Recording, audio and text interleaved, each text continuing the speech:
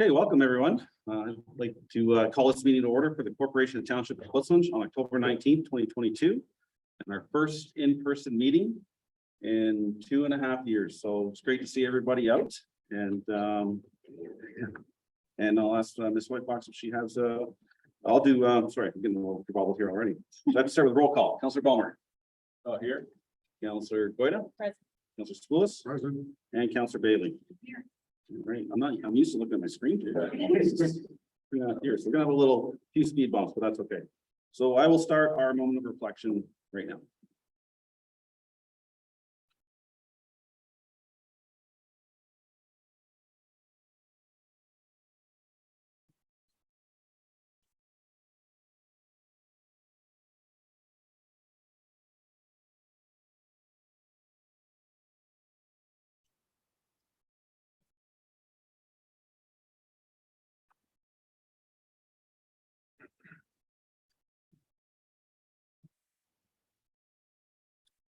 Okay, that concludes our moment of reflection. Let's talk to a resolution for the confirmation of the agenda, please. The council approves the October 19th, 2022 agenda and addendum as circulated, and the council approves the additions to the agenda as follows. Consent item 6.1.4, questions received from council seeking additional information and the corresponding responses provided by staff. And we've had two late last minute requests to be added to the agenda. And the first is a delegation by Jay Mehta regarding Swastika Trail street renaming, and a delegation by Nicolette Van Owen regarding the County of Wellington recommendation report regarding 4290 Victoria Road South, the zoning bylaw amendment file D14/XED. Quick question for you. One request was for a 30-minute presentation. If we approve it as submitted, does that mean we have to give them the 30 minutes, or are they still bound by the delegation time limit of 10 minutes? Mr. Mehta has been advised that it's a 10-minute delegation period. Yeah. Perfect. Thank you. Can I get a mover for that, please? Councillor Spoulos, seconder. Councillor Goyda. It's way easier to look at the screen than have to do this. All right, all in favor of that? Oh, sorry. Councillor Palmer? No, we're voting by hand. Oh, by today. Right. Holy cow. Councillor Palmer? Are you in favor? I guess. We Yeah. do by voice. Yeah. I don't know. Are we just doing hands? You can, yep, hands are Just do a fine. show of hands then. Just show of hands, all in favor? Yeah, okay. Wow, this is Out of practice. big time. All right. Do we have any disclosure of pecuniary interest today? I do. Councillor Goyda? I would like to declare on item 6.2.19 and 6.2.20, which are the compliance assessment reports for Arco Ridge Development. This operation is owned by a member of my family. And I would also like to declare items 6.2.1 through 6.2.18 and 6.2.21 through 6.2.27 and 9.33, which have to deal with the compliance assessment reports and the CBM report. Although I do not have a pecuniary interest to receive copies of the reports or to receive the staff report, which recommends the concerns identified by the consultant to be forwarded to the ministry. But any other decisions and discussions may present a pecuniary interest due to a family member operating a gravel pit in the township. And so other than receiving and forwarding to the ministry, I will not participate in the discussion or decision. Nice to see that. Please. That was a lot of numbers. Make sure I get it right. All right, is there any other pecuniary interests? So.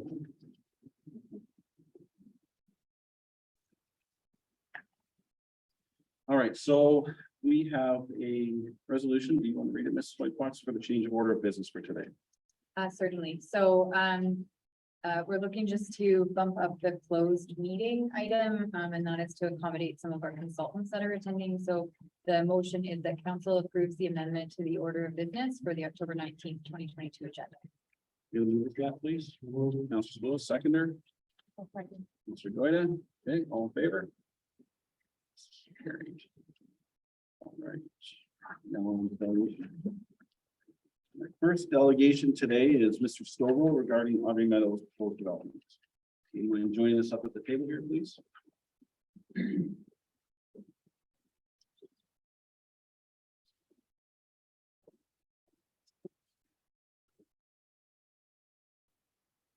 We'll ask that we try to project your voice. I mean, I'm sure it's a pleasure to yell at the mayor, but just because this large room and the different locations of microphones for people joining us online today. Do my best, sir. Thank you. Whenever you're ready. Good morning, Mr. Mayor, members of council and staff. My name's Rob Stovall, and I'm here with Derek Good of the Good family, and we're here to talk about the Audrey Metals proposal. We're at the point now where we'd like to ask council to consider a positive resolution to support official plan amendment for the application. We've completed the public participation process. It included a public meeting and presentation at the Planning and Development Advisory Committee. We've also had discussions with the local neighborhood group. It heard some of their concerns and tried to do what we could to address matters. And we think that we have a positive application, something that would be a benefit for the township and for the local residents and also for the development community. So basically, Mr. Mayor, the reason why we're here is that there's a shortage of lots in plans of subdivision or plans of condominium in the township.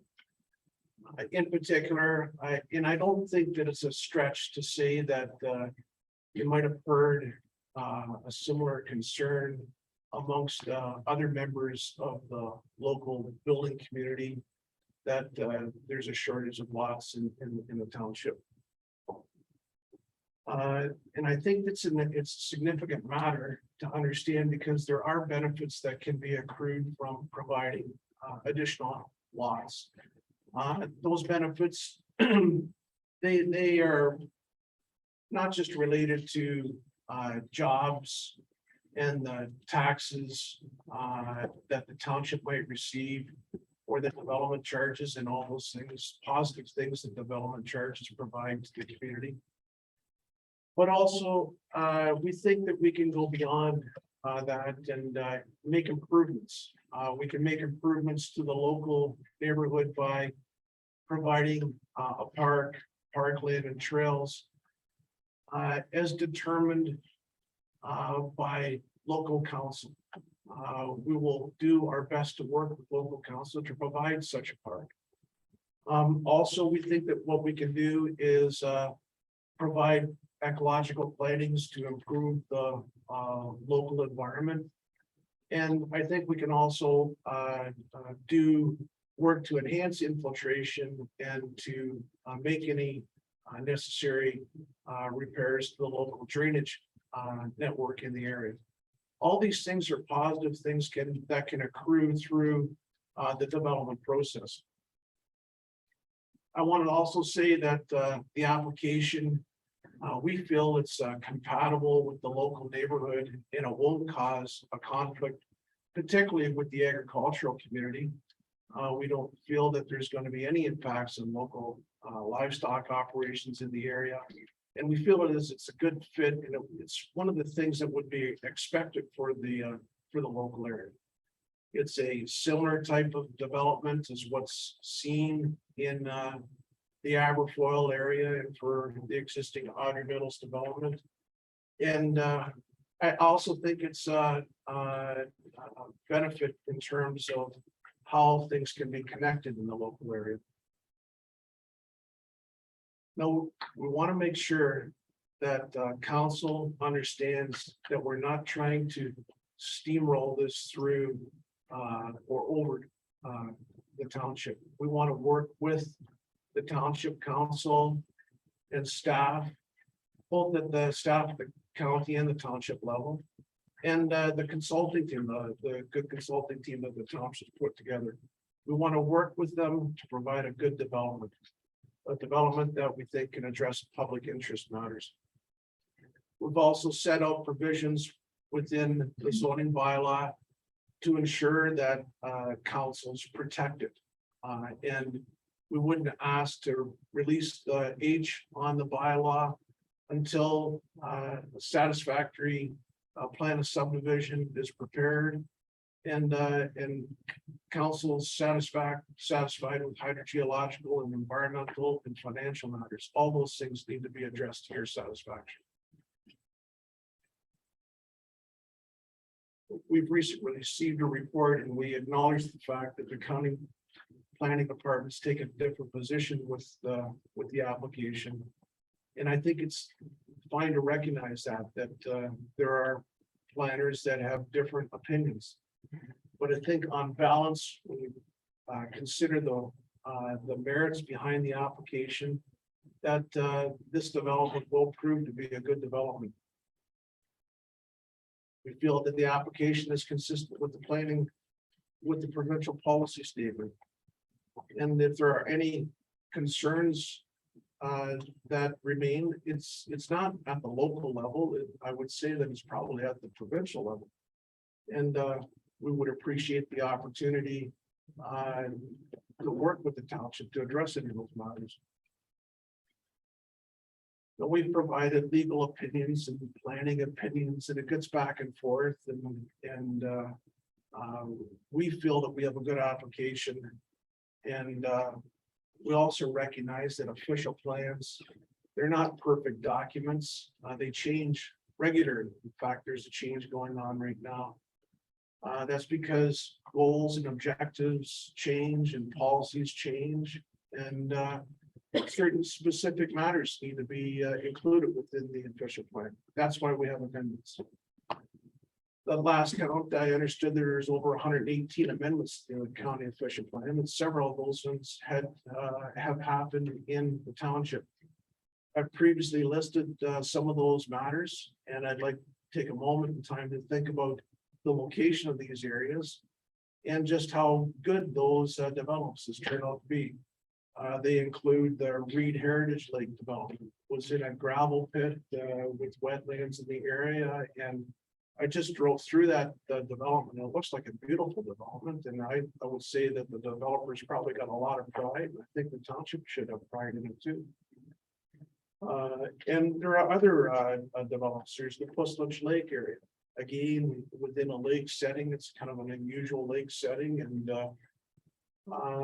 we drove around in that area, and it looks beautiful too. Those are all beautiful developments that are, I would say, bring a lot of pride to the community and are beneficial to the community too.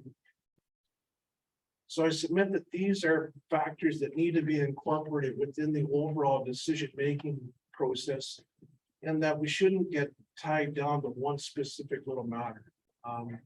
Again, I want to emphasize that we want to work with the township and the county to resolve any issues.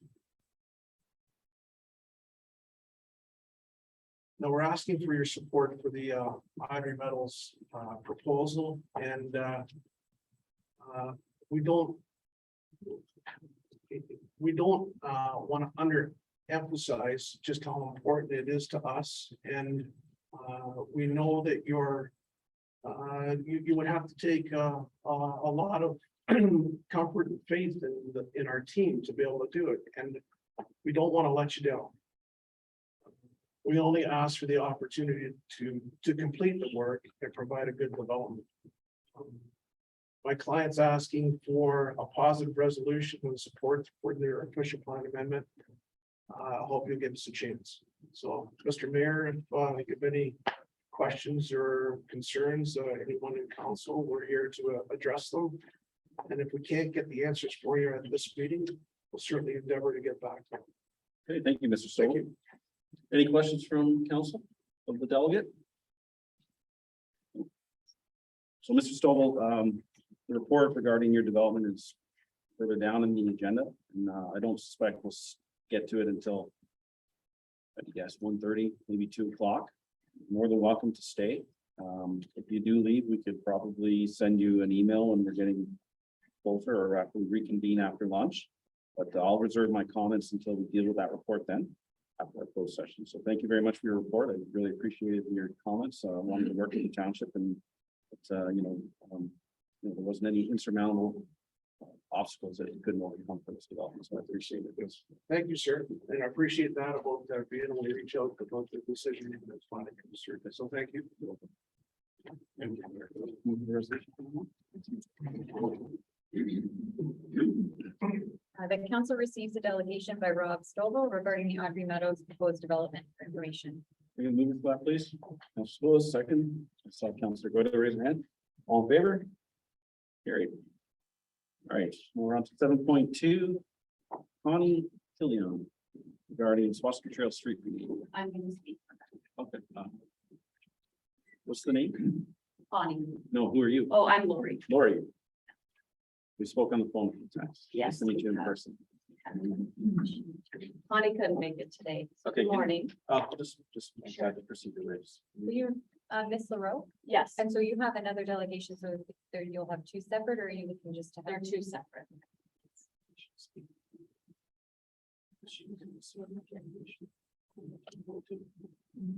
Would you like someone else to read this? It doesn't matter if it's you or Oh. someone else. The problem is she filled the paperwork out and didn't include you on the. Apparently last night she did, because we connected, so she apparently responded back in person and that I would be reading it. So. If you want to approve Ms. LaRoe to speak on behalf of. that resolution. So I need a resolution to allow Ms. Laurel to speak on behalf of Ms. Killian. Moved by Councilor Bailey. Can I get a seconder for that? Councilor Lewis. All in favor? Okay, awesome. Okay, sorry about that. Just to Not a make sure we have our procedure right. So whenever you're ready, you can start. Okay, so good morning to you all, and I'm just gonna read what Connie's points are, because she cannot make it today, being that these meetings are at 10 a.m. Our township has given in to public pressure outside of the registered property owners. Changing the name of this private road is the start of a precedent that gives power whereby others who dislike certain street names, etc., whether residents or not, have a means to change them. I'm not in favor of the name of the street being changed or incurring any expense for the disruption of postal service and potential change with postal code because the township of Puslinch allowed others to comment and impact their judgment, resulting in attempting to proceed with the renaming of a private road. Perhaps those advocacy groups outside residents would like to come forward with support in the way of funding to our registered property owners who do not wish to change the name of their street and bear any expense to get their mail delivered without issue. Has the township of Puslinch ever explored with the local police the number of incidents there have been on Swastika Trail, misdeeds, violence, graffiti due to the existing street name? I've lived here for 30 years and I'm not aware of any issue. It would be interesting to know whether there have been any occurrences in the neighborhood that police have had to handle due to the street name.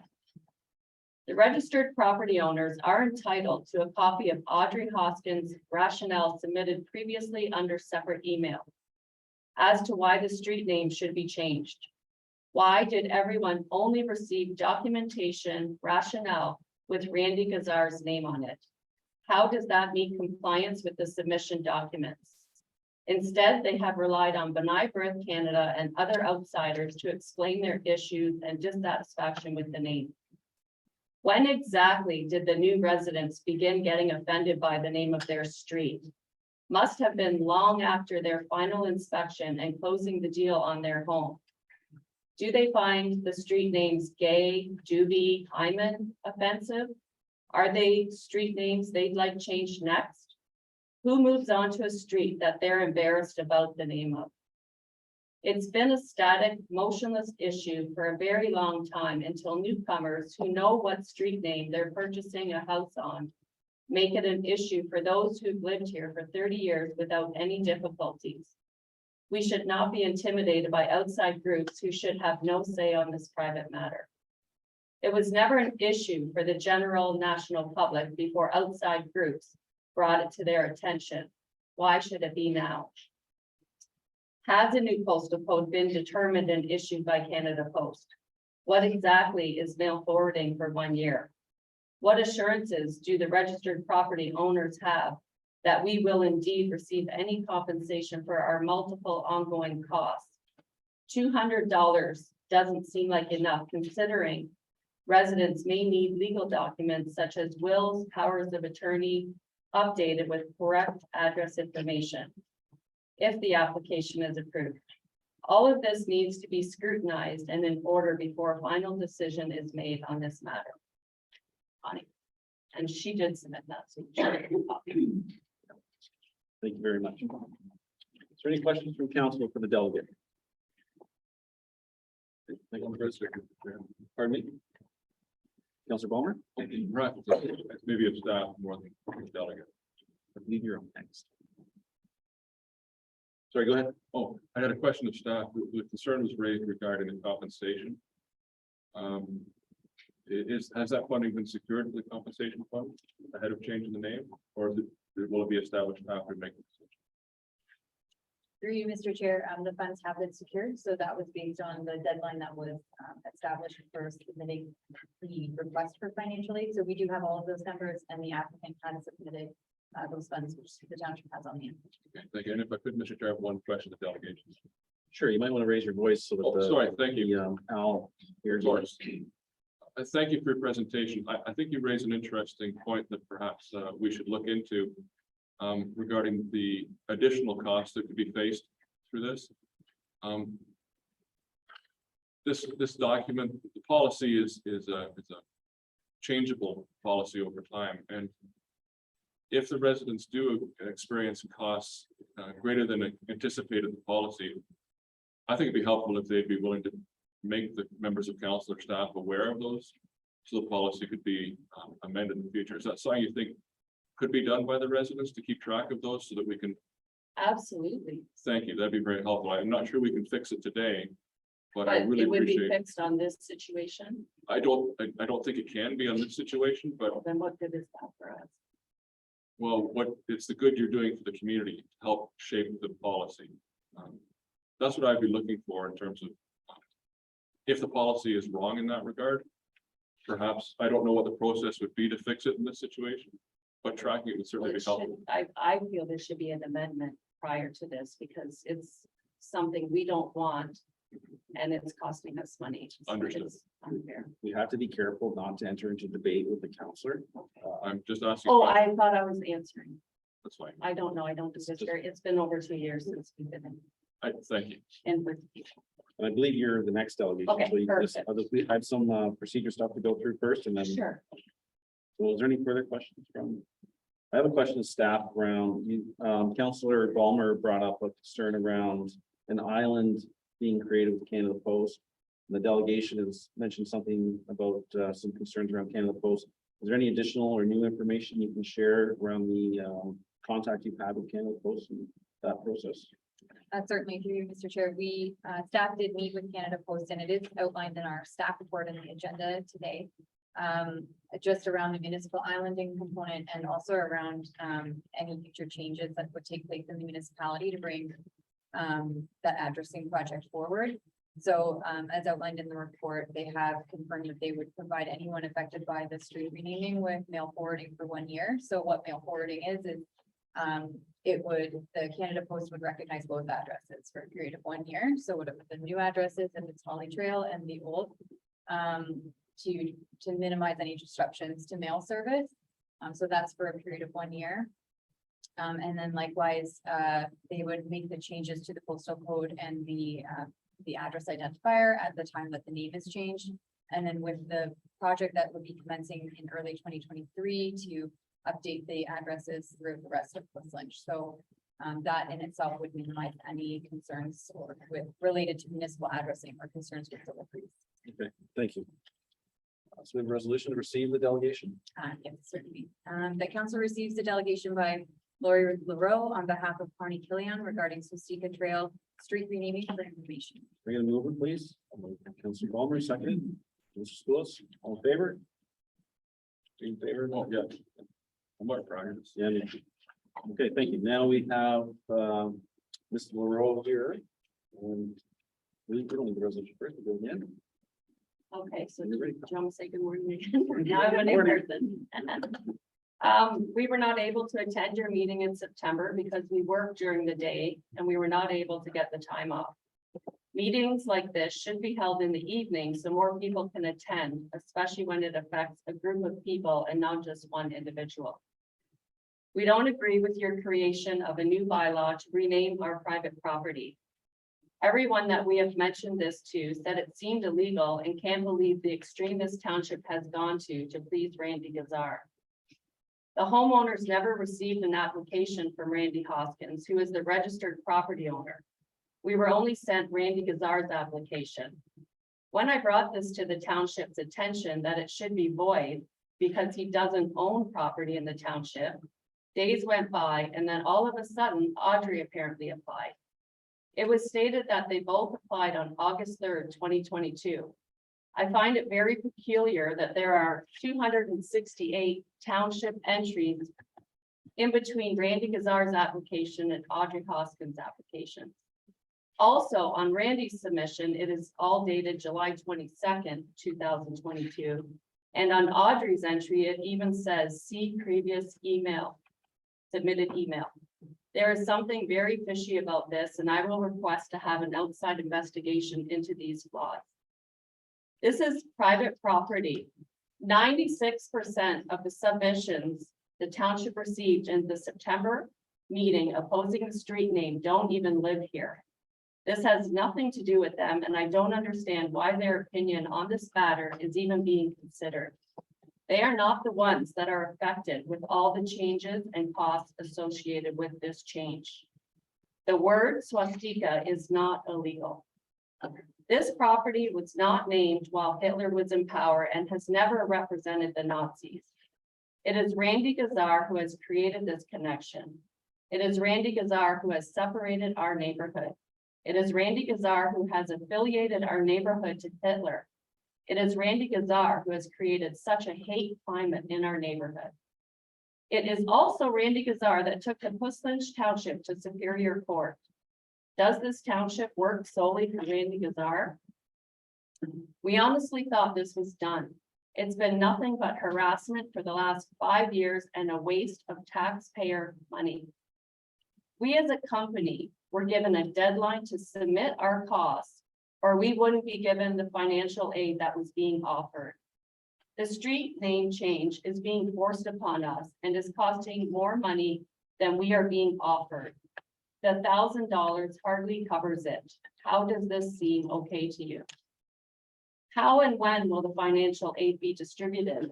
Will Randy be forwarding his money to you and you will pay out each household, business, and our numbered corporation in one check?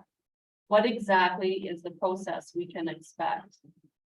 Where will the total amount that has been spent on Swastika Trail since 2017 be posted? It is taxpayer money that has been funding this unnecessary situation, and it falls under the Freedom of Information Act.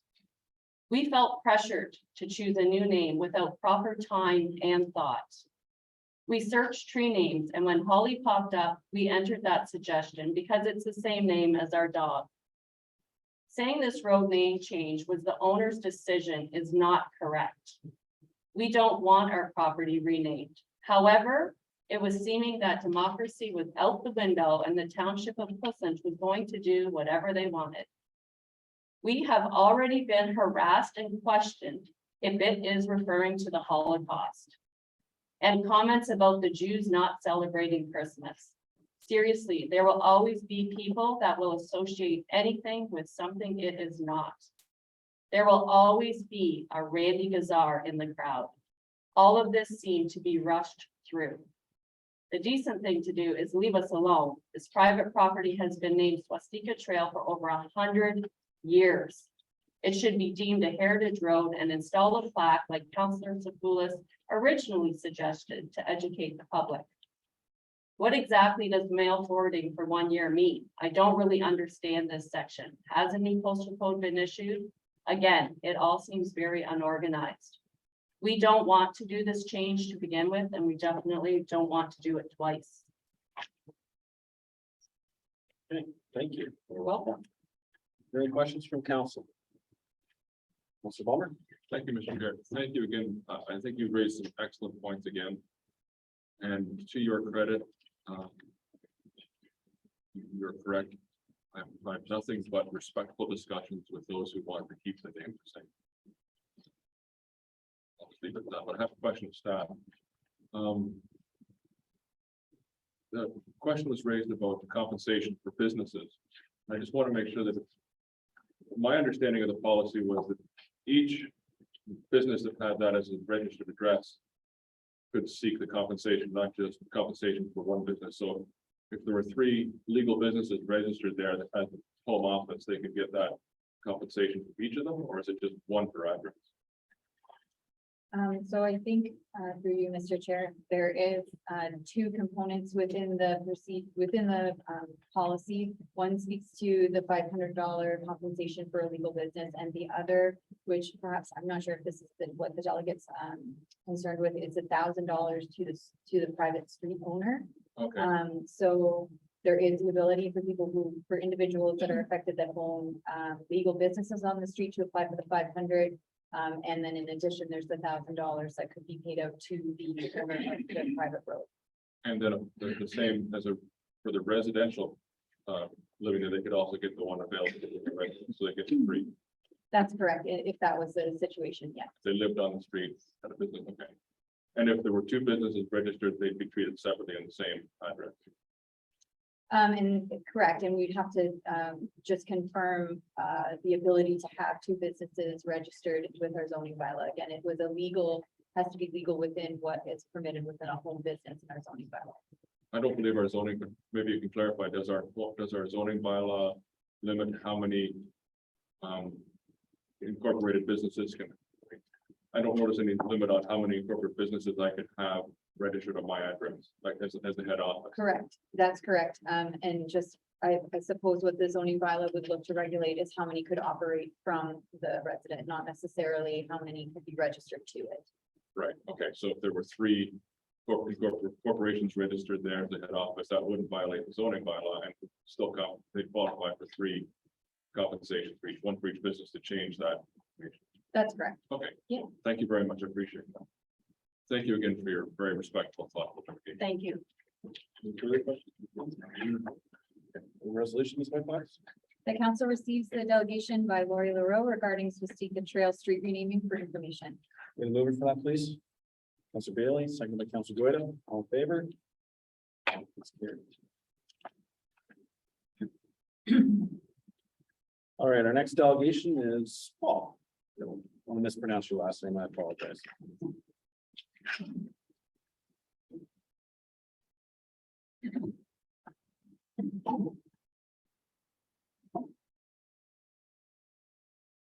Ready? Go ahead. Yep. Good morning, Mayor Sealy and councilors. I am Paul Wyszynski, the owner of this private road. It's nice to finally have a meeting in person opposed to a computer screen. This meeting and the one that was in September should have been held in the evening. This is a situation that affects a group of people, and most people work during the day. I'm missing work today and was unable to attend the September meeting. I strongly disagree with this bylaw you've created to change the name of my private road. When I tell people this, they can't believe it and say, what's next?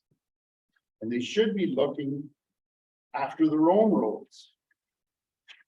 The package we received was submitted by Randy Gazar. As per the bylaw rules, the person applying needs to be a registered property owner. He is not a registered property owner.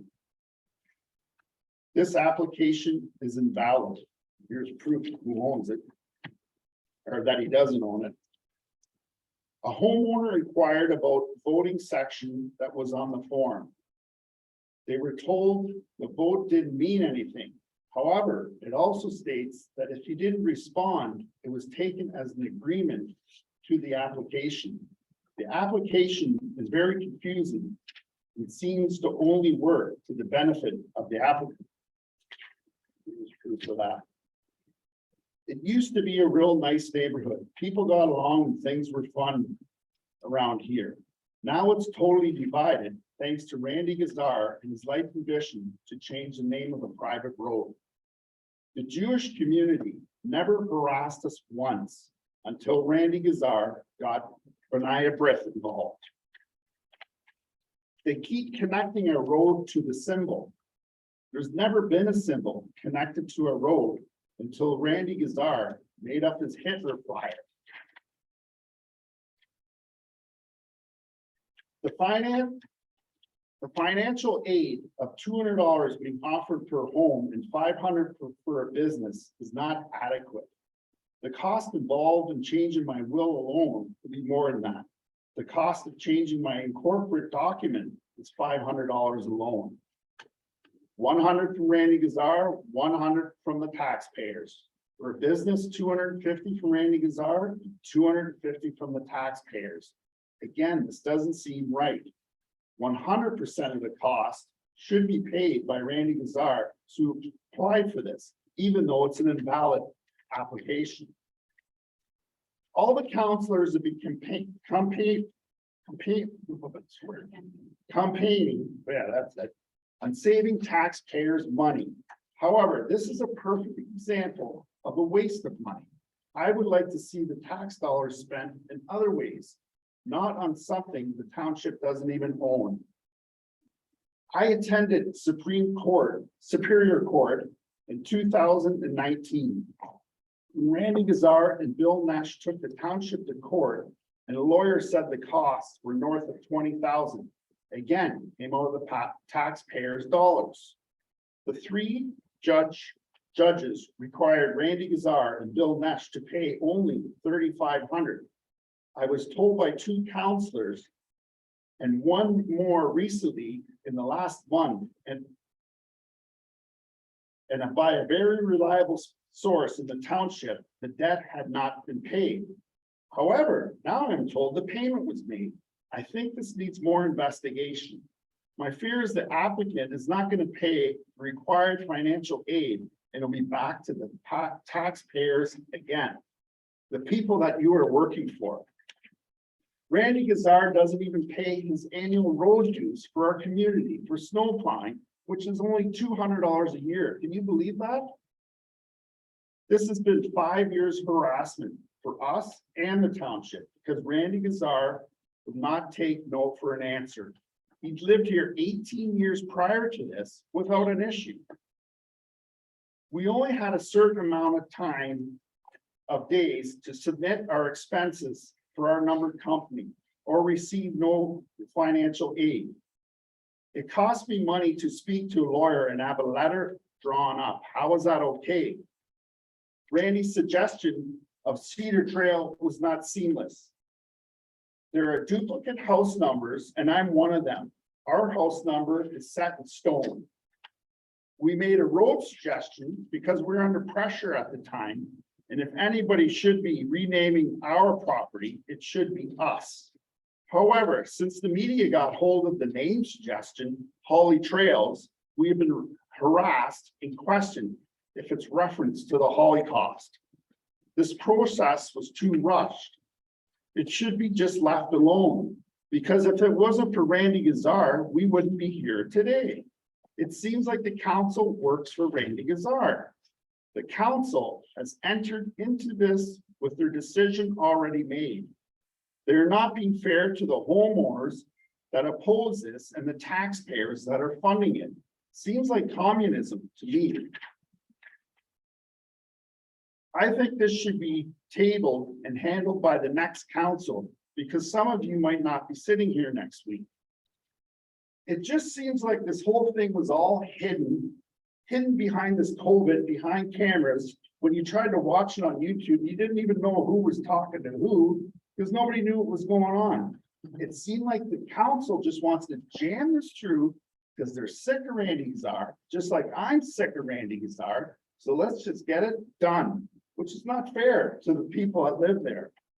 If the new council entertains this, we need to handle it much better. The new postal code must be confirmed. And as the last notice, it was a little confusing, honored for a week. We don't understand all that. The money needs to be paid up front. An addendum should be made for the applicant to pay the full amount, not the taxpayers. The plaque suggested by John Sapolis should be ordered. This is a 100-year-old road. We should be celebrating it. This should be a heritage road. And by the way, swastika means well-being, good luck. Thank you. You have these copies if you want them. Any questions from council? Councilor Ballmer. Thank you, Mr. Chair. Thank you. Appreciate your presentation. One question. You raised the point of compensation again, and that seemed to suggest that you've incurred costs or you've become aware of costs that are greater than the compensation fund would provide. And those, you only became aware of those after the deadline to submit or to apply. So if the deadline were to be extended for submitting your application, would that be helpful? Well, you're, for the business that owns the road, you're only offering $1,000. We didn't realize until 3 days before that we got to submit proof of this or we receive nothing. So we're scrambling on our time to get all this and get it to you. So we're gonna get compensation for that. The other, I'm a little, go ahead. That's okay. So just to clarify that point, so even if the deadline to apply for stayed the same, but the deadline to submit proof. But you're only offering $1,000. Okay, so that's it's $1,000. Yeah, for that, and it's 500 for regular business. You can't change a business for $500. Right. The lawyer wants $500 just to change the corporation. Yeah. What about the checks? What about business cards? What about, like, if people have software and all, like, way too low? And why should we be responsible as taxpayers for something that shouldn't even happen? You've created this and you're left us to deal with it. Understood. I appreciate that. Yeah. I'm looking for ways to address your concerns. If there's an opportunity to do that, that's what I'm trying to figure out. Yeah. Well, it's not enough money, bottom line. So thank you. If I could, Mr. Chair, just a question to staff. Since this is our first pass through this process, there's certainly going to be some bumps. Maybe staff could help us understand if amending deadlines for those amounts would be minor enough that we could consider that in this process, or would that have to wait until, the next application, we'll have to amend the policy? Or can we learn on the go here? I guess is my question. Through you, Mr. Chair, I think we would have to be cautious about the amendments that we make that affect applications that have already been made. Because essentially it's changing the rules of the game once an application has been made and processed. And I suppose as a question of staff would be, if there was to be changes to the compensation amount, would that be the responsibility of the township to cover those costs, or would they also be placed back on the applicant? Right. Because concerns have been expressed about how much burden is being placed on the taxpayer. Can I interject quickly? Yes. Oh, Paul, Yes. did you get your applications in and submitted and you provide the proof, or? Well, we only had to do it for the one. There's two businesses there, one that owns the road and one that's my personal business. So were you able to get that information? Well, we had to That? scramble to get it in, but we're only allowed, I'm just. Yes, Did yes, you get I it in? You got it in, so so. as far as I'm concerned. It's been- Well, not the full cost of the process. We just had. to I'm not prove it talking about the within full the cost, $12,000. I want to know if you were able to provide staff with the documentation and the proof that you could reimburse at the rate that they're. that's Yes. been- Yes, so Okay. the biggest concern is the amount. So Councillor Palmer, I was feeling the same thing about an extension, but they were successful in their application. Thank you for that clarification. That's one of the questions of staff. Then. Concern been raised a couple of times about the postal code and mail forwarding and things. Perhaps, I couldn't quite tell from the other report we have. What the time difference between the two is, how long will it likely be an address island before the rest of it? I remember hearing 2023, but I didn't hear whether it was going to be early 2023 for the rest of the area or end of 2023. Through you, Mr. Chair, Canada Post has not given us a concrete date, but they have said that, this project has been something they've been looking at for 6 years, since it was first brought up by the municipality. So it is something that they're looking to begin in early 2023. So it's something that we'll be actively working on with them in January. So again, not knowing the exact dates or what that project is going to look like, but they did indicate that if they were to begin in January, which they're planning on, we'd be looking at everything being finalized within the same year. That was a question we did ask. So their expectation is sometime in the spring to kind of have these changes rolled out to the community. So then the concern, there was also one other concern raised was having to go through this twice. This section will have the new address now, and when it rolls out next year sometime, they won't have to go through it all again. They Correct. already have the new address, and it'll just be everybody else's. Yes, that's correct. That's what Canada Post has That's, indicated. thank you. Is that clear to you? Well, the bottom line is, we're not gonna, when the new council comes in and proves this, if they're gonna make us do all this, we're only doing it once. We're not That's gonna right. do it. And then 3 months later, oh, you gotta change your postal code. That's what they just spoke about. Well, I know, but it has to be done correctly if the new council approves of it. Get it approved today. Any further questions, Councilor Bowman? No, thank you very much. But it's a flawed application. I'm gonna get her to speak to that. But Pardon me? I'm going to get her to speak to that Okay, eventually. Any other questions? Okay. Thank you for your presentation. I understand it's a frustrating process for you. You've made some comments that I want to address. okay. You've said that it's been hidden, behind a computer screen and, you Yes, can attest, yes, you and I were in contact for the last 2 years. on Yes. This whole process. Hold on, it's not Yes, time for you okay. to speak, it's time for me to speak. yes, I would call you, Paul. yes, I would tell you what's going on, Yes. where I felt the direction was going. The yeah, costing, then you mentioned that it wasn't enough. And I took that message back to council. yeah, There was multiple opportunities to come here, and maybe if you were here a while ago, because I couldn't champion for you entirely. I didn't have the details. yes, I knew that there was more to cost. I didn't have the details to convince it. So we did come to the decision where we landed. But, I don't agree with that. You weren't aware. 'Cause I kept was you aware, abreast. but the Yes. whole thing is, what I'm saying is, okay. We're on the sorry. debate. I'm sorry, Paul. I respect you, but, Yes, I've also heard a few times, just two. The 10 o'clock timeframe. 3 members of council up here have young families. So Yes. yes, we did transition. It wasn't a conscious decision to go to 10, but it does facilitate. The members up here make sacrifices. As Yes. is sure, we're compensated financially. yes. It's not a lot of money, Paul. Oh, I know. We're up here because we want to serve the community, Mhm. but 3 of us have other people getting our children off the bus tonight. So evenings are very difficult and for the staff.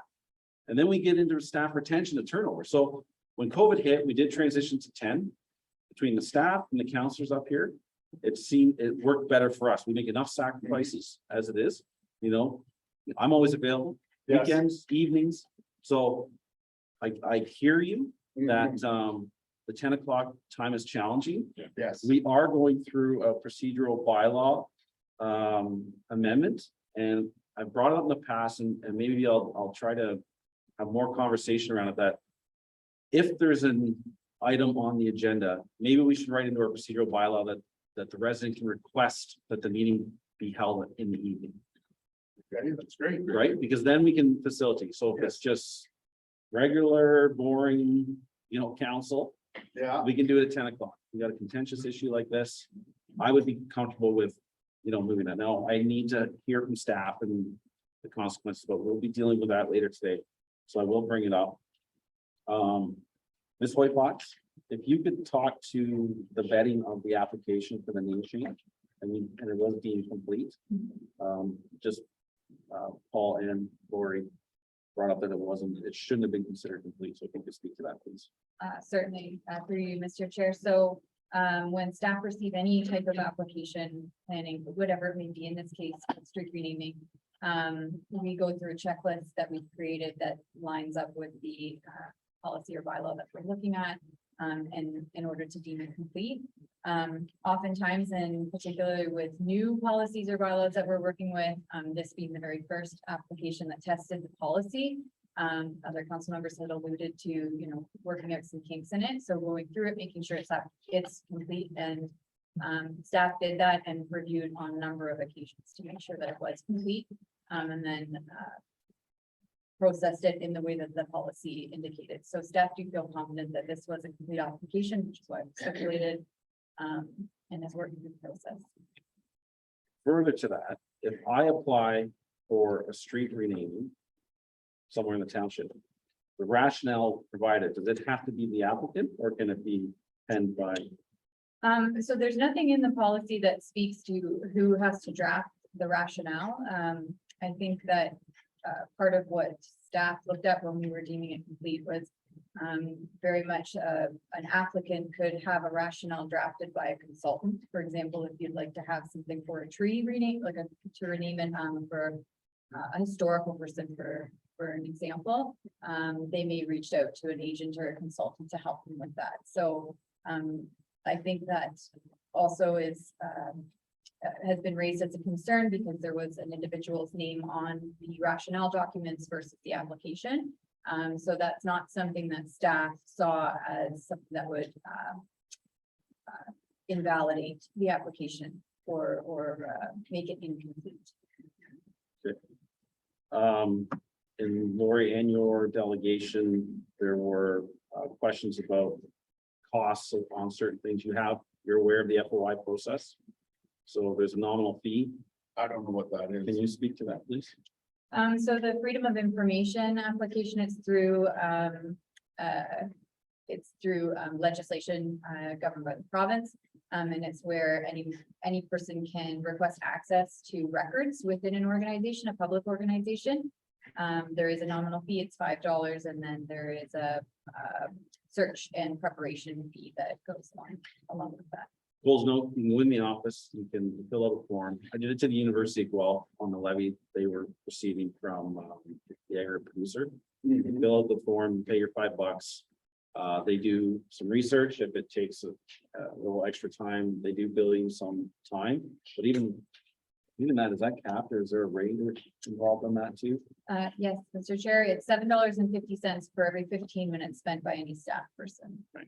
So it's fairly nominal, but I mean, it depends on how deep the search is. If you want something from the 1800s, they got to spend a lot more time taking it out of file folder. So there's an opportunity there for that as well.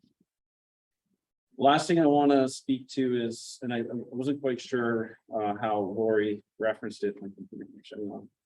208 submissions, but is that like a like an invoice number that the township has that keeps incrementally increasing, but just because there's 100 different numbers between them doesn't mean there was 100 different submissions, or is there some clarity you can bring to how that numbering process works? Mr. Chair, I'd have to go back and look at our website system. So we do use WordPress website, which takes in applications for all different departments. So could be I'm just trying to think off the top of our Freedom of Information request to a facility rental request to any sort of thing. They all funnel through the website through our backend system.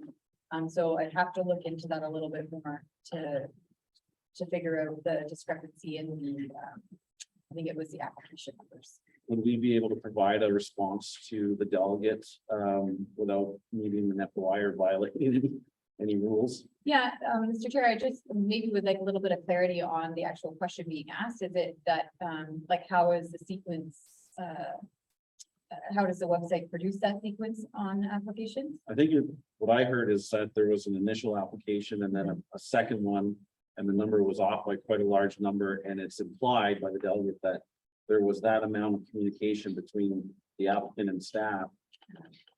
Certainly, we can go So back you could and, say we received 15 bylaw, is that the I concern? think that what was heard? happened was, and Lori could say to this, is the application was put in, and when we brought it to the attention that it should be void, then a few days later, all of a sudden, there's a new application. So if we think it was replied, it's put in afterwards. Do you know what I'm saying? I believe you'll be able to, we, Like 180 something paid, like application, I you know, follow dump trucks.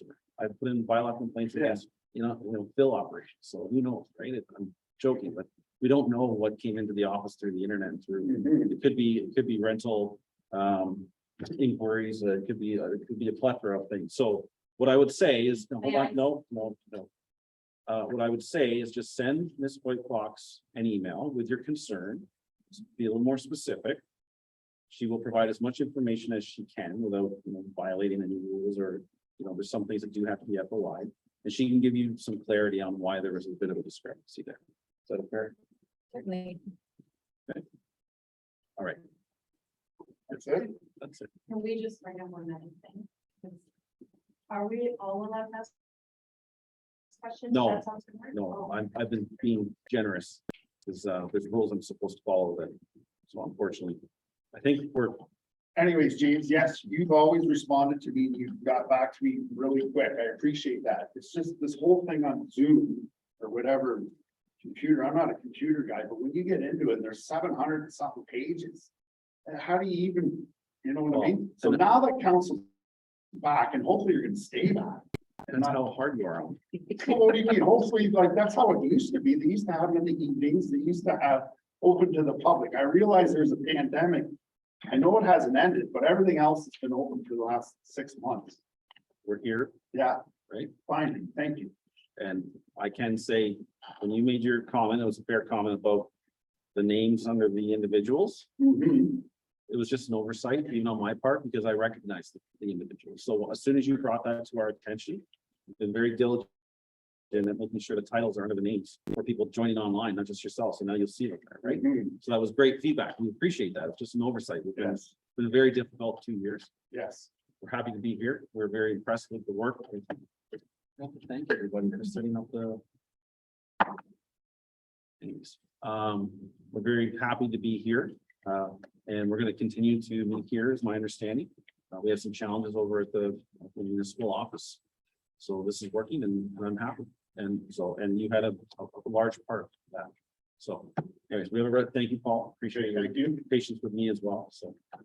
The council received a delegation by Paul Wazinski regarding Sustika Trail renaming information. You're gonna move it for that, please? Councilor Spillis, seconder. Councilor Bailey, all in favor? Carried. All right. Almost done. Is Sean Goose here? Remotely. Oh, oh, that's right. All right, so we'll move him over.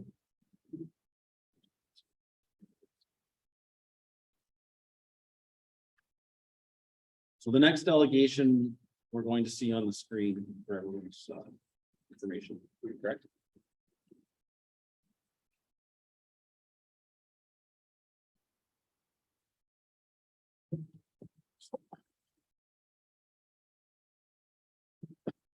Sean, are you there? Unmute. Hey, you can hear me? Yes, Okay, but We have, you can't see me? I prefer to have your video on if possible. Yeah, I would love to. I'm trying to figure out why this isn't working. I don't see any start video. Okay, got it. Okay, there we are. Can you see me now?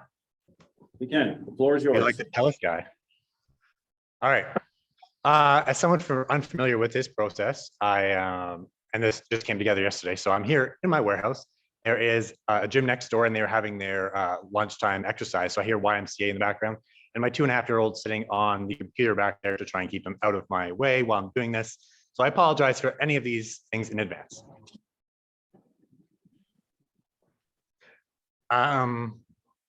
Again, I'm unfamiliar with the format, so am I essentially regurgitating what points I've made via email and essentially in a public forum? Is that what the point of this is?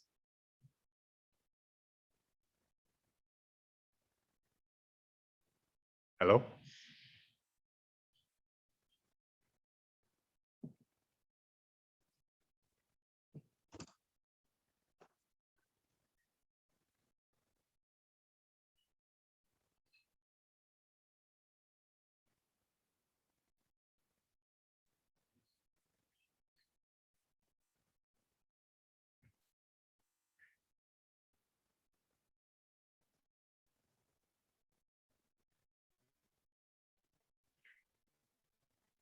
Recording in progress. Okay, are we back?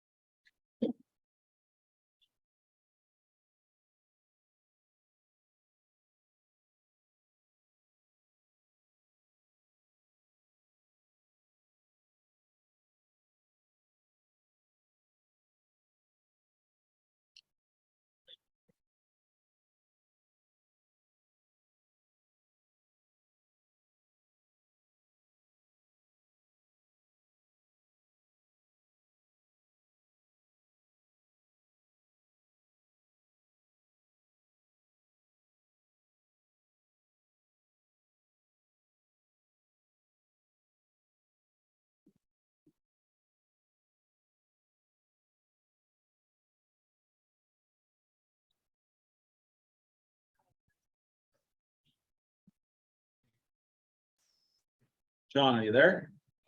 I'm here. Can you hear me? Yeah, we had internet issue. We believe it's Yeah, it might resolved. be on, this end. I'm happy to turn my video on, but if I do, like, the internet is pretty terrible here in our warehouse and we might get disconnected. So what do you want me to do? I'll suggest that you leave it off. Okay, Continue with the cool. delegation. And All right. yes, you have, hang on a second, you have 10 minutes and you Yep. can either go through your, your submitted delegation or just hit the highlights and, you're Yeah. asking for an appeal, so essentially Yep. you need to try to justify it to the council, so. Fair enough. Cool. Thanks for the insight. All right. So I have been running the Halloween displays in Guelph and Wellington County for the last 12 years. We had the butcher shop over on Gordon Street, and then we had trailers at Stone Road Mall. But the last 6 years, we've been doing it at our property on Fox Run, which some residents are probably familiar with because it is comes sort of a family tradition, not just for our family, but for the hundreds and possibly 1,000 or more families that visit it every year. And we're talking about Halloween and Christmas. Earlier in the year, due to complaints of what my understanding is of a handful of neighbors that have very adamantly been against our display from the beginning, council passed a bylaw regarding a permit required for our displays. So in terms of that bylaw, I obviously have issues with it, but specifically the fact that, in my opinion, again, the way it was passed, I was certainly blindsided by it. I had no idea it was in process. I was not consulted on it. And the actual method or rather the balance that was weighed in by council or whoever was involved in passing the law kind of took those 3, 4, or 5 neighbors in our 55, 60 home subdivision on Fox Run and Hammersley and decided that their opinion in terms of traffic and the possibility of an ambulance or emergency vehicles getting by superseded that of the other neighbors that are supportive of it. And again, the hundreds or thousands of people that may have made it a tradition to come and see what we do. I do not do this for money or glory or fame. It is just my hobby. I started my company when I was 13. I've run 30 different e-commerce businesses since then. I'm extremely successful. And not to toot my own horn, but this is my only hobby. I work on my company.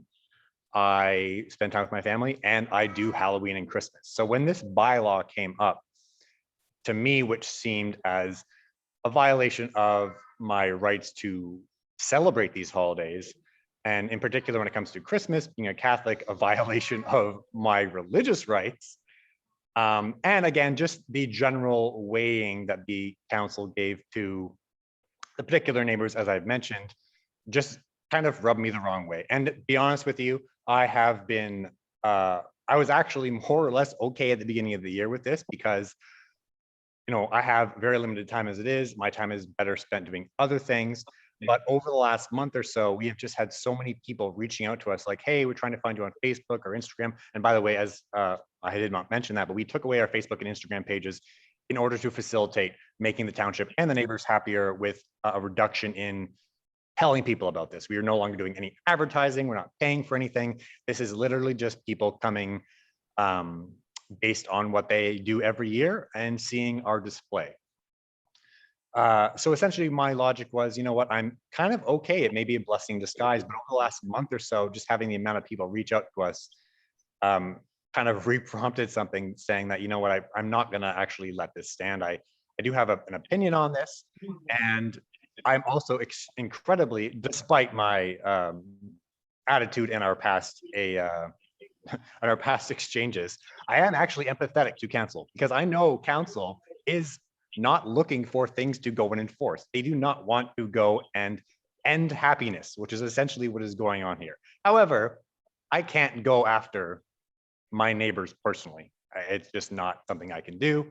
But if I have a political issue that's in the public interest, then that's definitely something I can do, which is why the council, unfortunately, and the township is getting the brunt of my frustration. So what I'm essentially asking is for my application to be re-reviewed for Halloween. We have our Halloween display that normally starts 6 or 7 days before Halloween itself, runs 3 hours a night for again 6 or 7 days. And again, my ask is that you weigh the fact that, you know, for 21 hours a year during Halloween and roughly 21 hours during Christmas, the inconvenience in traffic that is complained about by those certain neighbors be outweighed by the fact that we've generated tens of thousands of dollars to donations to different causes like Beginnings, Family Services of Guelph, and most recently the Aberfoyle Elementary School. In particular, that elementary school, the entire kindergarten outside yard, not the play structure, but anything on the grass other than their shed. So we're talking about, you know, $5,000 worth of resin tables, custom furniture, mud kitchens, a bunch of stuff out there. About $8,000 worth of stuff was donated by me in collecting essentially the funds and donations from these displays that we do. So it is obviously a community event. It is completely tasteful. We build these things based on Disney themes, family themes. I'm not going to get specific, but I know there's certain counselors and townspeople that bring their kids out. So I know on certain personal levels, you guys are not against this, but you have to obviously raise concern when there's concerns by residents. So I completely get that. What I'm asking is for us to, in lieu of a Halloween permit, because you've already granted a Christmas conditional permit based on some other stuff that I guess we're waiting on discussing. But essentially for Halloween, that you allow us to proceed without a permit in exchange essentially for reducing the size, quote unquote, of this display. So taking away the music component, taking away the light show component, taking away the delay between quote unquote shows. We have a video show that runs on our house, our house facade. And prior, we'd allow 60 to 70 seconds for people to change up and repark. So I'm literally talking about running a very basic display on par with something comparable that happens during Christmas at Audrey Meadows. And again, that is another issue that I had brought up specifically that none of the houses in Audrey Meadows have been required to get this permit. My understanding based on the emails in exchange with council and staff. And my interpretation of the permit, as I had mentioned in our past emails, was that in order for it to be applied, there had to be a past nuisance complaint or the potential to create I think the quote is reasonable potential or something like that in the way it's worded in the bylaw to have a nuisance complaint, and then it lists what potential nuisance complaints are. You know, additional traffic, parking, light spilling onto neighbors' yards. So my interpretation of the English language and this bylaw is strictly that those people are also technically supposed to be getting a permit, and they are not. So to me, that's discrimination, and I've made that very clear. And I'm doing the best I can to come to a happy medium with council. These neighbors, the ones in particular that have been the repeating complainers to OPP, bylaw, et cetera, are never going to be happy. No matter, people are going to come this year, no matter what. I could have absolutely nothing out there, but people are strictly going to come based on tradition, and they're going to be disappointed if there's nothing out there. So these neighbors are honestly never going to be happy. So I'm not going to promise you that there's not going to be any complaints, because I'm pretty sure there's going to be. No matter what we do, these neighbors are adamantly against us. And I do not want to repeat things they have said here or give examples, because this is a public forum and I don't have time, and you guys don't have time. But I have obviously shared some of those concerns via email. I think that is it. Does anybody have questions or issues that we need to deal with that I could answer? Okay, thank you, Mr. Guz. Sure. Any questions from council? Councilor Goida? Hi, Sean. Thanks for your presentation. Can you hear me okay? Yeah, I'm sick today, and like obviously this was kind of last minute, so I've got my kid. I'm trying to make sure it doesn't end up on a pallet or forklift. But yes, everything's okay. Great. Thank you. I just wanted to ask you a couple quick questions. Sure. I know that staff had suggested the idea of possibly having the display here at the community center. And I know Yep. that you said there were some challenges with that, and I just was hoping that maybe you could just explain Oh, for sure. that a little bit. Yeah, and I actually should have said something about that, because although my emails may not show it, I'm extremely grateful that staff and council has offered that now multiple times. Even the fact that I'm getting extremely frustrated and irate, you are still offering that. So don't think that does not go unnoticed. However, in terms of technical details, I think I have at the time, we spent roughly $50,000 to $60,000 of my own money on equipment. And it's specifically designed for projection mapping and lighting and stuff like that. So the only actual secure place to do something like this is inside the tennis court. And this particular setup, I can't project onto a fence. I can't, it just, oh God, it just doesn't work. So I can't physically use our current setup and show for that. However, this may be something that I could look at next year or the future years in terms of actually doing a much bigger, more of a walkthrough attraction like we used to do. Jessica, I think you're familiar with what we used to do on Gordon Street and stuff. An actual more Halloween type walkthrough attraction. I think that would be a great place for it. It would also mean probably $150,000, $200,000 investment on my part, which I'm actually willing to make, because that's, again, my hobby, but it would require manpower, right? I would need volunteers, laborers. That's, oh God, that's definitely something I can set up myself.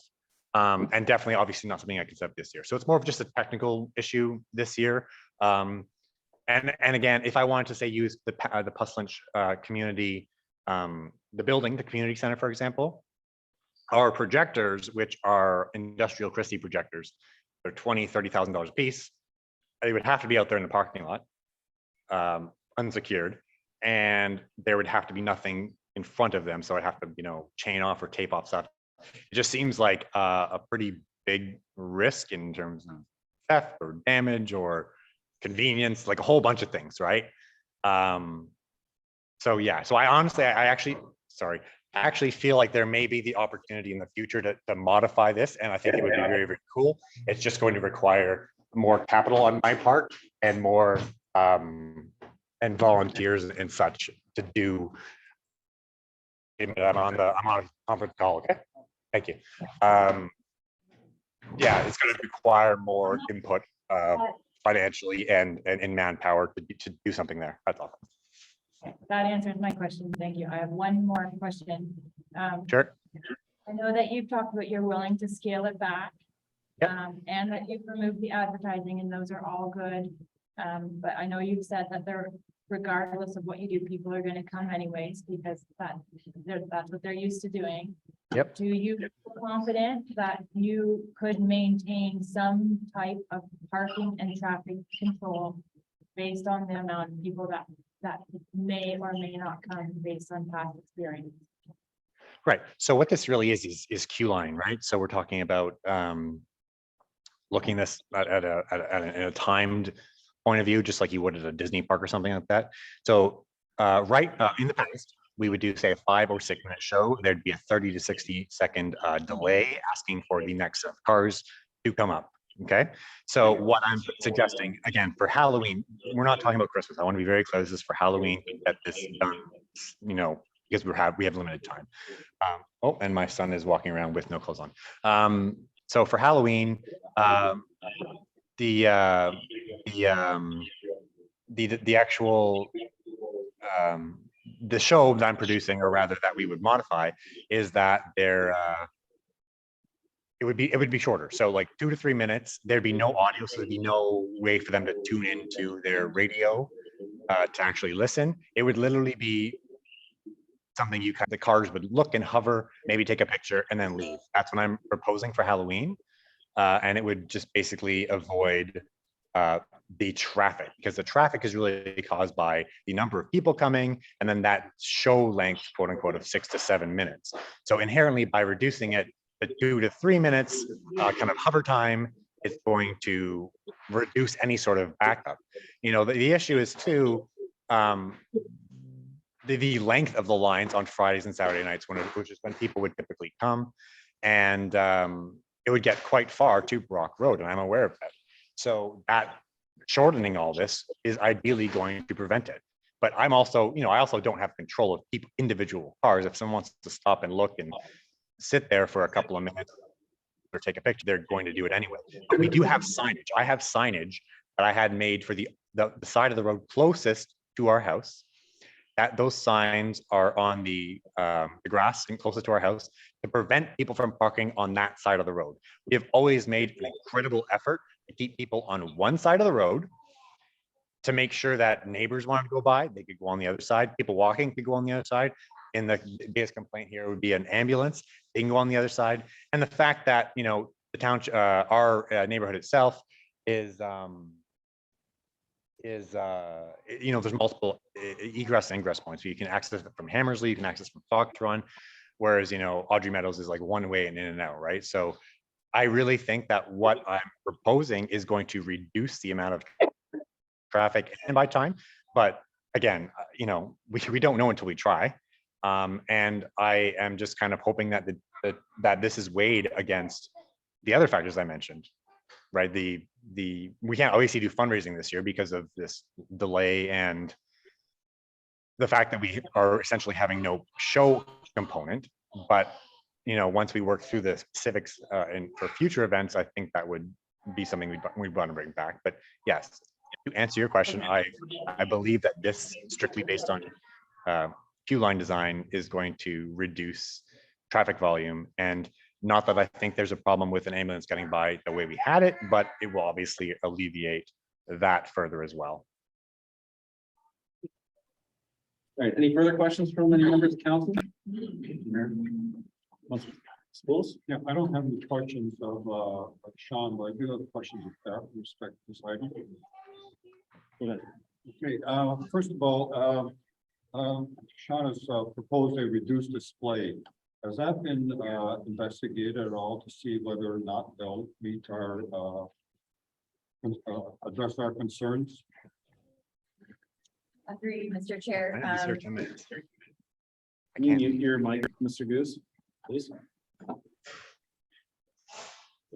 Through you, Mr. Chair, so staff have received email correspondence with the indication of reducing certain or scaling back certain aspects of the display. So staff are primarily concerned with the fact that it may still be publicized, even if not by the property owner. It may still be publicized by others. Our bylaw does say publicized in general. It does not specify that it has to be publicized by a particular person. So there's a concern with that. And there's also the timeline concern of being able to issue a permit. We do require 60 days, and primarily that's because of providing the neighbors notice. So even with the scaled back event, I think staff would be recommending that it be scaled back to the point where a permit is not required. And so then, of course, the policy, the bylaw itself doesn't require the application to go through its process. Again, just restating the concern with not requiring a permit for this particular display is that it is likely to be publicized. Could you comment on notifying Sean of the passage by bylaw when they was notified? And could you also comment on when the application was made? Certainly, I'm not just, my dates may not be 100% accurate, Councillor Sibyllis, but we did notify Mr. Goose in early April. I believe it was April 4th, 2022. So that was a few weeks after the bylaw was passed. And I believe we received the formal application in late September, so September 28th. Again, working from memory, and if it was to meet the 60-day minimum timeframe for processing, we would have needed that application submitted late August. So we're about 30 days behind in processing, which is a hurdle. And the last question relates to liability. If something does occur on the road, forbid, and we allow this to proceed, who is liable for that? I may just defer to Mr. CIO for that response. If it happens on the municipal road, the municipality is responsible. Thank you. That's all the questions I have. Any further questions from council? Councilor Palmer? Thank you, Mr. Chair. Yeah, I think I'm glad that the delegation mentioned the 6 years that he was doing it there, because it demonstrates how long council actually waited. It wasn't something council did the first time it happened. I think there was a lot of interest, a lot of goodwill around the council table towards events like this. I think there's also a lot of interest in, when we're developing the policy, to create a policy that would enable these to be seen as a positive in the neighborhood. So I just want to clarify that it wasn't the first time we had a complaint that's like, so I think we always look for neighbors to work it out amongst themselves first. I had a question. The delegation is talking about scaling it back, which we've heard, and maybe proceeding without a permit. In the event that they scale it back and it doesn't cause what we would consider to be a problem, let's say there isn't a traffic concern, but a neighbor still files a complaint. That's not it. That in itself, does that cause a problem, or is it the result of the investigation that would create a problem? Maybe that's a question for staff. Like if the bylaw officer goes out and finds there isn't a problem, the traffic is moving well, is that then they're okay? Through you, Mr. Chair. So that's correct. Any complaint that's received would go through our normal enforcement process, which involves an investigation and a test of the bylaw. So the officer would have to attend the property and confirm that there was a violation of the bylaw. And if there wasn't, if he went out and saw, well, things were moving fine and the applicant was, or the operator was making sure traffic flowed, and maybe put a notice back on the radio that told people, please do not stop, that kind of thing. Then it would be on the applicant's or the operator's responsibility to keep things moving, to ensure that if a complaint was filed, nothing would come of the complaint. That would go. Through you, Mr. Chair. Yes, and again, just looking at the nuisance impact in the bylaw too, that would be tested again through the site visit. So the Right. traffic being a nuisance impact, but there is a list of what those could potentially be. And then again, the big piece of this is this, the display does end up being publicized. That's Understood. another piece of the puzzle too. So I guess my concern about, I think maybe we're taking too broad interpretation of that word publicized. I think of publicized as it's sort of equivalent to advertised in terms of, we wouldn't hold them accountable. If people start sending emails to each other, or someone else posted on Facebook after visiting it. I consider publicized to be published in a newspaper, published in some sort of formal way, as opposed to just somebody driving by and posting on their Facebook page that, look, I saw. Are you suggesting staff would consider a private resident, somebody's post on Facebook as publicizing the event? Through you, Mr. Chair. No, Councilor Ballmer, I agree with your first statement. Publicized in a newspaper you know, a Facebook page dedicated to the event, something like that. Super, so he wouldn't be facing a risk of. That's good. I just trying to make sure we're narrowing down the risk for the applicant or the operator if they choose to proceed. That there's some, actually, there's a box around the deck to publicize. So thank you. That's all I need. Any further comments? So I have a question of staff because it goes along the same thinking as Councilor Palmer. If part of the display inherently causes people to stop and view, then that, you know, that to me is a nuisance and could make it require a permit. So along the same thoughts as Councilor Palmer, as long as if Mr. Goose brings his display that it doesn't require a permit, traffic will not stop. But if there's a component of the display that encourages people to stop, would that be a trigger to require a permit? Does that make sense? So I'll leave it a little further babble, because it says a reduction of the show from 6 to 3 minutes, but it's still a show and it's still encouraging people to stop. So I'm trying to find a way for Mr. Goose to have a display and not need a permit, but in my mind, I can't support this because there's a purpose to stop people. So if it's very static, they just keep driving by at a slow pace. He may not need a permit. Does that make sense? Mr. Chair, thank you. It does. And I think to that point, the bylaw does speak about mitigation measures and if staff council are satisfied with mitigation measures being put in place, for instance, for traffic. So perhaps if there's signs, if there's somebody outside that's, you know, moving traffic along, those could be potential mitigation measures that could satisfy council to say, yes, there may be some traffic that are stopped, there may be some people attending the property to look, but it's being monitored and regulated in a safe way. So, again, I have concerns with just a reduction of the show for us to grant the appeal. So I'll go back to Councilor Palmer. Thank you. Just want to clarify some of the clerk's comments there. I guess I have a concern about issuing a permit because that suggests we've done all our due diligence and we're going to then be more accountable for the actions. If I could interpret what you said regarding stopping and traffic flow as being how the bylaw enforcement officer interprets it if they receive a complaint. And then it allows it gives the operator some comfort to proceed without a permit. We only act on complaint. If we receive a complaint, the bylaw officer goes out and sees that best efforts are being made with mitigation measures that could mitigate the risk of facing violating the policy.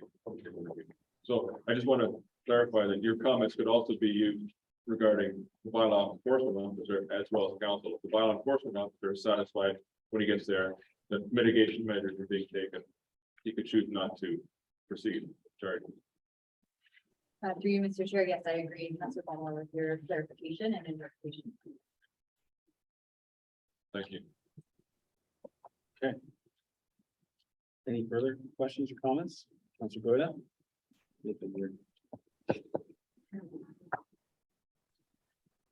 No, I do have some thoughts on, I do have some thoughts, but I just. We just. We received the delegation and we have a resolution, or is it inclusive of both of those? Mr. Chair, I have one motion prepared. Okay, can you read it, please? So it's to receive the delegation. And again, this is just something that's been prepared for council's discussion, that council permit the 2022 display without the requirement of a permit, subject to voluntary compliance by the property owner, should any enforcement action be required based on complaints received. All right, well, we'll start the discussion anyways. So can you read that again for me, please? Yeah, I'm not comfortable with that wording. No, That is so perfectly. I'm gonna actually ask council for a resolution, please. If anybody has anything they could prepare. My resolution is that we deny the request for reconsideration of the matter. My reasoning for that would be is that the proponent, Sean, had sufficient time to prepare an adequate plan and sufficient time to discuss it with staff. We did unfortunately at the last minute. In response, staff were kind enough to propose an alternative to him of having it here at this community center, and unfortunately, according to his display criteria, he can't do it here, but I'm not prepared to make exceptions to the bylaw when we have clear cut bylaw says 2 months in advance, and it's not a surprise as Sean was made aware of it well in advance. That's new. Do I have a seconder for that discussion? Councilor Palmer? Okay. Councilor Palmer? Thank you very much. I understand the direction that Councilor Sepoulas is suggesting here. But I want to make sure it's well understood that this does not mean he can't do a scaled down display, which he's proposing. I might have a question of staff regarding adding a friendly amendment to this, just to reflect some of the conversations we've had today regarding. I don't remember publicized as defined in the bylaw. But I would feel more comfortable if we at least address that concern.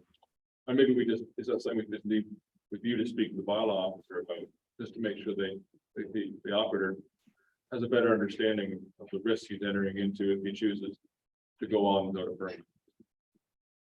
It's certainly something, Councilor Balmer, that staff could follow up on, and just provide some information to Mr. Gooch, so that he feels more comfortable with what publicized, for instance, defines. And our bylaw enforcement officer as well, Certainly. so our bylaw, I think, is it fair to say that staff have heard around the council table that we're not objecting to the fact that he's going to have a display, we're just not comfortable issuing a permit at this time? Does that make sense? So maybe I can interject a little bit as well.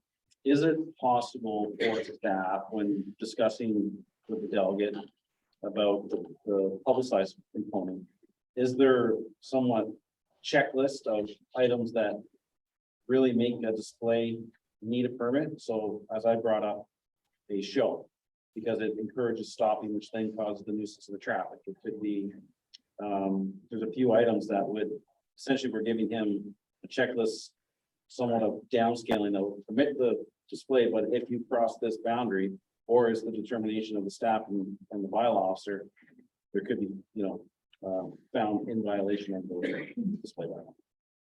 That makes sense? Yes, Mr. Chair, and just to follow up, there is a definition of publicized display within the bylaw, which also references within its definition nuisance impact, so it does tie the two together.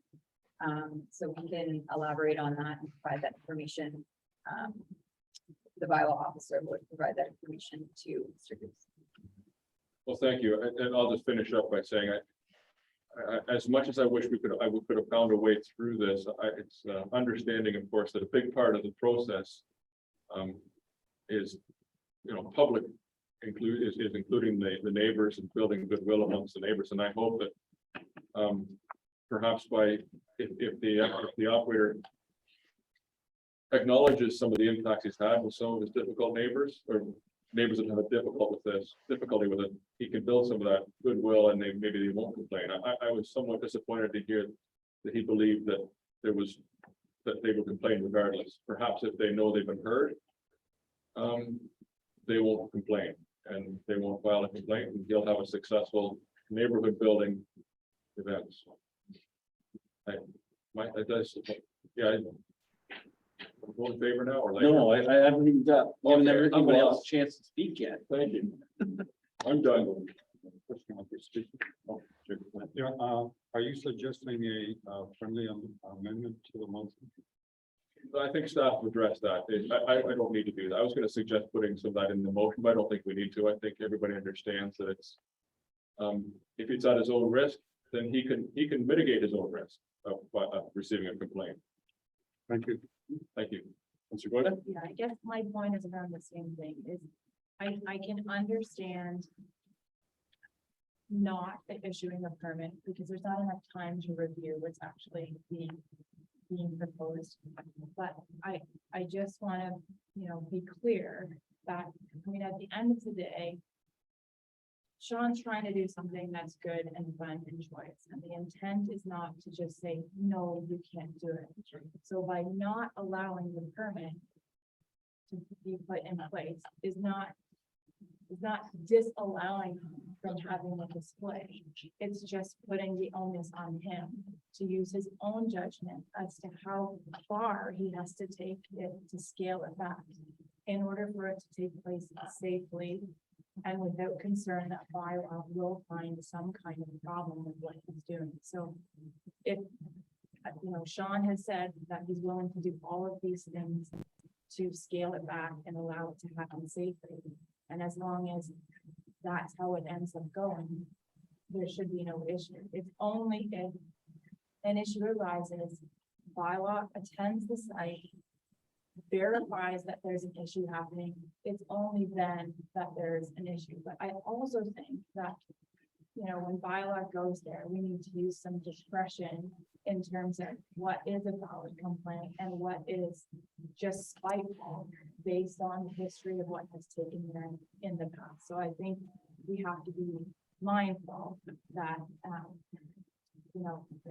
everyone's interest needs to be weighed in. And I just I would hate to see that we take a really hard stance on this and, this event can't take place, at Christmas or in future years, because I do think Sean's trying to do a good thing. And I do think a lot of people really look forward to visiting and attending, and it raises money. So I guess that's where my mindset is on the whole. Councilor Schools? Yeah, I agree with what Councilor Wilmer and Lloyd had said. Hopefully it's reflecting the conversation. It's not taken as a flat no. You want to take on display on his own. And so be it. Councilor Bailey? Yeah, I think for me, and as Councilor Ballmer alluded to, I mean, it's been going on for 6 years, so I would hope that Sean would be able to take some of the history and some of the, nuisance complaints and realize, and anticipate what some of the, issues might be and try to mitigate that. And then I guess we're just putting a lot onto, if there's a complaint, then bylaw will start, coming in and helping make some of the decisions that we're sitting here talking about today. Ultimately going to happen in the moment. I do have an issue with calling it a show as well and reducing it to a 3-minute. I think that's still a little too long. I think there shouldn't be any. So whatever he can do to mitigate that. Okay, I have a similar philosophy on it. We're not saying no, it is, he has the capacity to have a display, but the onus is on the delegate to ensure that it doesn't cause a nuisance in the community. And I also understand that some of this is beyond his control because there has been some advertising already, or just from historical attendance, people may attend and he can't control the odd person parking on the side of the road. So I'd hope the bylaw would show some discretion on or, one person standing on the side of the road, but if you have 100 people standing there, we'll have a different conversation. So still believe, Mr. Goose, you can have your display and, the onus will be on yourself to bring it into a point where it doesn't require a permit. And I would encourage you, that could be the base point, starting point for next year. And this could be something that evolves from year to year, and we'll find the threshold that's, satisfactory to both parties. So I appreciate your delegation. I'm going to believe the resolution captured. Could I, Yeah. sorry guys, can I speak for another 20 seconds? Oh, no, Mr. Goose, we need to move on here. We're running behind already. Sorry about that. The council receives the delegation by Sean Goose regarding the application for 2022 Halloween display, and the council denies the request for reconsideration of the 2022 Halloween display application. We have a- Okay, all in favor of that? That's carried. All right, thank you, Mr. Goose. Appreciate your time today. No worries. Have a good day. Oh, we still got two more, do we not? We have Jay Mehta. Next. Virtual. Okay.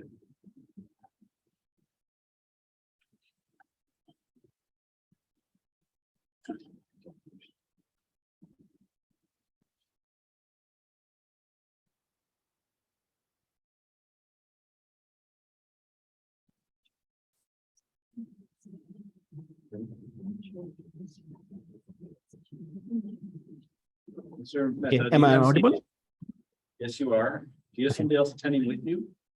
Yes, so yeah, before I start, like I wanted to make a request, if you can allow my fellow volunteer, Rishabh Saraswat, who is already logged in, to get into a call as into the call as well. We can just get a quick resolution to allow the other individual to get into the delegations. It's moved by Councilor Dwight, second by Councilor Lewis. All in favor? What was that? We're just adding, he brought another individual Oh, yeah. volunteer with him, it's just a second first.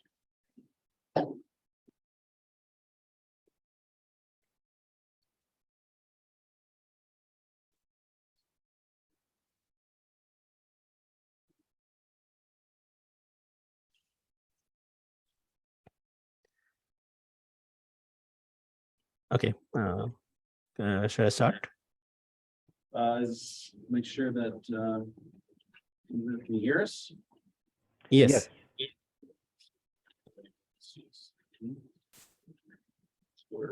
Anyways, yes, you may start. All right, thank you very much, and good morning to the staff and the members of the Pierce Lynch Township Council. I thank you all for giving me the opportunity to present this rather sensitive and important topic of swastika, and more specifically, the renaming of the Swastika Trail. It's my honor to have a chance to talk about it in front of the council, and I hope to make this worthwhile of your time and efforts. My name is Jay Mehta, and I'm a Canadian Hindu. I, along with my friend Rishabh here, am a steering committee member of the Coalition of Hindus of North America, short as KONA, a grassroots level advocacy organization representing the Hindu community of North America. The coalition seeks to protect the collective interests of the Hindu community by working on the issues faced by them and educating the public about the Hindu heritage and tradition. Since I've already expressed the main concern over email, so in this presentation, I will try my best to minimize repetition. However, I apologize in advance in case I end up doing so at any point. Honorable members of the council, Diwali, arguably the biggest festival of Hindus celebrated around the world, is just around the corner. It's next week, Monday. As the Hindu community prepares to celebrate this auspicious festival, signifying the victory of good over evil, one key part of the celebration will be swastika, an ancient sacred symbol of peace, prosperity, and good luck, which is used even today by Hindus, Buddhists, and Jains around the world, including the Canadian Hindus in the Kitchener-Cambridge area, as you would probably notice in the coming days. The swastika dates back thousands of years and continues to be revered by nearly 2 billion people, Hindus, Buddhists, and Jains, as already mentioned, around the world. Hindu texts and scriptures make several references to the term swastika in the context of peace and well-being, even as a yogic posture, and can often be seen in Hindu homes, mandirs, and sacred temples and shrines, especially to mark new beginnings. For Buddhists, swastika represents footprints of Buddha. For Jains, it represents the tradition's seventh spiritual teacher. Every Hindu, Buddhist, and Jain center of worship always has the sacred symbol on display. If we talk about the First Nations in Canada, the swastika appears on the beadwork, basketry, pottery, and jewelry of many tribes, from Iroquois in the Northeast to Sioux and Comanche of the Upper Midwest and Great Plains, to the Apache, Navajo, and Pima of the Southwest, and to Tlingit and Makah tribes of the Pacific Northwest, among others. So one may wonder, how did the symbol and the word swastika got associated with the most gruesome genocide that shook the world around? One important fact that we would like to shed light on is that Hitler never used the word swastika in his speeches or in his autobiography, the untranslated German version. What he did use was the word Hakenkreuz.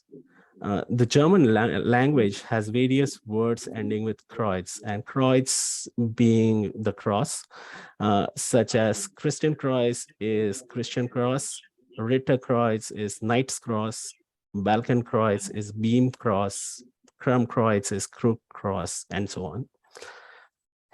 Incidentally, the first translation of his autobiography by the Englishman E.T.S. Dugdale, who was fluent in German, in 1931 accurately translated the relevant passages and never once used the word swastika. However, it was the second translated autobiography by James Vincent Murphy, which became popular, that deliberately mistranslated Hakenkreuz into swastika while leaving other German words either in the original form or translating them properly in English. Unfortunately, the media organizations in the West, such as New York Times and Hollywood, also played a key role in spreading the mistranslation into the masses, including the Jewish people. The scale of the damage that this mistranslation caused is such that the symbol used by around 2 billion people in the world in their religious and cultural practices is wrongfully associated with evil, death, and destruction, a symbol that literally means well-being and peace. Anyone that continues to associate swastika with Nazis are knowingly or unknowingly playing into the hands of people who concocted this unfortunate association. While we recognize the transgenerational trauma of all those who were targeted by the Nazi regime and continue to suffer from the memory of it, the healing process should not cause trauma to some other community. Hinduism has always stood for pluralism and mutual respect. Many persecuted around the world have found a home in India, be it the Zoroastrians of Iran or even the Jews of Poland. If the last point surprises you, I would request the council to Google Maharaja space Jam space Sahib space Warsaw. About 10 years ago, he was posthumously honored by the people of Poland by having a square named after him in Warsaw.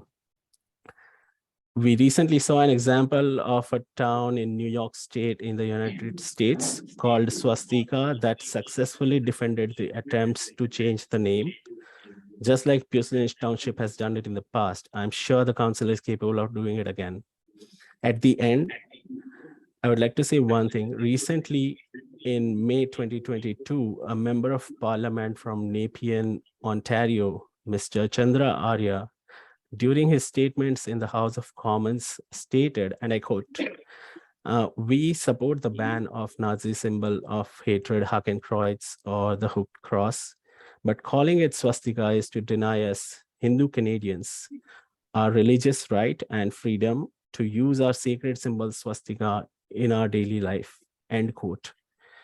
To conclude, I would reiterate on behalf of Kona to kindly reconsider the decision of renaming the Swastika Trail and help the Hindu community of Canada in spreading awareness about the truth of swastika and Hakenkreuz. Thank you, Council. Thank you so much, Jay. Appreciate your delegation. Any questions or comments from council? Councilor Palmer? Thank you, Mr. Chair. Thank you so much for that thoughtful presentation. I really appreciate all that information, and it really makes me aware that there's a significant gap in our policy that we put in place regarding, we didn't really include diversity and inclusion lens on the discussion of these sorts of this topic. So I'm hoping that the next council can fix that in this policy that we make sure that it has an inclusion and diversity component to that, so that we don't stomp on another religion's sacred symbols. Thank you very much. Further questions or comments? No? I'd like to pass the chair to Councillor Bailey. Yeah. You're welcome. That's just a formality, Jay, that just allows me to speak more freely. Sure. Procedurally, if council were to pass a resolution to reconsider and everything passed and the decision changed, would the applicant that provided the first renaming request, what would be the earliest they could reapply for a name change? Here you go, Madam Chair. The earliest they could reapply would be once per term of council, so it would be November 15th is our new term of council. So another month. So I'm hearing concerns already this morning about our bylaw that possibly didn't address the monetary considerations to people affected by the renaming change. Jay, I wish you had been here before when the decision was made to make this presentation. I'm Yes. sure you're aware, I did not support the renaming, and it was based on the religious rights and freedoms. I did not, however, know that it was during the World War II, it was referenced as a different name. I don't want to try to pronounce it because I'll probably butcher it. And that would have been very useful information earlier on in this process. Because there might have I been a agree. possibility to recognize, your religious right to this symbol and name. I don't know why people in the community have chosen not to support the Hindus in Canada and just to focus on this one symbol. I don't know. We all have our opinions on that, but I support you on this position, especially and as well as the affected landowners down there, the implications. Don't think I have any other questions. So I'm going to, because of the fact that, you've really highlighted the religious component of it. The bylaw possibly isn't addressing the monetary remuneration as well as maybe it should. I'm going to put a motion on the floor to reconsider. So what's going to happen is I'm going to put the motion on the floor. It's going to require a seconder. I don't think it's going to get it, but I'm going to do it because I think it's important that we protect your religious rights and freedoms to use that symbol. And it was a partial injustice to change it without more input from your community. And this, but I was, like I said, I wish your community would have came and delegated to us earlier in the process and educated us. So it's not all our fault, right? No, So my no, motion- certainly. Yeah. My motion is to supposedly reconsider. So sorry, just a moment. So to put a motion for it to reconsider, I'm just thinking procedurally, if that would be more appropriate when we review the minutes from the previous meeting that does include that recorded vote versus at this stage with the delegate. This one. Can I ask another question? Madam Chair, Yes. thank you. Since you've been handed the gavel. Just a question, because I guess we have two options here. We could consider a motion to reconsider. This is a question of staff, I guess. Where we have a motion to reconsider possibly, or we could just, when it comes to approving the bylaw, we could just, if it dies, it dies, without needing the motion to reconsider. Is that correct, Madam Clerk? Through you, Madam Chair, yes.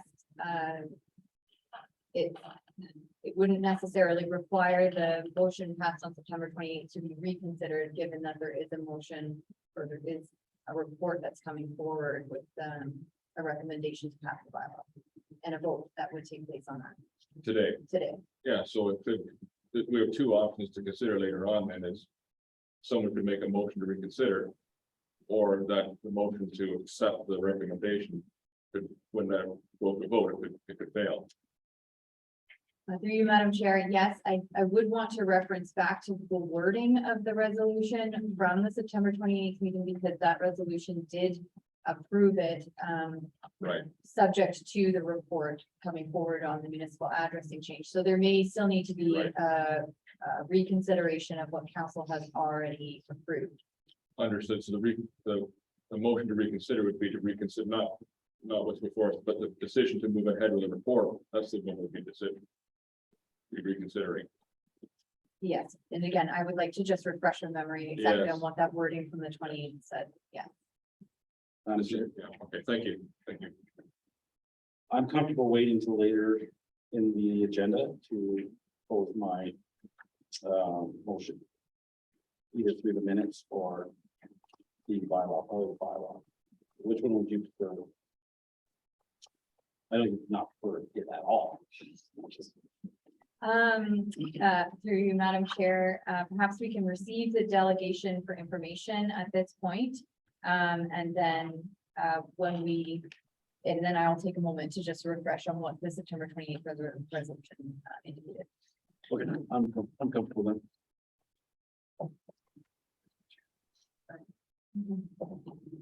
Chair. Okay, thank you. So we're gonna receive your delegation as information. And as you've heard, we'll be dealing with what I propose later on in the agenda. Okay? So we're gonna move- Honorable Congress, do I have permission to speak as well? Sure, I'll give you a couple minutes. Go ahead. Yeah, thank you. Thank you. My name is Rishabh Saraswat. As Jayji already mentioned, I am associated with KOHNA, Coalition of Hindus of North America. And I heard that, there is a lack of, Excuse me, just point of order, sure. This is sound like the second delegation, We already approved it. We approved him to join. to join the first delegation. Part of the 10 minutes, the 10 minutes was. The 10 minutes for Jay was 7 minutes, so there was a remainder of 2. The conversation from council doesn't count towards their 10 minutes. Okay, So we approved him to be with Jay. thank you, thank you for the clarification of the time. Thank you very much. Meeting information, I'm sorry. Well, we haven't heard it yet. Yeah, that's fine. Okay. You have 2 minutes, mister. okay, I will be as quick as I can. Thank you. Thanks for allowing me. As I heard, there is a need for understanding the nuances of the different cultures. I would just want to allude to this, that a Coalition of Hindus of North America does regular workshops to understand the Hindu heritage, understand the meaning of the symbols, and actually working to make communities learn about Hindu symbols and its effect, because it has been very harmful now for Canadian Jews, for Canadian Africans, and also Hindu, Sikh, and Buddhist community has been at the target of at the hands of Nazis and neo-Nazi groups. So, as we just learned that unfortunately Hitler did misappropriate an ancient symbol for evil purposes, but we need to stress that that symbol was not swastika, it was hooked cross, and as called Hawken cross, and it needs to be condemned, but the world needs to appreciate and respect the swastika, and it has nothing to do with hateful symbol. To learn about that, KOHNA does regular workshops, the learning resources, and conferences and declarations and whatnot. So please, if you want to learn, we can arrange that workshops for council, for the city members who want to learn about it, and understand the historical context of it, and also appreciate the Hindu wisdom and Hindu heritage. Thank you. Okay, thank you very much for that additional information. Okay, we have a resolution. We have a move. We do not. Okay, we're gonna move in a second to receive the 2 delegates. Councilor Smollis, Councilor Goida, all in favor? All right, that's carried.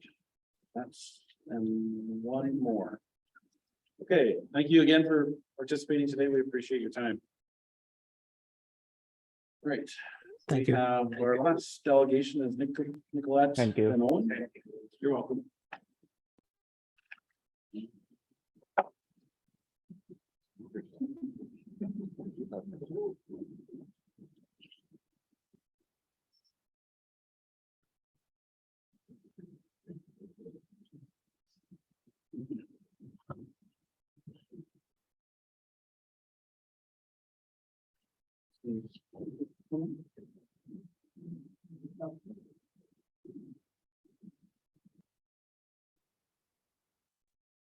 Hello, Nicolette.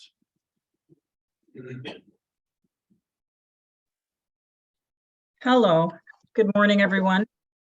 Good morning. Thank you for.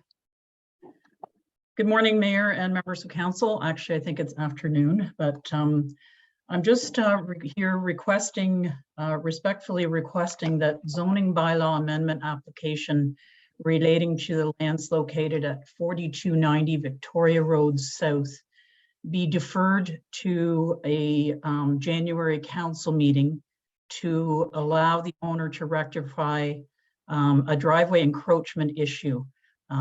It's become a legal issue, and it's been difficult to get a resolution on it in a short amount of time. And so the owner is madly working on this, and we would like the opportunity to come back to council for consideration of the zoning bylaw amendment, but having that issue resolved so that you have a fulsome package. That's my request before you today. Thank you. Okay, thank you for your presentation. Any questions or comments from council? Okay, we'll be dealing with that report later on this afternoon, and thank you for your time today. Resolution, Ms. Whitmarsh.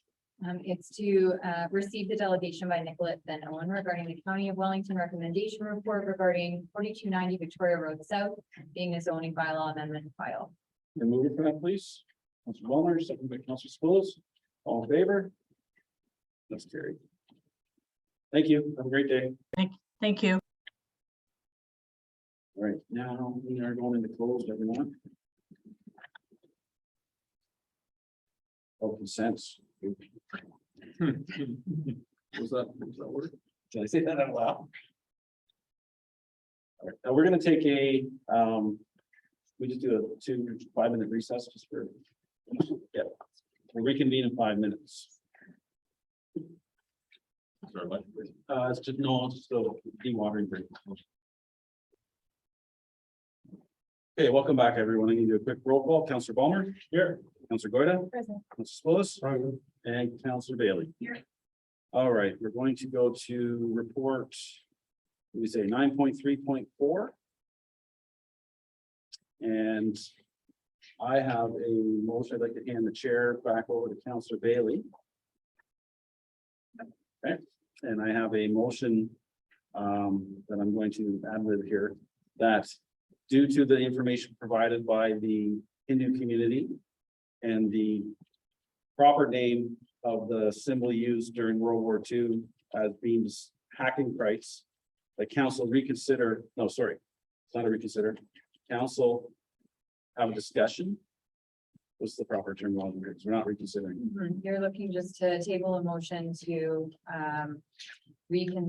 table a motion to discuss the resolution that was passed on September 28th regarding the renaming of the Soseca Trail application.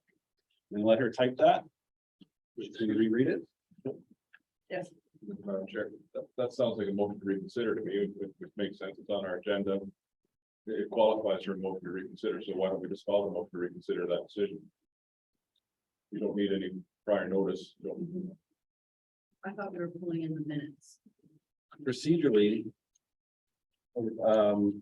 a motion to discuss it takes majority, reconsider it either way.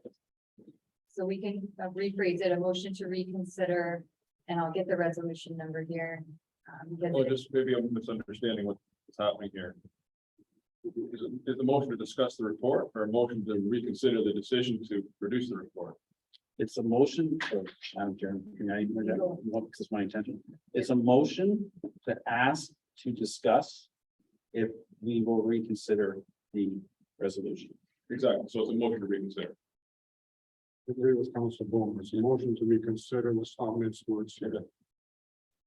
I don't have any issue with someone putting that forward. I just want to make sure we understand what it is we're doing. So the majority still. Thank you, Madam Chair. I'll let you do that. It doesn't count. So we'll just-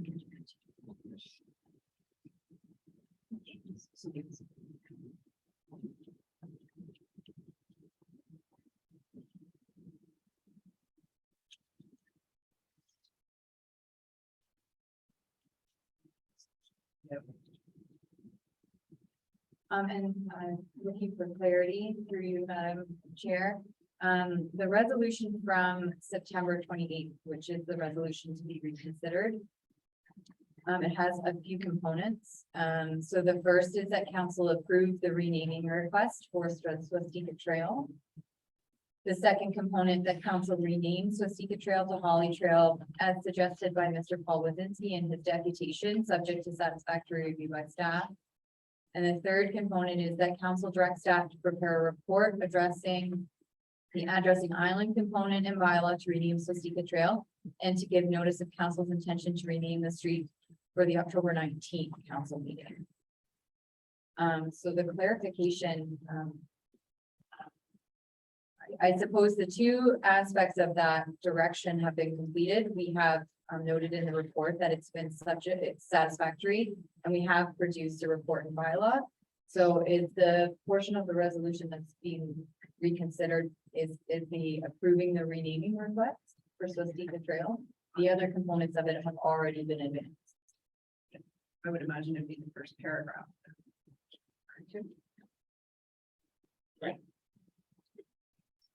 Yeah. I'm not sure, this is where I'm not as confident. If we can parse out, we're reconsidering that. There was one vote on one motion. The motion may have had different components, but we didn't vote on each of the components separately, so to me, as a motion for reconsideration, we have to consider it as a whole. And then apply the test if substantial action has been taken on that decision to this date and what constitutes substantial action. I'm comfortable with that. Thank you. Thank you, Madam Chair.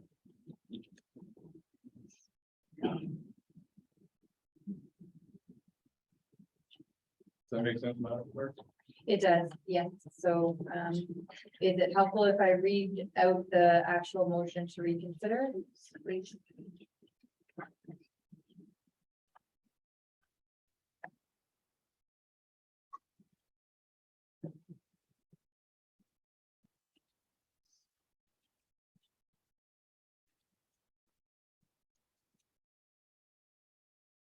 So the motion to reconsider council resolution number 2022-035, which is as stated that report ADM 2022-051 entitled municipal renaming request, Swastika's Trail be received, and that council approved the renaming request for Swastika Trail, and that council renames Swastika Trail to Holly Trail as suggested by Mr. Paul Wazinski in his deputation, subject to satisfactory review by staff.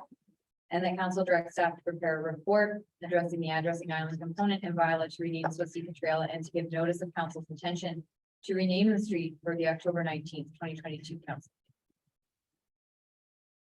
Thanks, man. Resolution 305. 305. Yeah. Sorry about that. So I move that. Do we have a seconder? Seeing none.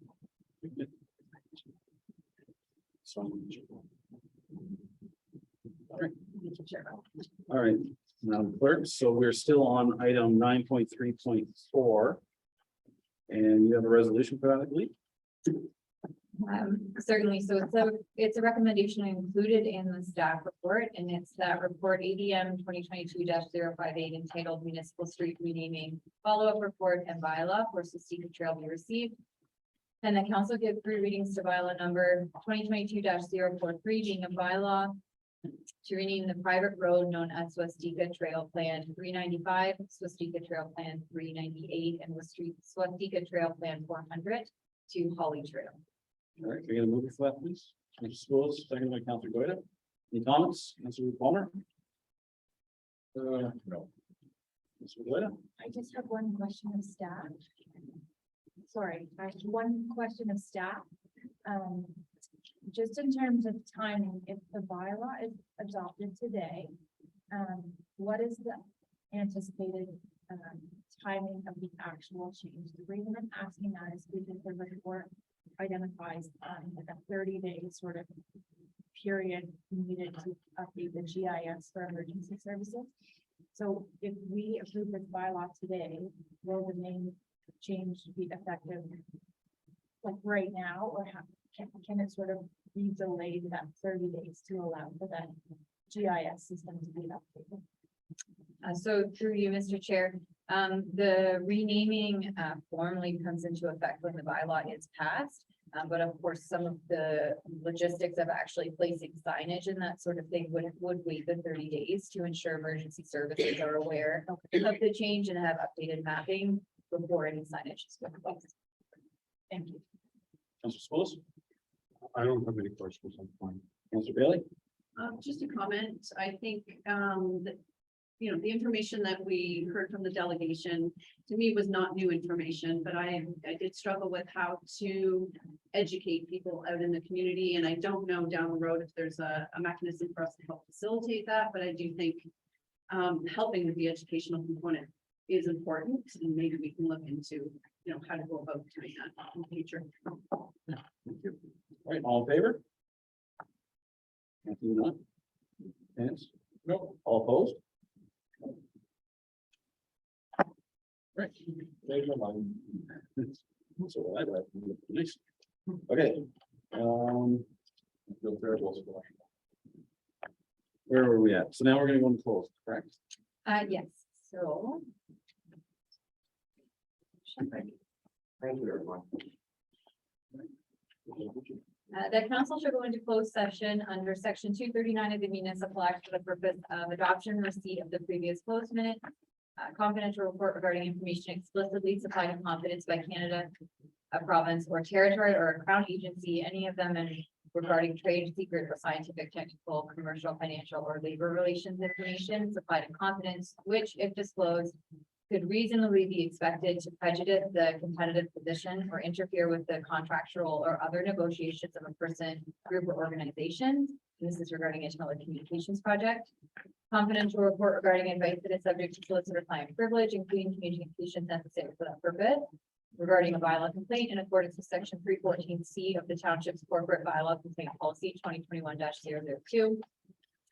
Confidential report regarding advice that is subject to solicitor client privilege, including communications necessary for that purpose with respect to road access and Township Road Authority. And confidential verbal report regarding litigation or potential litigation, including matters before administrative tribunals affecting the municipality or local board. This is in respect to the OPA's number 79 Clear Multi-Secondary Plan. Thank you. We're moving for that. Just Will, seconder, Councilor Palmer, all in favor? It's carried. All right. Now. All right, Ms. Boyce, you have some resolutions for us? The council moves into open session at 1:45 PM. Can I get a mover for that, please? Councilor Bailey, Councilor Schoolis, all in favor? That's carried. Next resolution, please. The council receives the adoption and receipt of the previous closed minutes. The confidential report regarding information explicitly supplied in confidence by Canada, province or territory or crown agency of any of them, and regarding trade secret or scientific, technical, commercial, financial, or labor relations information supplied in confidence, which, if disclosed, could reasonably be expected to prejudice the competitive position or interfere with the contractual or other negotiations of the person, group, or organization. That's regarding the telecommunications project. Confidential report regarding advice that is subject to solicitor client privilege, including communications necessary for that purpose. Regarding our bylaw complaint in accordance with section 3.4C of the Township's corporate bylaw complaint policy. Confidential report regarding advice that is subject to solicitor client privilege, including communications necessary for that purpose. In respect to road access and Township Road Authority. And confidential verbal report regarding litigation or potential litigation, including matters before administrative tribunals affecting the municipality or local board. And that's regarding OPA number 79, Clear Multi-Secondary Plan OLT appeal. And finally, that staff proceed as directed. Perfect. Thank you very much. We have a mover for that, please. Councilor Goyda, seconded by Councilor Schoolis. Any questions or comments? No? All in favor? Favor. Carried. All right, so now I can call, we're gonna break for lunch. Try for half an hour. In one time. Okay. Welcome back, everyone. We're gonna start with a roll call. Counselor Ballmer. Here. Counselor Goida. Present. Counselor Willis. Present. And Counselor Bailey. Here. All right, I believe the next item up for discussion is 9.4.3, and with Ms. Ferris here to present. Good to see you. Then. Thank you, Mr. Mayor. It's lovely to see everyone here today. So, Mr. Mayor, members of council, once again, thank you for having me. So in front of council here today is a planning recommendation report. Excuse me, prepared by the County of Wellington on behalf of the township related to a county official plan amendment and a township zoning bylaw amendment application, which would facilitate residential development on lands that are currently designated as secondary agricultural area within the county official plan.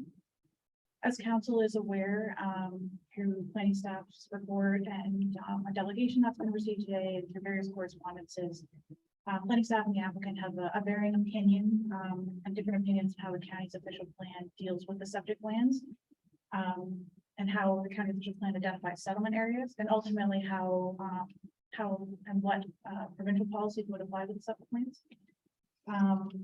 I just would note, there was a delegation heard earlier today, and I won't touch on all the points, but just would note a couple of items for council's consideration that I think are already highlighted in my report to some degree or another. There was discussions about limited development opportunities within Foothills. I just would remind this council that there are, I would say, multiple parcels of land within the township and within a designation that are essentially ready for some level of development. However, they don't necessarily have a willing developer in place just now for development to occur. Just to kind of keep that in mind, these lands are located in Aberfoyle and Morriston, which are the identified current urban centers within the township. And there was also discussion about how this proposal would be very similar to other applications or developments that exist within the township. And I believe there's reference to Reed's Heritage Lakes and Midi Lakes. I just wanted to remind this council that when we're dealing with Planning Act applications, we're really looking at the current policies that are in place today. And the policies that were in place for these other developments are drastically different. And one key thing is that there's now a provincial growth plan that does provide very distinct definitions and directions on how growth should occur within the greater Golden Horseshoe. And so, based on my review of this application and the applicant's planning opinion, I would recommend to this council that they support this official plan amendment at this time. And really, just for clarification, again, it's in my report, but at this time, we're not asking council to make any decisions on like the local applications, or really just making a decision on what type of recommendation will be provided to the County of Wellington regarding the official plan amendment. So that side of the application can proceed through the planning process. Thank you very much. Excellent. Thank you, Megan. Procedural purposes, should we have them read the resolution and Certainly. So at this point, the resolution is to receive the County of Wellington planning report for information. okay, so you'll move for that, so we can discuss it. Councilor Bailey, second by Councilor Ballmer. All right, Councilor Ballmer. Thank you. May I ask a question of the delegation? Yes. Thank you. Thank you, sir. Good afternoon. Thank you so much for mentioning, I was going to ask about those. I believe they also mentioned, suggested the Irish Creek Estates development down by Foothills Lake, and I'm glad you mentioned that policy times have changed since then. But in addition to what you've mentioned in terms of all of the land that's already designated to accommodate future growth, can you comment a little bit on, we did a recent change to the zoning bylaw to allow second residences on almost all existing rural lots. Does that count as growth as well? That availability to build new housing, is that considered as growth? Through the chair, I think the simple answer is it is a form of growth within the municipality, and it's a way to introduce new housing opportunities in a less intensive way. It's something that introduces a lot of opportunities for other for all properties, like both in the rural and the urban center, to introduce other housing opportunities.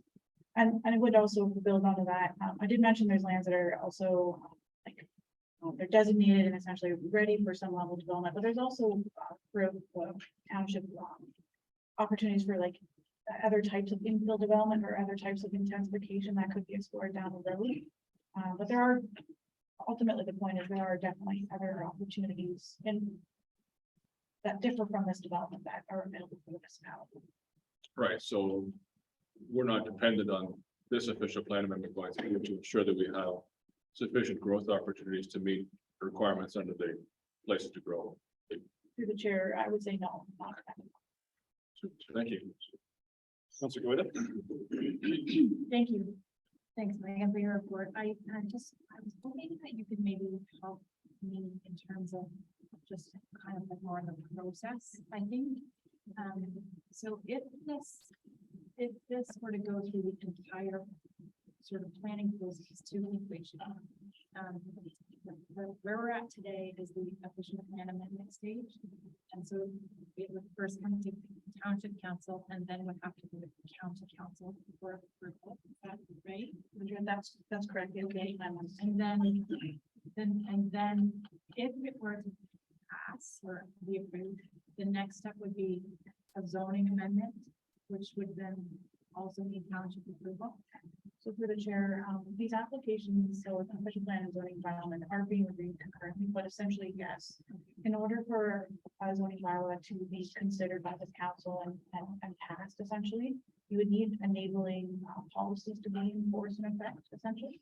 So if in a world where this official plan amendment is approved by county council, typically you would wait for that the 20-day appeal period to be up, and then you would follow through with the zoning bylaws for discussion and consideration by township council. And then in theory, after the zoning, again, if all goes well and gets approved, then after that, that's when the draft plan subdivision would be prepared. I'm just trying to understand like this from beginning to end. Yeah, through the chair, I guess the planning process can vary depending on the type of application that you have, but the applicant is proposing to introduce the official plan policy framework and then the associated detailed zoning provisions to the zoning bylaw amendment, and they do intend to proceed to following through with a draft plan of subdivision if they're successful with these applications. So that's the process they're choosing. Okay. So if at any stage through the process, like for instance, if it gets through the official plan stage and then the zoning approval, if at any point in time there's outstanding things like that, the hydro-G, the traffic, the water, all of that determines that it cannot support the end desired result. What happens then? Does it just stop where it's at? So through the chair, I think in my mind, it depends on maybe how you or when these studies, these additional detailed studies would be introduced and being reviewed. So right now, the applicant has done a series of technical I'd say studies to support this application. And in their opinion, and for the most part, with many of the consultants have generally proven that it can be done, but there's more details that need to be sussed out. So I think we're not necessarily, we're just talking about this from a technical side, not the planning policy side. That's what I'm focused on. They have generally given some comfort to some of the consultants that it can work, but there's details that need to be sussed out. So when the details could be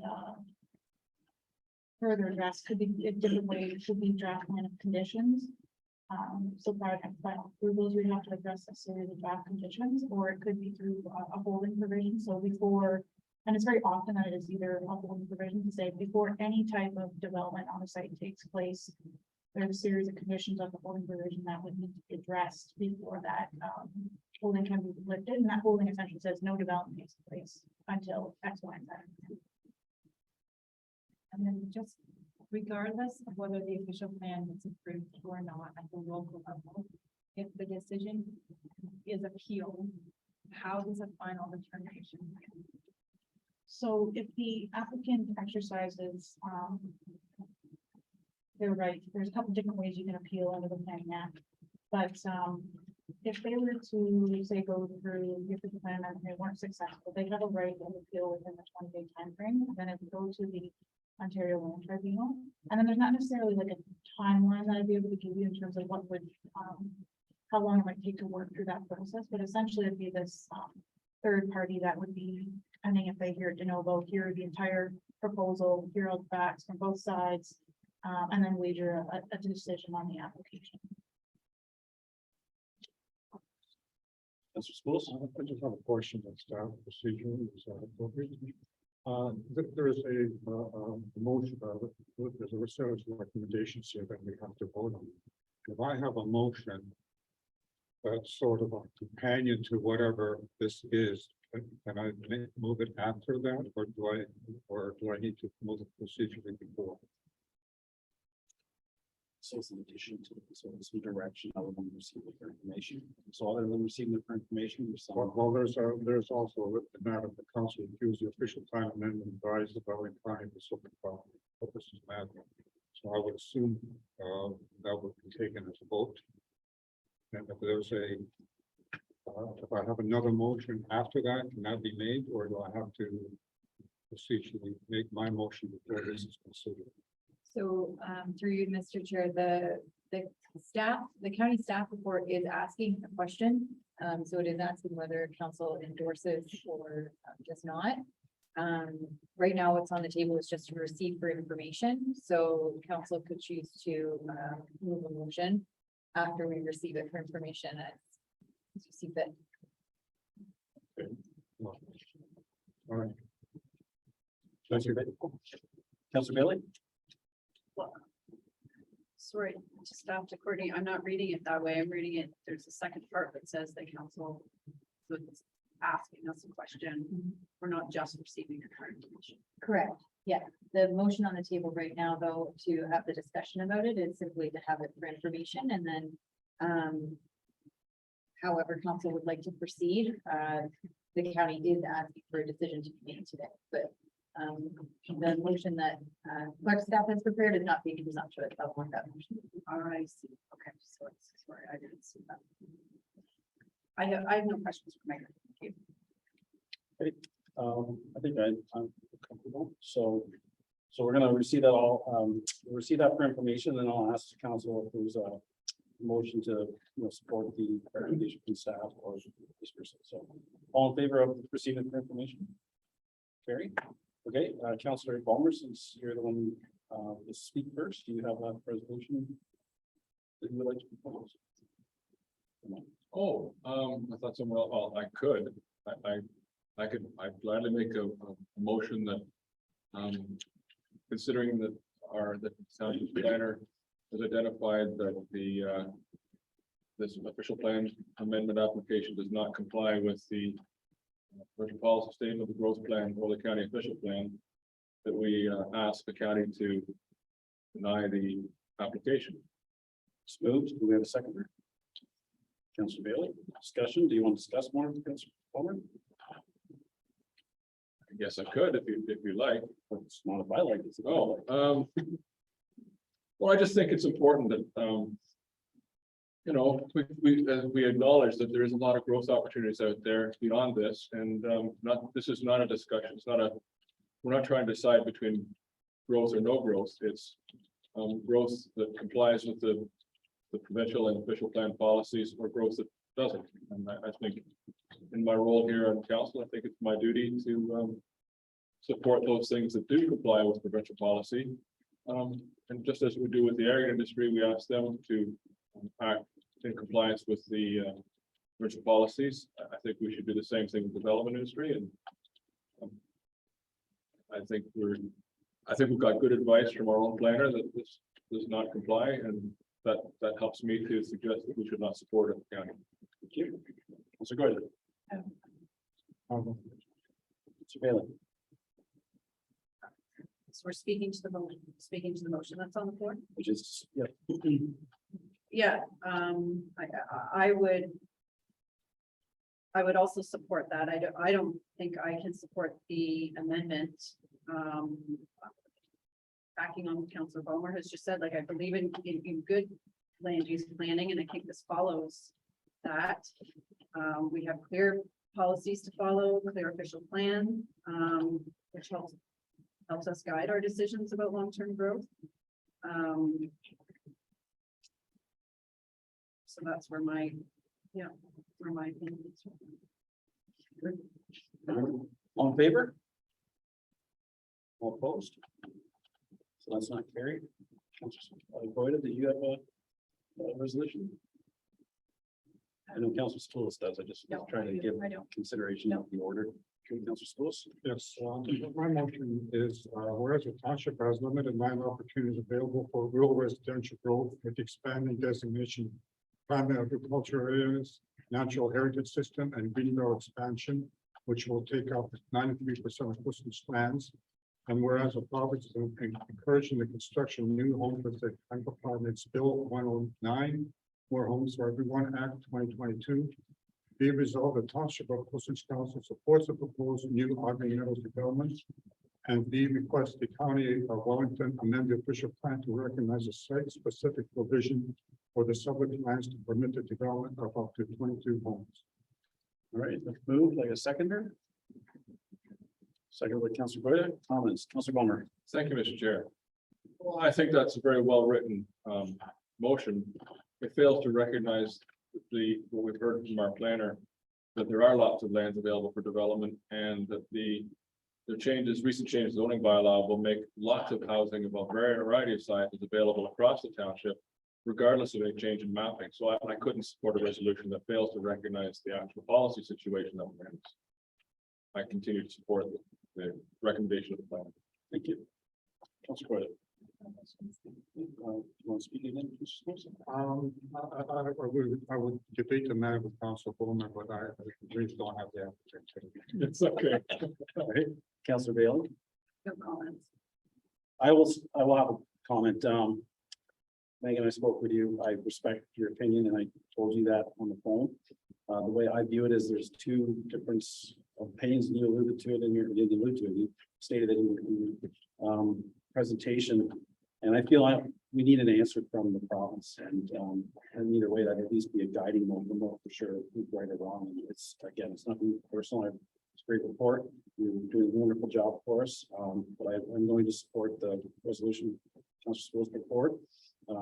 Whether it gets appealed or not, I really need some clear answers from the province. And that's kind of where I would lay the fogginess of it on. It's probably for them. So thank you so much. So all in favor? Opposed? Okay, so that's clear. Thank you. Are you staying there for the Zach? You're up next.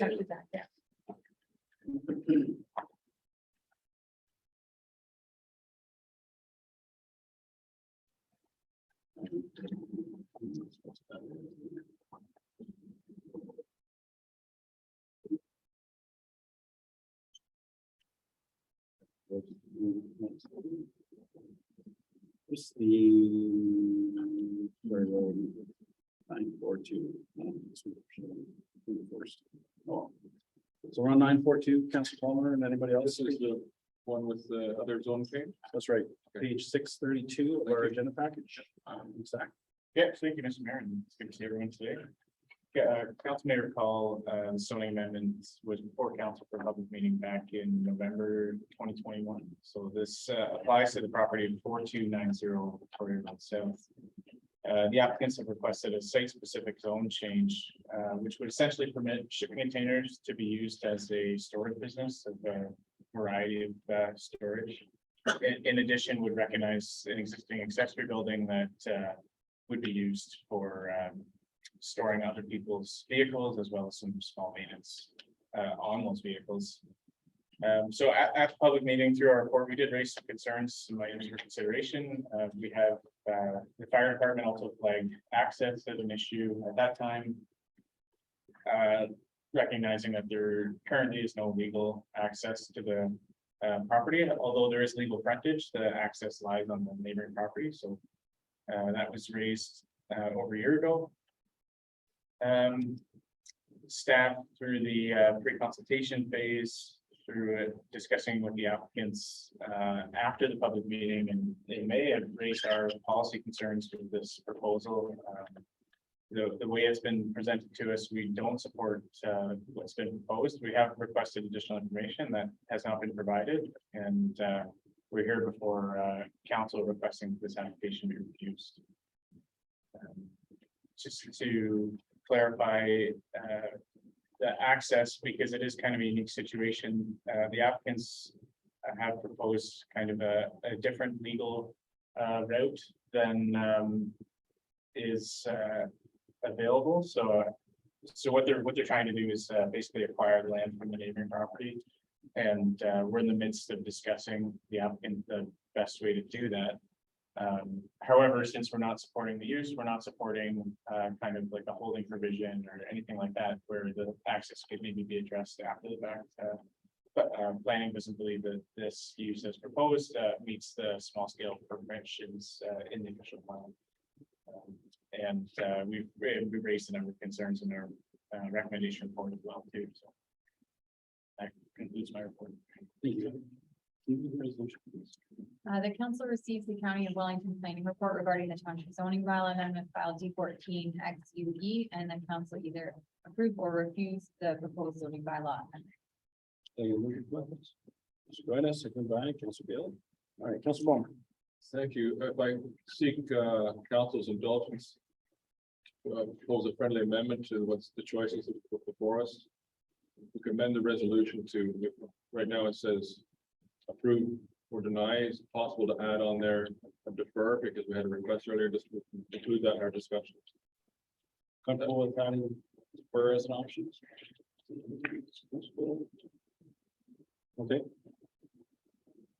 So Thank you. that's fine. Go ahead. Councilor Thank you, Bailey. Mr. Chair. Thank you for your presentation.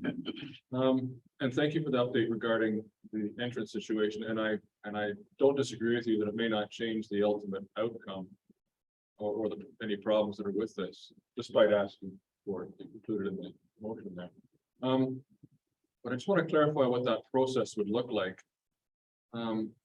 You mentioned that they're looking at acquiring that land from the neighbor. Would that not require some sort of lot line adjustment process to go through? Well, they may not need to attach it to the land they're on. Would they not need to at least separate it from the piece of property that it's currently on? Yeah, through the chair. Yes, so it would be, so lot line adjustment would be if the two owners were in agreement, I would say, so they both agree to that change and that can be recognized. There is another legal route that you can pursue. It's called a vesting order, which basically is you're leaving it up to the courts to decide that this is your legal front, this is your legal access, and you're entitled to this land and that sort of thing. I don't know all the details of that legal framework. It doesn't really come up very often. But that is the route that the applicant has pursued at this point. Oh, okay. So when you said acquiring the land, you meant acquiring the right to use the land. Yeah, I think in kind of my opinion, it's up to them how they want to determine if they, obviously, if they could work it out with their neighbors, that would be the best scenario, but the courts do have another option for kind of settlement type things as well too. So we had a request earlier today on behalf of the applicant to defer the decision until January. Do you see any, other than the fact that the illegal use continues on the property? I guess that's an issue for a bylaw to be concerned about, but from your perspective, is there any planning problem if we grant that deferral to January? Through the chair, assuming in January, if the issue is resolved, then I think that's one less concern that we have, but we still have concerns. So likely our planning report in January would be pretty similar. But no, it would be the fact that it's kind of been an outstanding bylaw issue as well too. So municipal staff are aware of this property and have been engaged with the owner since October 2020. So that's why it's coming forward today. So if it was deferred till January, even if they resolve the access, really not much would change. Okay, thank you. That's most helpful. So it isn't as critical a component as they may believe it is in terms of all the other things that are still an issue. That's right. Thank you very much. Councilor Gordon. Yeah, just a couple of questions. Just now you had mentioned that the access has been identified as a concern by fire department. I don't know if I heard you right, but you said about a year ago. So it's something that has been going on for a long time. Have they been actively working on sorting that out, or is it just sort of started? They've just sort of started that work now? Yeah, through the chair, that's a good question. You saw the fire department included that in their comments at the public meeting stage. So that was probably the first time staff really became aware Well, maybe it was even before the public meeting, because the applicant did submit kind of like a surveyor's opinion on that as well too, so they have been engaged, but they've been engaged in this separate kind of legal process through the courts, and a lot of the correspondence that staff has had is kind of between the township's lawyer and the applicant's lawyer at the end of the day, so really not. We have given them a variety of options that they could pursue. For example, they could look at building a new driveway on their existing property. They have frontage to potentially do that. They maybe would need other types of approval, like from the GRCA and that sort of thing, but and we offered that to the applicant, but we haven't heard that they've even looked into that as an option. And then, we heard the delegation today that was asking for the matter to be deferred to allow them time to sort out the access issue. But in the report, you have identified that there are other outstanding concerns that not only have they not been addressed, they've not even been responded to. So, you know, the deferral, the asking for a deferral so they can sort out the access is one thing, but it still doesn't even address the other outstanding concerns. So I guess I think you've already answered the question. Even if they do sort out the access and we defer it to January,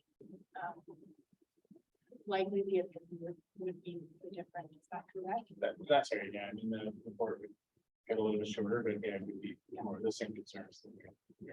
And unless they provide some information and we were working with them, but that's not that wasn't the message that I received this morning, I would say necessarily, that's not what we received today. Councilor Spools? Councilor Beal? Okay, so what's the resolution to decide whether to support that or not? There's three options: refuse, approve, or defer. I agree with your interpretation that the driveway doesn't play as important role because the use is still not supported by staff yourselves and whoever else is bringing the reports. And I know in the past we've had bylaw enforcement against other homeowners for shipping containers, so I would prefer to continue to be consistent with our stance on these. So do we have a resolution from someone here at council on how to give staff direction in this report? Somebody Sure, I'll move, striking out, approving the striking out. It's a friendly amendment to the motion. Sure. I'll second that friendly amendment. Is it a friendly amendment or how does that? Keeping in spirit of it. Okay. All right. So. Once you have it, then you want to read it. So it's the council receives the County of Wellington Planning Report regarding the township zoning bylaw amendment file D14/XUE, and that council reviews the proposed zoning bylaw. It was moved by Councilor Palmer and now seconded by Councilor Spools. Opposite, with the friendly amendment. Right. Okay. You're still seconding that? Because you said it was good with the friendly amendment? All right. So that's on the floor. Any comments? Councilor Palmer? No. Councilor Beal? No, I have a comment that I've written down, so I'll read it out. I just said I can't support the zoning amendment application. Appears to be a commercial use and would be better suited for zoning permits. As noted in the staff report, there's industrial lands available in the township that would be better suited for this use. I think that wraps up what we're thinking. Yeah. All right, all in favor? It's carried. Thanks, very much. All right. Over here, or where's Ross? You tell me where we're going. What number is it?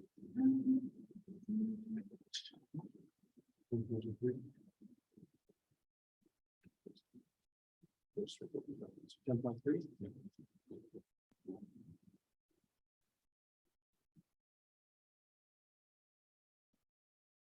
Right, so for council's indulgence, we're going to move to 10.3, and that would be page.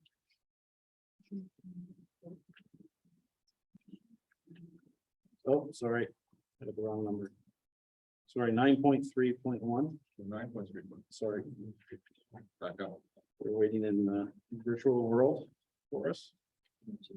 Which one is that? 9.3.1 is page 329. Off the road magic. Yes. There's no plans, what she'd like to do is we're waiting for something. Gallery there. I thought we did the county report.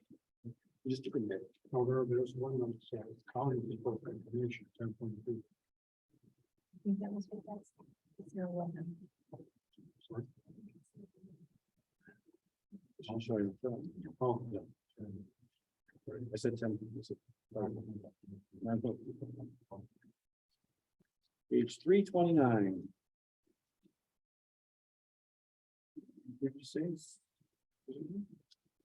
Mr. Robert. Orban. She just moved a minute. Yeah. So how long is that gonna take? A second? I'm gonna copy.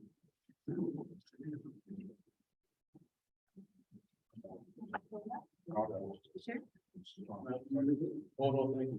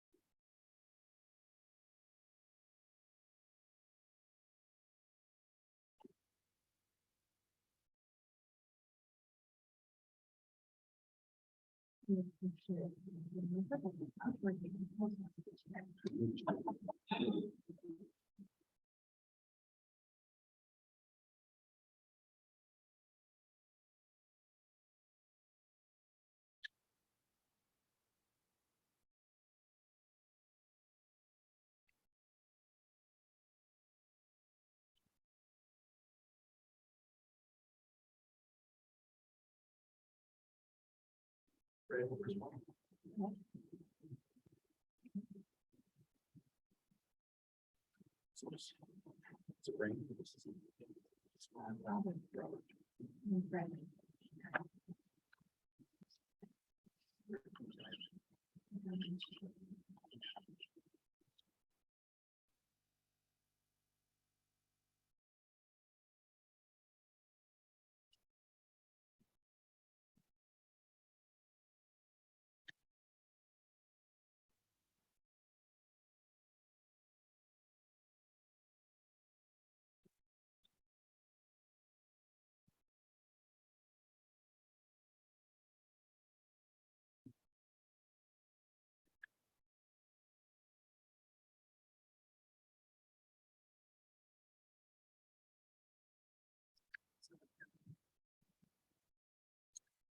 That's not moving over, so I'm not sure, but Robert's. Our Robert, you probably seen the mentions.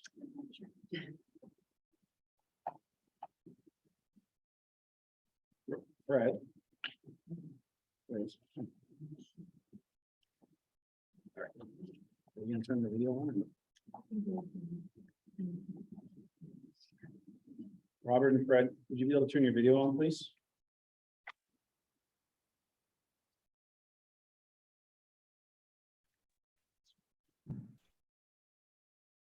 Here we go.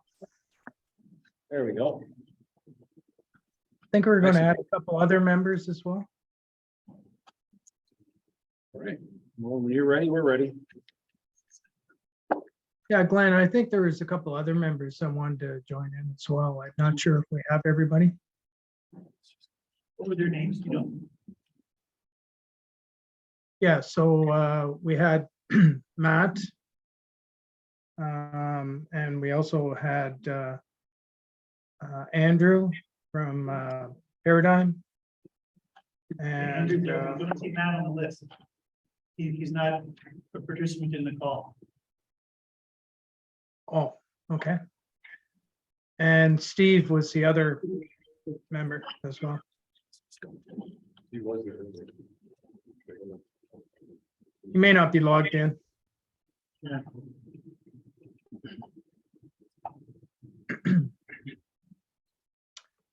Another question I'm just gonna have to add in here is,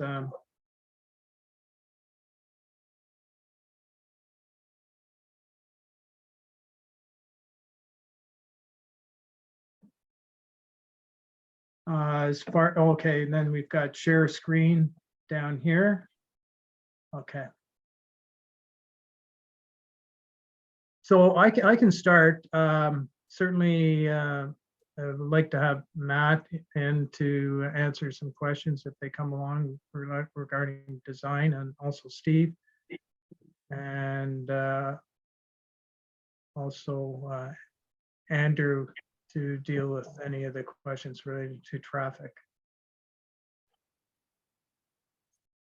I believe Andrew's connected. Oh, Andrew is, okay. I say we start and hopefully your colleagues join in for the end of your presentation and All right. Okay, well, let's get at it. Thank you very, very much, Mayor and Council, for having us provide this presentation today. I'll share my screen with you.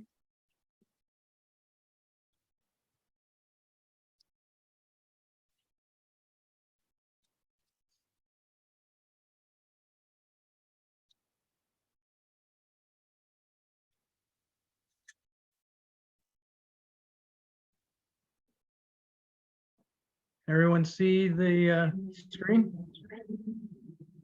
yes, we do. That's good.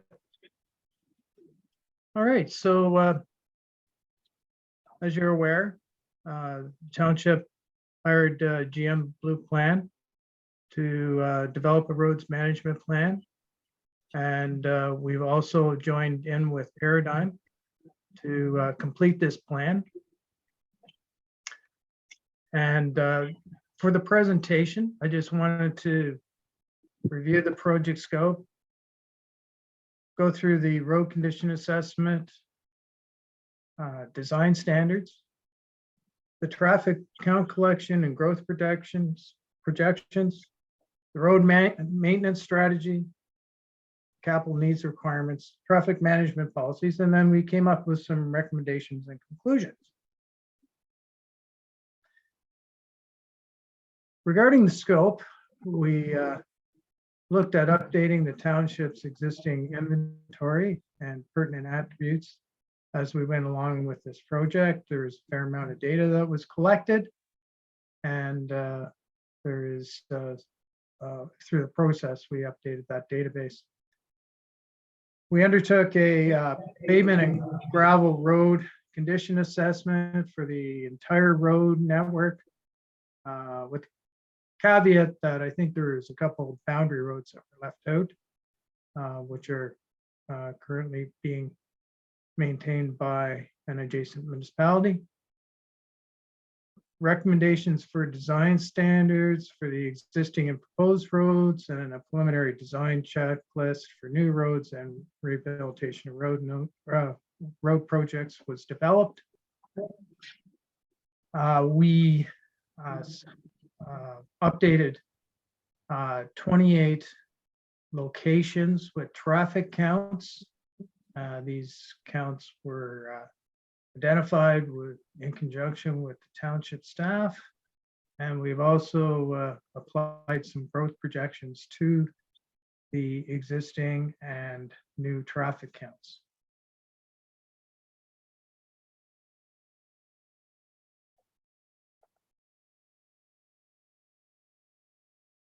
We also reviewed the existing road maintenance services provided by the township. We developed a road capital rehabilitation needs, including the timing, improvement types, and costs.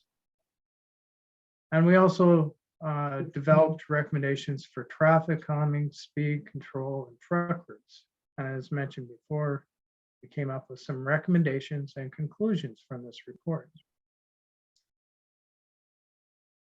With the road condition assessment, all the 179 kilometers and were assessed by driving the network and picking up all the conditions and the breakdown of the asphalt versus gravel roads that were collected shown in the chart below. And we used the MTO condition rating criteria to produce a PCI on a score of 1 to 100.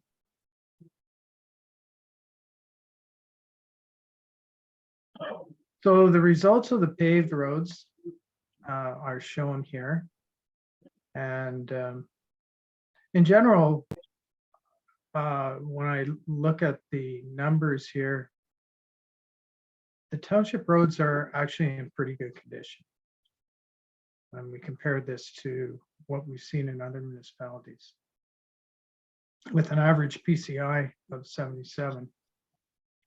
So overall, the roads are generally in good condition.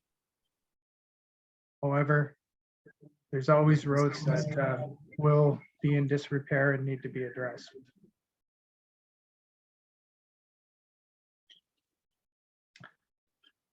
So we also did PCI scores for the gravel roads, and which is a little bit different type of structure. But you know, we assessed all these in April. We did note that there are a number of them that were in poor condition, had already been approved after the assessment was completed. We also did an evaluation where we looked at when we looked at the roads in the spring where there was poor conditions and reevaluated them recently in September, and the improvement score was significantly higher.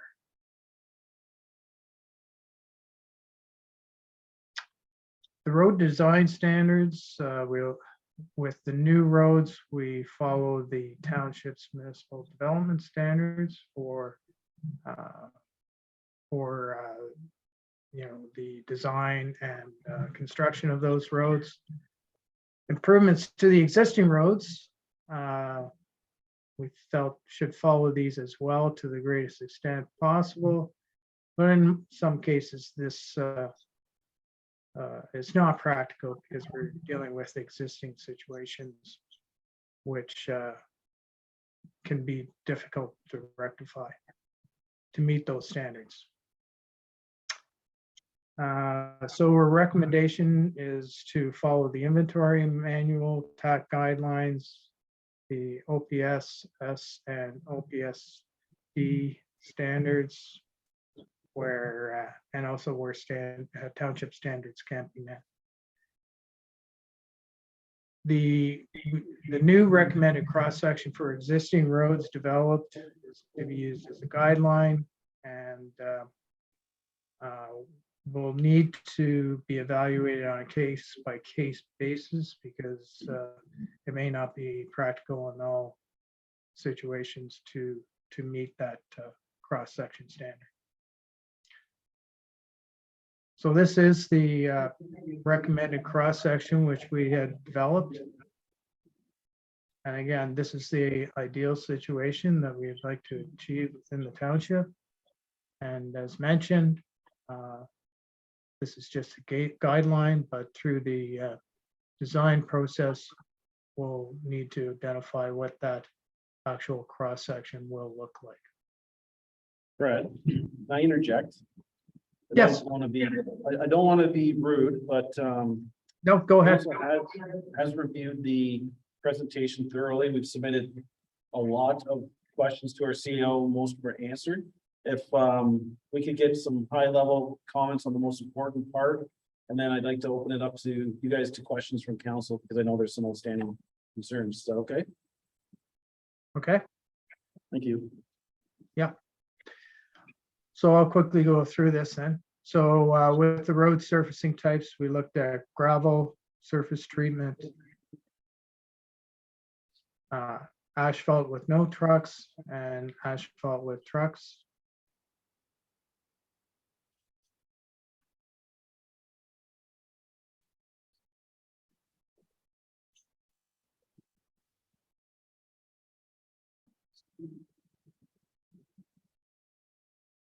For some reason, the lost connection there.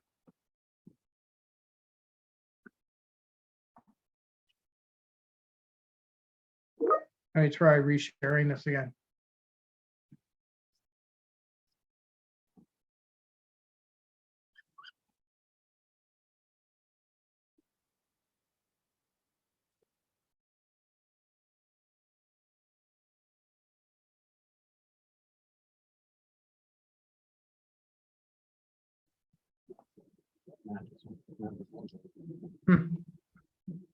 Well, you know what, Fred, why don't we, Matt's in the gallery, we're gonna move him over.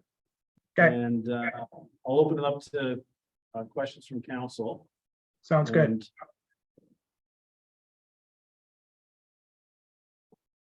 Yeah, for some reason, it's not picking up the presentation. Okay. Why don't we- And sorry, Fred, what was the name of the other individual?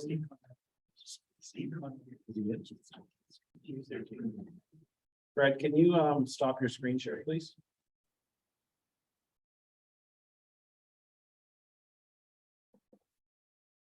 I'll stop the screen share here. Yeah. Okay. Welcome, Steve and Matt. Thank you. All right, we're having a bit of technical difficulties, but I know there's questions from council, so we're just gonna, in the interest of time, we're gonna skip to that. So the other resolution, receive the presentation, please. That report, ADM 2022-0553, Tactical Distance Road Management Plan be received for information. And that the presentation by Robert Sullivan of GM Blueprint be received for information. And further that council endorse the Township of Pleasant Road Management Plan, either as presented or as amended. And that the Township of Pleasant Road Management Plan be used as a key tool regarding maintaining and operating the township's road network, budgeting for the township's road network, and responding to concerns and requests regarding the township's road network. Thank you. Connie. We're gonna move with that, please. Councilor Spillis, second by Councilor Goida. All right, Councilor Ballmer. Thank you, Mr. Chair. Thank you so much for the report. It was great. I must admit. I geeked out on this. I love the technical details in here. But I'll try to keep it to matters of general interest. Certainly, there's lots to digest in terms of the budgetary impacts here. And I think we should need to thank Councilor Spoulis as well. He wanted to have in this ways to make our roads last longer. And I'm glad you talked about those too. Of particular note, though, is the potential increase of maintaining the road, the cost of maintaining the roads on an annual basis from about $1.1 million a year to the recommended $1.7 million a year over the next 10 years. But I take it that's based on the proposed or ideal cross section. And to understand that better, that ideal cross section is to help with the longevity of the road as well, because then you have less breakage in the edge. But as you said, there'd be some areas where that's not possible. So do you have any sense about, like, if I were to put do you think 50% of our roads would still require that, or 10%? How many do you think would still benefit from that ideal cross section? How many would not, it wouldn't fit on? Yeah, so with the costs that are developed, it is based on a specific cross section. And they are only benchmark costs. And they are to be used for budgeting purposes. And with regard to the ideal cross section, I can't comment on how that was developed, but certainly we have somebody that can. The one thing is there are costs that will be incurred when you put a capital project like a resurfacing in that will need to be addressed, that could deal with ditching, could be dealing with subgrade. So there could be some additional costs that could be incurred. But there could be cost savings as well. But from a budgeting perspective, these are probably the best numbers that we can use without looking at roads on a case-by-case basis. One of the things that we did include in the package was a project sheet. So when a project is scheduled 2 years in advance, there should be, this sheet should be filled out. Geotechnical investigation should be incorporated. We should be looking at any operational issues, any maintenance concerns, any other structural improvements, could be drainage improvements, could be curbs and gutter, there could be pipes that need to be repaired. Those should be incorporated into that project sheet. So in actual fact, when you start bringing all those things in, your costs could actually be higher than what the benchmark costs are.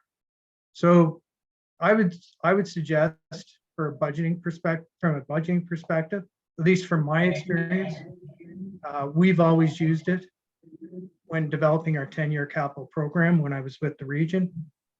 And then we refine those estimates as we get more information. Thank you. So that helps me see that 1.7 compared to the 1.1 million that we're doing now isn't a ceiling that we may come down from. It's more of a middle point where it could go up or down from. It's just It's the best estimate. guess. It's the best estimate at this point in time without doing Super. further investigations. I have a technical question about speeding, the speeding section of the report. It recommends using the Transportation Association of Canada guidelines to establish speed limits. And we've been doing that for quite a while here in the township, but it's been the practice for a while. That will follow the number that the tax spits out, provided it's anything but 70K. Is, for example, if a road is already at 80 kilometers an hour and the tax suggestion would be 70, in the past, decisions have been made to leave it at 80. But I see in the report in Appendix N that you're recommending, you've included 50, 60, 70, and 80 as an option. So does that mean it would be okay for us if a road came back at 70K? Your recommendation is if the tax says 70, we should make the change to 70? Andrew, maybe I can pass that question on to you. Sure, happy to answer. That would be correct through the chair. I think that'll help. I think that a lot of the public will see that as a positive change in our policy direction. Because a number of times 70 has come up when you pull the handle of that slot machine and they've been disappointed when the decision was not to do it. So thank you for that. Last piece.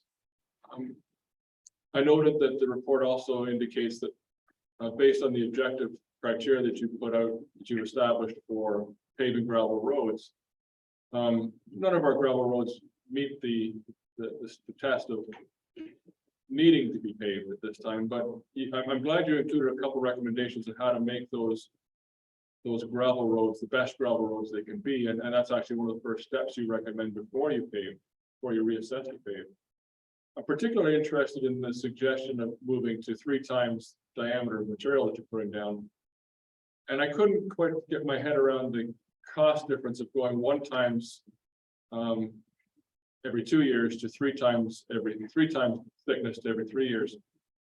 And maybe that's too complicated a question to ask now, but I guess in basic terms, by doing that, the net cost to maintain that gravel road will decrease, or at least at the very least, it won't increase, but the quality of the road will increase. Could you help me with that? Steve, would you like to tackle that question? Or Matt? Or I can maybe jump on. Yeah, so the 3 times kind of the nominal max aggregate thickness, again, is based largely on our discussions with other municipalities and other public works directors and what they've found to work best for them. And what some have found is by doing that, they have been able to increase the cycle for how often they add gravel, possibly by a year or two. So I guess that would answer the first part of your question from what I understand. The second part of the cost, again, without digging into it a little deeper, I couldn't tell you offhand which would cost more or less. Our best estimation at this point would be you would probably see an increase in cost, but an improved quality of road. Thank you, that's helpful. So the improved quality of the road doesn't come free. There's still a modest cost, but you get an equivalent or perhaps a superior improvement in the road as a result. Thank you so much. In the interest of time, I'll pass it on. Thank you, Mr. Chair.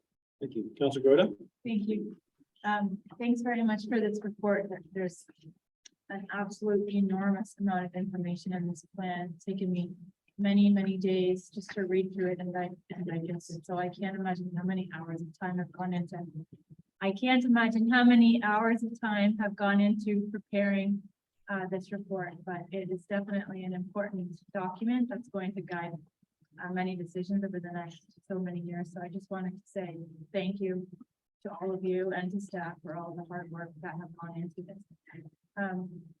In terms of the technical info, I have a couple of questions, and I definitely do not have the engineering expertise. So I apologize in advance if I'm trying to oversimplify anything, but my questions kind of relate more to how the technical stuff converts into dollars. And the first one is in terms of gravel road resurfacing. And I just did some quick math, and I took the provided number of the 51 kilometers of gravel road. And if we up the amount of gravel to the recommended thickness based on, it's at 15,000 to 20,000 per kilometer, that equals a total of about $765,000 total for the gravel. But then the frequency could be every 3 years. So it's essentially, if you divide the 765,000 by 3, we end up with an annual budget of about 255,000 just to put gravel. And our current budget is only $80,000. And so I know that the gravel roads are showing to have a poor PCI in the spring, but then they're greatly improved after the spring maintenance. So I'm trying in my head to rationalize the additional benefit, and this is what I think Councillor Balmer was speaking to as well, that we would gain from increasing the gravel road budget by another $175,000 a year, especially when we're not sure about the sub-base to begin with. Does that make sense, the way I'm thinking that financially? Matt, did you want to talk to that? Yep, there were a few points there. I'll try and remember to hit them all on my way.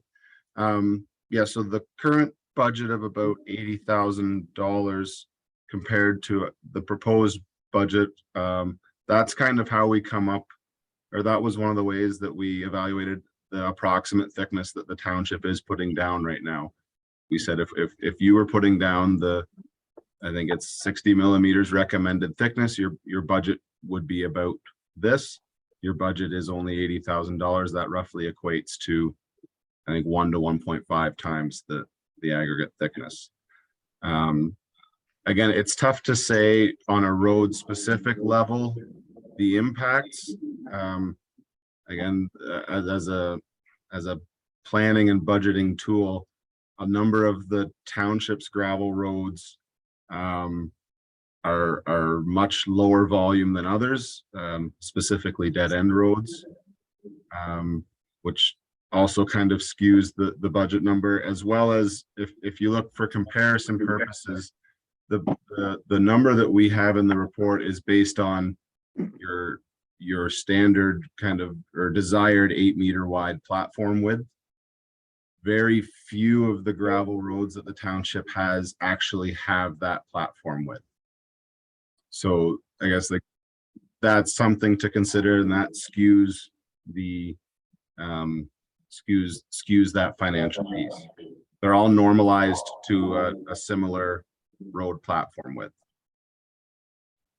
And Matt, I would add, and to Councillor Gordo's math there, I wasn't quick enough to write down all the numbers, but maybe between Matt and Mike, the annual budget of $80,000 for gravel, that's to do half the township's gravel roads in a year, right? So it would take 2 years to do the entire gravel network. That is correct, Steve. Okay. So I don't know, Councillor Gorda, how that fits into your math. I wasn't following along, but so essentially it's $160,000 every 2 years to do all the township's gravel roads. Or that's the current budget. Okay, and then I have, maybe my math is skewed on this one too. This is to deal with asphalt roads. In the report, it indicates that based on current practices, the township is realizing a service life of its asphalt roads averaging 19 years. And that its target service life would be approximately 15 to 22 years. So just based on that statement alone, it just appears from the report that the current asphalt program is doing pretty well. But there's also a suggestion to implement a crack ceiling that could potentially add 3 to 5 years to the service line for a recommended budget of about 10,000 per year. So that seems to be a valuable investment. But based on that, I'm just trying to rationalize again the cost of adding another lift when it appears that our average lifespan of paved road is already within the recommended target. Mr. Crowell, or who? Oh, sorry. Yes, so Matt, do you want me to just start with this, deal with the crack ceiling, and maybe I can turn the rest over to you? Yep, that works for me. Sure. Yeah, regarding the cracks, first of all, I gotta say, 19 years is really good. I worked for the region of Waterloo for 27 years. We used 17 years. Our roads had a much more significant structure than what we're talking about today. And so to have 19 years is above average for life. So that's a really good situation. And I'm sure you've got some really good gravel on some of your roads, and that helps. With the crack ceiling, the idea there, even though that you have roads that are lasting very, very good, if you can maintain that asphalt surface from getting moisture in it, you'll even get a greater service life, or you'll maximize your service life. So the idea with crack sealing early on, I'm talking first 3 to 5 years after you've done some rehabilitation, when the cracks are just starting to appear, if you can keep that moisture out of the road, you'll maximize your service life. I'm not talking about when you've got multiple cracks all through your roadway, painting the road with sealant. That's not what we're talking about. We're talking about that first 3 to 5 year period to make sure we keep the moisture out of the pavement. And on some roads, you'll get some additional life, 3 to 5 years. Regarding the second part of your question, maybe I can just turn that on over to Matt regarding the single lift, double lift. You okay with that, Matt? Yeah, and if I could just ask a clarification, would you be able to point to the recommendation you're referring to in the report? Is it the one tied to the traffic of 2,000 cars per day? Don't have the page. I didn't write down the page. But in the report, we're currently our current practice is to put a single lift of asphalt, and in the report, is it not recommending that we are putting 2 lifts of asphalt? So in the report, when we discuss kind of the current practice for asphalt roads, and we give kind of a budget number for surfacing costs only related to that, as a comparison to identify what the budgetary impacts would be, we provide for comparison purposes what it would cost to resurface township roads with the standard that is specified in the township's development manual. And that is provided to just highlight what that cost can range from and to. It was the intention of the wording of the recommendations that in the absence of geotechnical investigations, that the budgeting is more or less to continue with the planned approach, increasing it, I think, from 50 millimeters to 60 millimeters, as well for higher volume roads to assess whether a 2-lift road would be the best approach, which is just a practice that is supported in the MTO's inventory manual. Yeah, Matt, if I could just interject for a second, if I understand where you're getting at is, why would you double lift a road when you're getting great service life already? I think the idea is that we still need to do this from a what we're providing is information at a strategic level. When we get down to the project level, the recommendation, once we've done geotech investigations, the recommendation may be coming out that we just keep it as a single lift because we'll maintain that service life. If we're trying to achieve that service life and we can't, we may need to add another lift of asphalt. So I think, again, I just, we're setting up the strategic direction, be able to do it from a capital programming perspective, what we should be doing on roads. But again, we should be doing a little bit more project analysis and coming up with a firm recommendation at the end. And that may be a single lift at the end of the day, or it might be a double lift. Yes, and just to highlight that double lift road based on kind of a traffic volume, if we look at the traffic counts that were completed as part of this study, which do not provide the necessary information to say that they are AADT values, there would be 3 sections of road that were identified that would kind of are assumed to meet that traffic threshold where you would consider a double lift road. So the intention of the recommendation was, okay, for these 3 sections of road, let's have the budget and planning in place that we can double lift those roads once the time comes to resurface them. But as Rob said, as part of the planning and evaluation process, what may come of that is leaving it at a surface or a single lift is fine and will give us an adequate service life. That makes sense, yeah. I have one more question. Well, maybe one more question, one more comment, but the other question relates to just responding to resident requests for reduction in speed limit.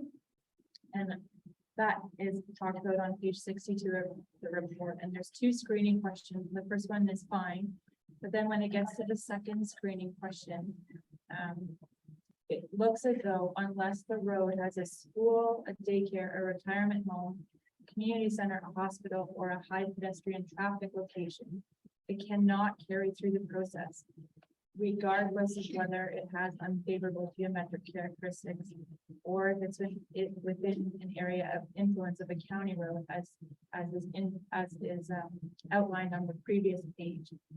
And so I guess my question is if we're using that as our screening to respond to requests, that virtually eliminates every township road from consideration because none of them would make it past that assessment stage. Is that the intent? Andrew, pass that on to you. Yeah, so forgive me, I'm just reviewing where we are on the report there. I believe it's table 25. Yep. And this relates to appendix N. So I believe the intent was that this would reserve the speed review if there happened to be a rural road that has an elementary school, a daycare, retirement center. It's also a matter of future proofing the policy in case one of those land uses were to be permitted on a rural road.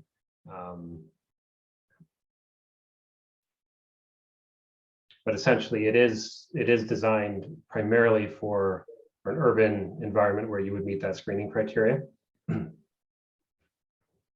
So if someone on a rural road were to request a speed limit reduction, this screening wouldn't apply. That's correct.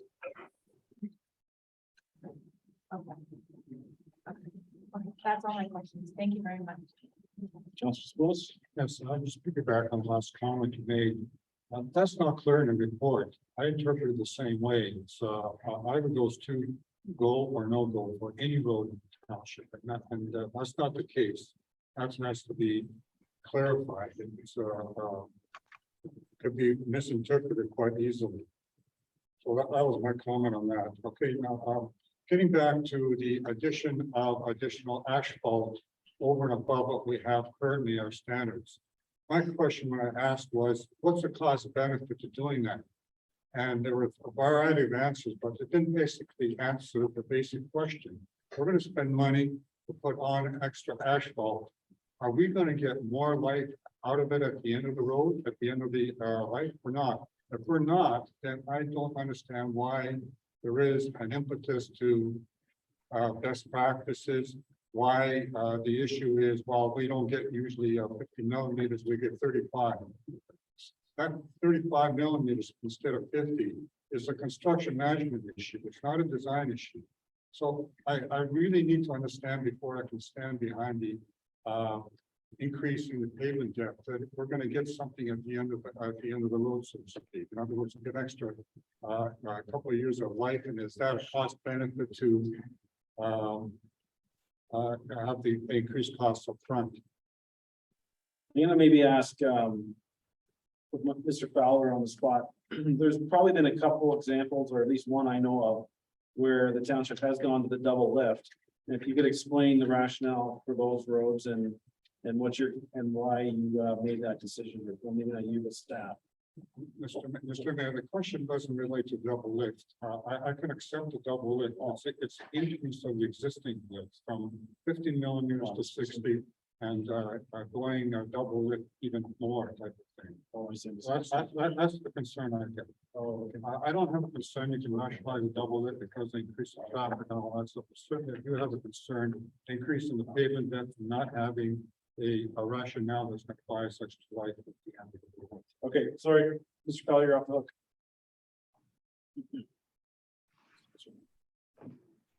hook. Matt, did you want to tackle that?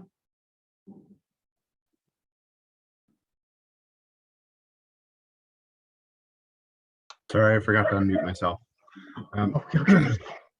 Yes, so the increase from 50 millimeters to 60 millimeters, I guess the comment that it's a construction related issue if we undershoot that value. I guess our experience has been that if you're shooting for the minimum, it doesn't allow for any leeway during construction, which is an imperfect process. We do our best to make it as perfect as we can, but it is in our opinion, an imperfect process. You know, we're not talking about paving an entire road section at 35 to 40 millimeters depth, but over the course of a 2-kilometer stretch, you might end up with 1 or 2 spots where for whatever reasons may be, legitimate or not, the road gets paved thinner. That section of road breaks up sooner than the rest of the road and has to come back and be repaved. I don't have any financial data that would evaluate that scenario versus accounting for 60 millimeters of asphalt on the road. Our experience within the township and other municipalities has been that if you shoot for 60 millimeters, you're more likely to get 50 millimeters everywhere, and that allows for the future possibility of performing some maintenance activities such as crack sealing on that road to try and get the life out of it. If you have a road that has spots that have 40 millimeters or less, we don't believe there's any maintenance activity that you could do to realize the life of that section of road. We'll let Mr. Fowler. Sure, Mr. Fowler. Thank you, Mr. Mayor. Just to add kind of to Matt's comments from an operational viewpoint, concession 2 between County Road 35 and Lake Road is a prime example of, it was paved less than 10 years ago, and it's currently to a state where it needs to be redone again. So as far as cost savings go, if we had initialized a double lift for this section of road, we may have not necessarily saved any money, but we would have extended the life of that road to at least stay in line with our asset management identification on when roads should be replaced. So concession 2, unfortunately, it's the #1 road that sees a heck of a lot of traffic, especially when the 401 is down. So we're not necessarily trying to save money, but it also keeps everything in line and everything in order when it comes to asset identification as far as what section of road needs to be replaced on what year. I'm not going to get into that any further. My question was strictly to the increase in the depth, and I still feel it's a construction management issue, making sure that the depth is correct. Okay, question related to traffic management, speed management. This is more a question of staff. We have numerous requests already in the pipe for do a speed assessment or road evaluation. Are we going to honor those, or are we going to ask the residents to go through the process with the new form? The suggestion would be that we would we want to use this evaluation process for it. So we could work with the individuals. We could fill it out if that's what council's direction would be, that we could input those requests into the system, because what we want to do is benefit from the system that's been created for us, right? So I think what we could do is take those identified sections, input them in ourselves, and then work through the process. And then any new requests come in, we would ask the applicant or the requesters at the time to do that. That would be my suggestion. Okay, traffic calming process. It relates primarily to the urban areas, and you indicated in your response that the township could consider rural traffic calming measures. I think that's important to consider. The report doesn't address that. I think it's important that that option is available for rural roads as well. So I'll ask that staff look into including that. They make reference to a toolbox of elements in there. Right now, for instance, Hume Road is not part of the A7 designation involved the plan. So it would be automatically screened out because it's not in that schedule A7, and accordingly, there's no traffic calming measures that could be implemented. So I'm going to suggest you look at that and include that. TAC criteria.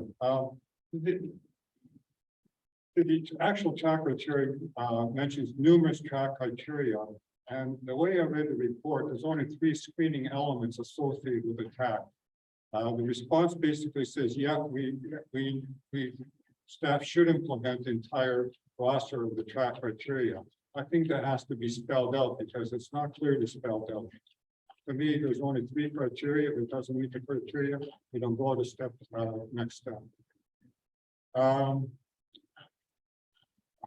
Requests for pedestrians slowing down roads for pedestrians. I understand that you don't want to do that because of solely the reason why you want to reduce the speed. I accept that, But at the same time, the reality is on these quieter rural roads, people do walk, they take their dogs for a walk. And if we're gonna look at speed reductions, I think that's if we're looking at speed reduction associated with rural affairs, I think some consideration should be done to that, given to that. We may not like the fact that people walk on the side roads, but we all do it. I know my particular side road, numerous people do it. They walk their dogs, they go jogging, whatever the case may be. It's a fact of life. And I think that should be not overlooked when we're looking at speed reductions. The 8.2.4, you have a section that says it's going to be applied to all roads. And I asked the question, do you really mean it's going to be applied to all roads? Because if you apply to all roads, I would include urban, so rural roads, and right away you're going to kick out any rural road that asks for speeding. As our Councilor Gordon mentioned, there's a second criteria is that have a school or something like that. And obviously, no majority of rural roads do not have any facilities such as a school or a playground area or of that nature. So I really have a concern with that sentence being there saying it's going to apply to all township roads. I can understand applying to urban roads, possibly suburban roads, but not the rural roads. Lastly, I was mulling this over in my head and I said, okay, why don't we just cut the chase and just go through one speed across the entire county, township rather. And I said, asked the question, what's the experience on a 60K road network? And you answered it quite well, saying, yes, there's been some downsides, there's been a lot of backlash either. So I'll rephrase the question slightly. Instead of a 60, moving into a 70, is that a little bit more palatable to the public at large in your experience? So through the chair, yeah, so whether it's 60 or 70, it sort of depends. I'm personally more familiar with 60, quite bringing that down. It's probably going to be similar. You will see a positive resident reception to a lower limit, but you may face issues of compliance if, although it's posted 70, it still feels like an 80. And so it's a similar, it's going to be a similar result whether it's 60 or 70 kilometers per hour. Thank you. So I guess the best approach, rifle approach as opposed to shotgun approach, which is saying, okay, I'm fine with that. That's all the questions I've got. Thank you. Councilor Bailey? Thank you. My one question just is in relation to the traffic calming section and I guess I'm just looking for a little bit of clarification in regards to the estimate cut through traffic component of it. The formula that's shown for method 1, is that just through Hamlet and developed area, or is it the same sort of formula you would use on the rural roads? Yeah, so, yeah, but it's similar formula. The intent of the traffic calming policy is primarily centered on urban centers and hamlet areas. It's very neighborhood driven. So you will see a higher frequency of residences in an urban area than you would in the more rural. Therefore, that's the intent of it, is for those more urban centers of the township. Right, so I guess that's where I was going, was you're going to see a favorable outcome showing you should do traffic calming in, a denser area than you would in a more rural area, when, like Councillor Segulis was just saying, there are people that do walk and it could be needed in those areas.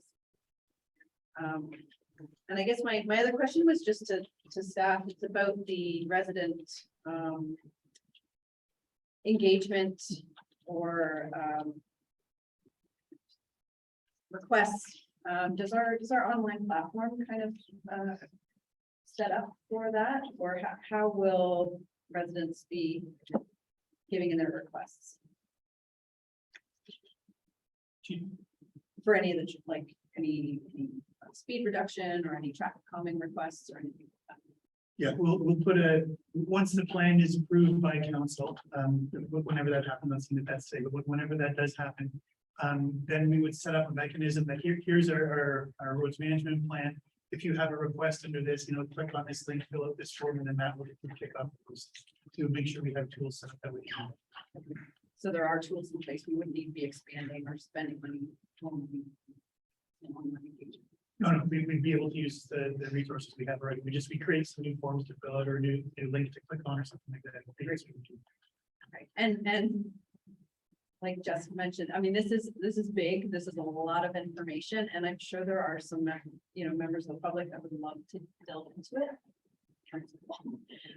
How is this going to be presented to residents, or where would they be able to access it? My suggestion, obviously we're open to comments and instruction from council, is that, as you said, this is a very complex technical report. We've received some really good feedback from you on this draft. What I would suggest to us as staff and our team with our engineer is that we take the comments that we've received here today and incorporate and come up with detailed responses and ways to address those specific concerns. We could bring back another draft to you to make sure that you're okay with that, so that it addresses these. And then what I would suggest at that time is then we put that draft to the community. We can use our Engage Puss Lynch mechanism that we have now. Here's the document, take a look at it and set a specified time. Then we, like other documents that you have, we would bring back here's the comments that we received through the public engagement, and then you can decide what you want to do for it. This is going to be a very key document for a long period of time for the municipality. So I completely agree. It's very technical. Let's, make sure we do the best we can to get this as perfect as we can. So I think if we have that opportunity to address some of these concerns and maybe expand the descriptions or explanations or what the intent was behind some of these things, we'll make sure we go through all the comments we received here tonight, or to this afternoon, sorry, and get that incorporated, and we'll go from there. Maybe it is today, soon today. And then we'll bring that back in a draft, and then we'll take that to the public. If that's suitable to council. You seeing head nods? This year. Yeah, when we take it back to the public, I like to suggest that the technical parts and the maintenance parts, I don't think the public are concerned about that as much as traffic calming measures and speeds. So my suggestion would be is just isolate those two elements that I think are most important to the people. 90% of people aren't going to get into the technical jargon. The maintenance issue is your purview. I don't see how a resident would want to contribute on that in order to save time. I'll suggest to concentrate on those two elements and perhaps have a chart perhaps that shows you yes, no, rather than getting to the details of each element. That will simplify things into maybe 5 or 6 slides. We'll come up with a strategy for the, how it's presented to the public, because I agree, some of this might not be of value to the public. Give a little detail for sure. Just to add, it means it be worth part of gravel conversion. Yes, so that's absolutely. That's Because that's also. yes, you're absolutely my point. Mr. Bailey? Or even having the maintenance available as an educational component. People that live on gravel roads might not understand how or why or when the maintenance is happening, right? And it's more education, the more either less complaints we'll get, or, just understanding and how the process works and where the money's going to. Right. We'll come up with a strategy to best present it. Councilor Bowman? Thank you, Mr. Chair. And building on Councilor Poulis's point earlier about roads that have already made a request in the past about speed limit reductions. Perhaps if we listed those and identify that they would be back on for the automatic reassessment once this is passed. Perhaps thinking concession 4 as well as Hume Road, so the public sees that we haven't lost track of their concerns through the process. If that makes sense. Makes sense, Mr. Chair? Mr. Chair. No, thanks. I hear you're gonna build a process, but I want to ensure that there's access to those technical documents. It's Yeah. relatively easy. And it could be a link, and then it could also just state that, they can just request it from staff, because there's quite a cross-section of individuals that live in our communities. There could be other people other than John that find it interesting, so. Yeah, I wouldn't want to create a situation where it looks like we're only disclosing part of the report. or Yeah. something. Like, the whole report's here, but we're asking you to focus on these sections, something. like that. So you're comfortable capturing all the comments so far? Councilor Bailey, were you finished? I'm good. Yeah, thanks. A lot of good input, excellent job. So what's your resolution? So what I've captured, and we have Councilor Coolidge, original mover, and Councilor Ford seconding. That report ADM 2022-055 regarding the Township of Central Road Management Plan be received. And that the presentation by Robert Gallivan of GMP Plan be received for information, and the council requests that a second draft of the Township of Central Road Management Plan be prepared incorporating council's comments and recommendations. And that council directs staff to seek public input on the second draft utilizing Engage Lynch and other engagement tools available. No, we weren't asking for public engagement on the second draft. Once we finish the second draft, then we're gonna go to the public. Wasn't that the intent? Yes. Yeah, I think that's what she means. That's not what it said. And presented to council. Well, it's just a normal process that we build the policy, then go to the public. Yeah. So I don't believe we need that. Okay. in there. Sure. Well, I think you want to say this can go to the public in the resolution. Yeah, but not, I don't, At an opportune time, perhaps. Okay. The way it was worded when I just read it, that was okay. I took out the presented to council because I think that's soon. my concern was that we were gonna be waiting for public input before we see the second draft, which will delay the process. That's not the Yeah, okay. We'll get you guys to agree with the second draft. That second draft goes to. Okay, perfect. Okay, and you'll move in a second. I have them as long as those numbers are still fine with the amendments to the resolution. Any last comments? All in favor? Carried. Right, then, which one would you like to do next? If we would like to go back to the regular order. The beginning, consent to the beginning. Thank you for joining us today. Excellent report. Thank you. Thank you.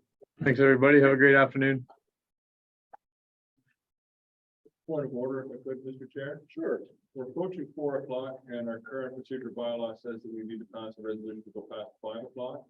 And we do have several reports and the procedural bylaw goes through and just at the risk that we might run past 5, perhaps we can just, I would like to move a motion allowing us to go past 5 before we get into something and forget it and miss it.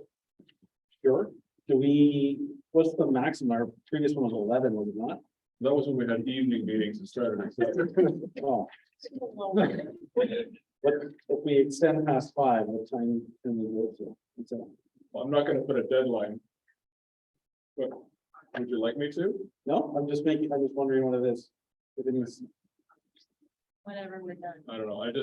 I don't want to get this, we went past and also we're toast. let's move by, if there isn't a specified finish time in the current, And there's no finish time, we just. Yeah, keep on It's going. just a motion. Just to go past 5 Go o'clock. past 5 o'clock. who wants the second going to midnight? I just wonder if there's any other councils that are other issues. Or staying late. so- Yeah, or if somebody has a issue staying late, right, Beyonce 6 or 7. No, I need arrangements. so.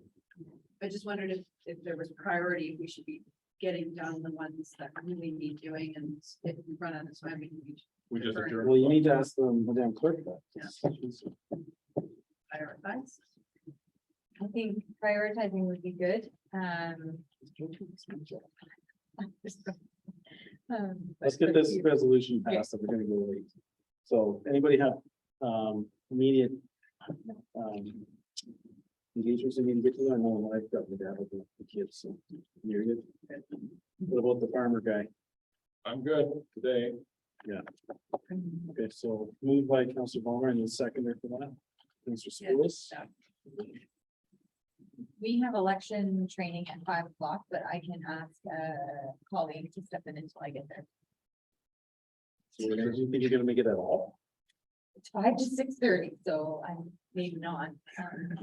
So should we just play and adjourn? I mean, Let's just go. Let's go. We're spending too much time talking. We'll figure it out. Ask your colleague to remind you. And we'll try to go as fast as we can. So we're approved to go past 5? Yes. All in favor? All fit. Everybody's the chair. Hey, Jesse, you want to chair the meeting? The only one that hasn't.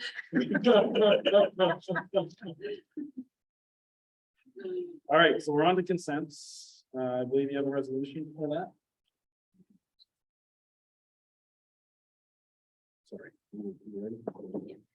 The consent agenda items listed for the October 19th, 2022 council meeting, you receive for information.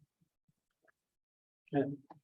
Other than well, I'll go around the table first. Jessica's out for 6.2.19 and 6.2.20. Is that correct, Jess? Yeah. Okay.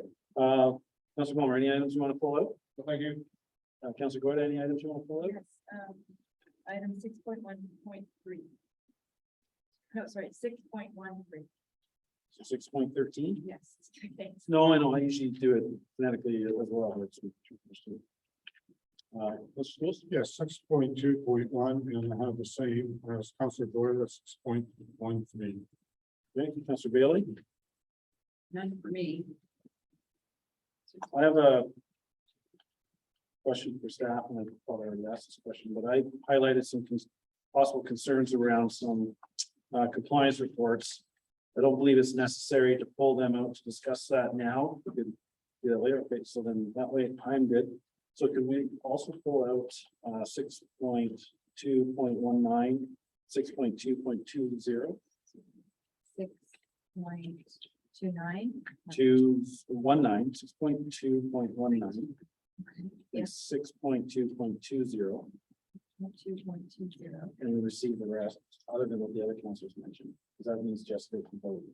She declared it, she didn't bring on those. But she can receive them all, right? So That's I Arco can't, Ridge, I not Arco can't Ridge. receive those two. No, Can't receive the two. right, so we're gonna just pull them out, so she can participate, along with 6.13 and 6.2.1. Yep. Okay, so we're receiving all the other consents, other than 6.13, 6.2.1, sorry about doing the order wrong, 6.2.19 and 6.2.20. Then move for that. I got a mover for those, please, the remainder. Councilor Spoulis, second by Councilor Goida, all in favor? That's carried. Okay, so, John, you had 6.2.1, so you might. Yes, it's a compliance assessment report for Cox Construction License 5710. In the comments, they mentioned an asphalt plant. I don't recall ever I've seen a reference to an asphalt plant on that site, so the question I'd like to ask to pose to the ministry is it an approved plant? Approved plant? The second item is storage of asphalt. They say asphalt and concrete to be collected and stored in designated area. Asphalt not to be stored within 2 meters of water table. I don't know what that means, but if they're storing it in the bottom excavator, I do have a concern. Yeah. So that's another question I'd like to have clarified. There was a complaint earlier in September by a resident who said there was a unusual number of trucks going, not going along designated route to the site. And I asked our CEO to look into it, and the council bylaw officer Perry went out, and the answer was that the material, the material being delivered was in compliance with whatever the case may be. So my question is, the assessment report doesn't talk about anything, any excavated material other than asphalt and concrete being delivered. I'd like to have a clarification of this excavated material being delivered and why was the compliance report not identified. After that.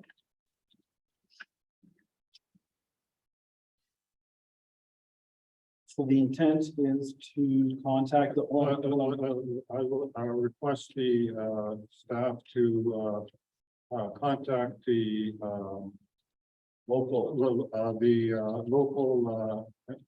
representative, for clarification on those points and copy the bid operator. As Minister Smith mentioned to me in the delegation, is that he'd like us to do some local that first, right, before we send it. Sure, yeah, that's fine. A local, provincial rep and then copy the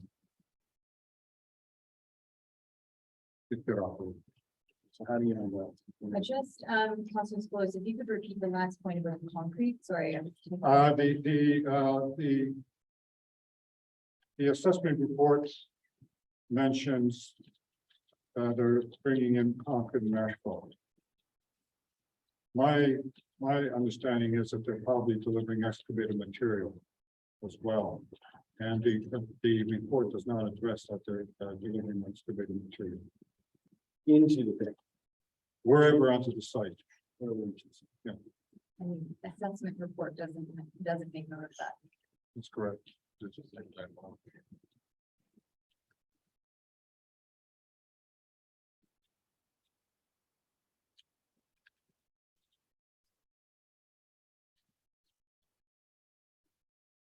So that's what I moved.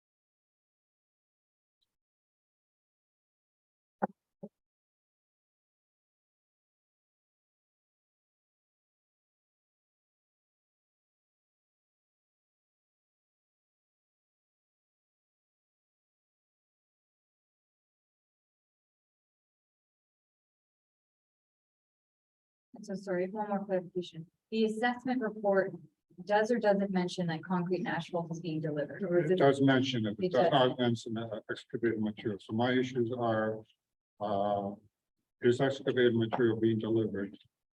And if so, why wasn't it done? So can I interject? Yes, Can you say excavated material received? Because your concern is if it's coming into the licensed. yes, area. received. So when you say deliver, I automatically think. I was they're going getting- outgoing, I'm sorry. Right, so if we say received, Or delivered to the site or whatever. so Incoming. something on just, 'cause, Yeah, yeah, I received. automatically think it's going out. instead of Okay, going very in. much received. Noted.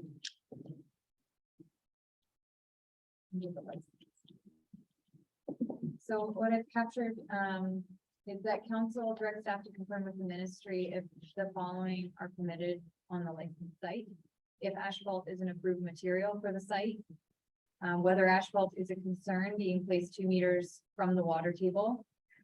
And is excavated material permitted to be received at the site under the license, and that staff contact the local ministry official and copy the ministry on the correspondence. Okay, first of all, it's the asphalt plant in the first bullet.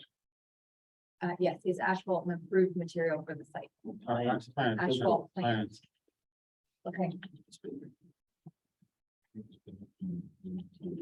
Okay, and then the last bullet deals with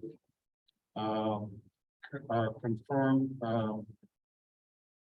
validate that if excavated material is being brought into the site, why was not the assessment form identifying as?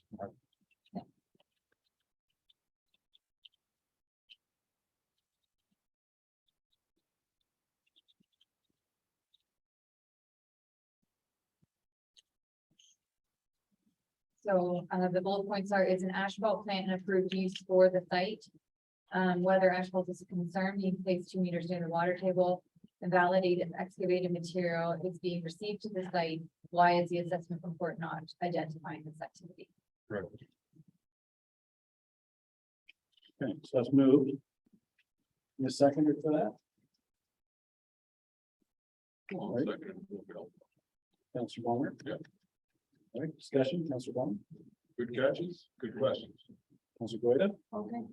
Councilor Bailey? Okay, all in favor? Carried.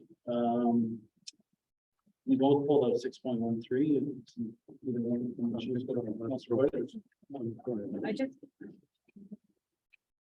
I just wanted to pull that one out because it deals with of speeding, which is obviously a concern that we share here in Eastland. And so I felt it was important to support the idea of signs, but I know through the questions that were submitted in advance. I believe that Councilor Nichols have already prepared a motion, so I'm happy to allow them to do that. Councilor Schools? Yes, I think speeding is a concern, and if it starts hitting the pocketbook of these speeding individuals, it might start deterring some. So you want more, is it a motion? Or, Councilor Palmer. Let's have a motion on all of it. Good.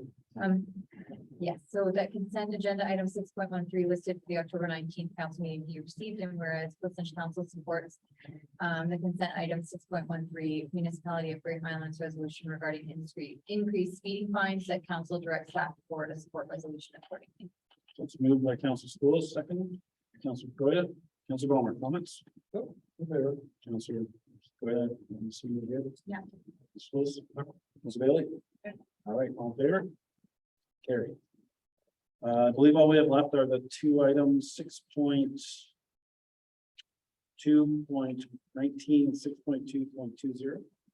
So resolution receiving for information. And move that, please. Your Schools, second by Councilor Bailey, all in favor? Councilor Goida? Carried. Just for. Get to. move forward that. I've reported that she has a pecuniary interest. So yes.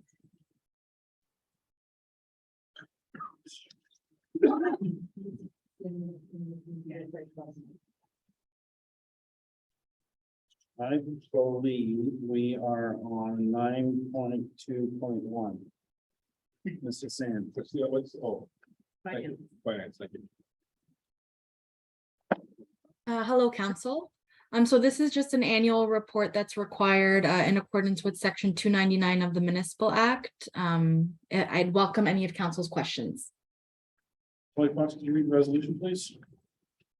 The report FIN 2022-030 regarding the municipal performance measures program report for 2021 be received. We have move that, please. Councilor Palmer, second by Councilor Bailey. Any comments? All in favor? Carried. Mrs. Sand, 9.2.2. So this is just the final report related to user fees and charges. We went through a public information meeting process on September 28th. And we also underwent a community engagement survey through our platform Engage Portland. So we're just seeking approval from council to enact the bylaw. I'd welcome any comments. Thank you. The report FIN 2022-031 entitled 2023 user fees and charges bylaw be received, and that council give three readings to bylaw number 2022-044 being a bylaw to adopt the user fees and charges bylaw. Thank you. So you move that. Councilor Goida, second by Councilor Schools. Any comments? All in favor? Thank you, Mrs. Sand. Thank you.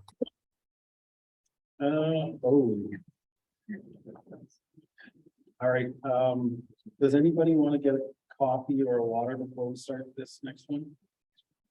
We will take a literally 5-minute break, just this discussion on this next one is lengthy. But a little grace. This way once.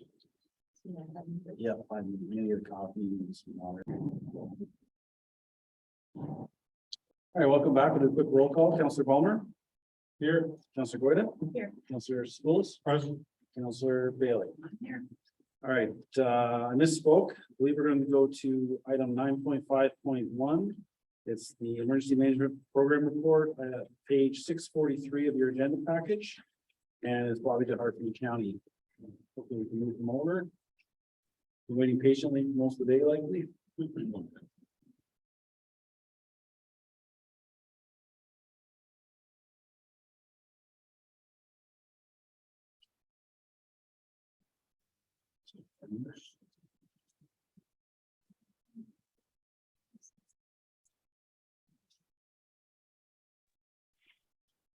Hello, Bobby. Can you hear me? Yes. Sorry Hi, for Mayor. doing those plans ahead of you. We sent a little cross wires. Oh, that's okay. I don't mind. So yeah, I'm here today to provide the township with their annual emergency management program committee report. So the purpose of the report outlines the municipal requirements set out under the Emergency Management and Civil Protection Act and Ontario Regulation 3804, and how the municipality has fulfilled these requirements. So it's essentially it's just a high level overview of the report itself, and then I'm happy to take any questions at the end. The program committee, they did meet on February 28th, 2022, and reviewed the hazard identification risk assessment, the emergency response plan. We covered some training needs and then looked at the proposed exercise for the year. Looking specifically at the emergency response plan, we don't anticipate any changes to be brought to council for this year. We will likely have an after action review, a final one out of COVID-19. We're just kind of seeing how the fall plays out. Once that after action review is done, we'll likely come to council with some anticipated changes to the ERP, but that probably won't be until next year. Training, members of the township's municipal emergency control group have satisfied the training requirements for this year. Most of that is covered during the annual exercise, but we do offer additional training opportunities throughout the year, such as Red Cross training, self-paced PowerPoint presentations, scribe training, etc. Looking at the exercise, as some of you in the room know, we participated in a joint exercise with the County of Wellington, the Town of Erin, and the Township of Welfare Moss on June 27th. It was a sheltering-based exercise. Some of the key highlights that came out of that, it was found to be beneficial that providing key messages from all the involved municipalities to residents in advance of a storm in a coordinated manner was viewed as an important precautionary measure. And I think this is something to highlight out of COVID-19 as well. The member municipalities all work very well together in communicating information to residents. And I think it's something that we look forward to doing in the future as well. And then it was also recommended during the exercise that in partnership with the Canadian Red Cross, that site surveys of existing and potential emergency reception shelter sites occur. We've begun that process now, and we've prioritized some sites, and the Red Cross is starting to look to schedule those site visits so we can receive updated information. We continue with our public education activities. Of note, we participated in Emergency Preparedness Week this year from May 2nd to the 6th. And fortunately, we were able to get some contests out there and to deliver some presentations to local school boards. So it was good to actually engage with the residents of the county. And then just the other week, we did a virtual presentation to many of the public schools across the County of Wellington, where they had the opportunity to ask us questions on emergency preparedness. And then finally, looking at critical infrastructure, during this summer, we undertook an update of our critical infrastructure across the county, and we confirmed the various types, locations, and we updated photos. And we expect all that information to be added into our common operating picture by the end of this year. So in conclusion, the Township of Puslin has fulfilled the mandatory municipal requirements set out under the Emergency Management and Protection Act and Regulation 3804 for 2022. And I'm happy to answer any questions. Okay, thank you, Bobby. Resolution. Yes, that report ADM 2022-062 regarding the status of the township's emergency management program for 2022 be received. And the council of the Township of Puslin accepts the annual status report of the township's emergency management program for 2022. Thank you. Can I move with that? Councilor Schools, seconder. Councilor Bailey. Yeah. Any comments? Councilor Bailey? Yeah, I just had one comment. I presume your online question and answer with the students in the school was through Safe Communities Day? Was that It was. the connection? Yeah, Yes. so I'm just glad to hear that you were able to be part of that. That's great. Thank you. Any further questions? All right, all in favor? Carried. Okay, thank you, Bobby. Thanks, Mayor. Thanks, Council.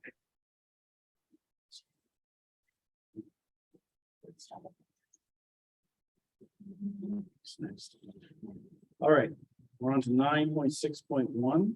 We have Ms. Banks report. Is it road closure? Yes.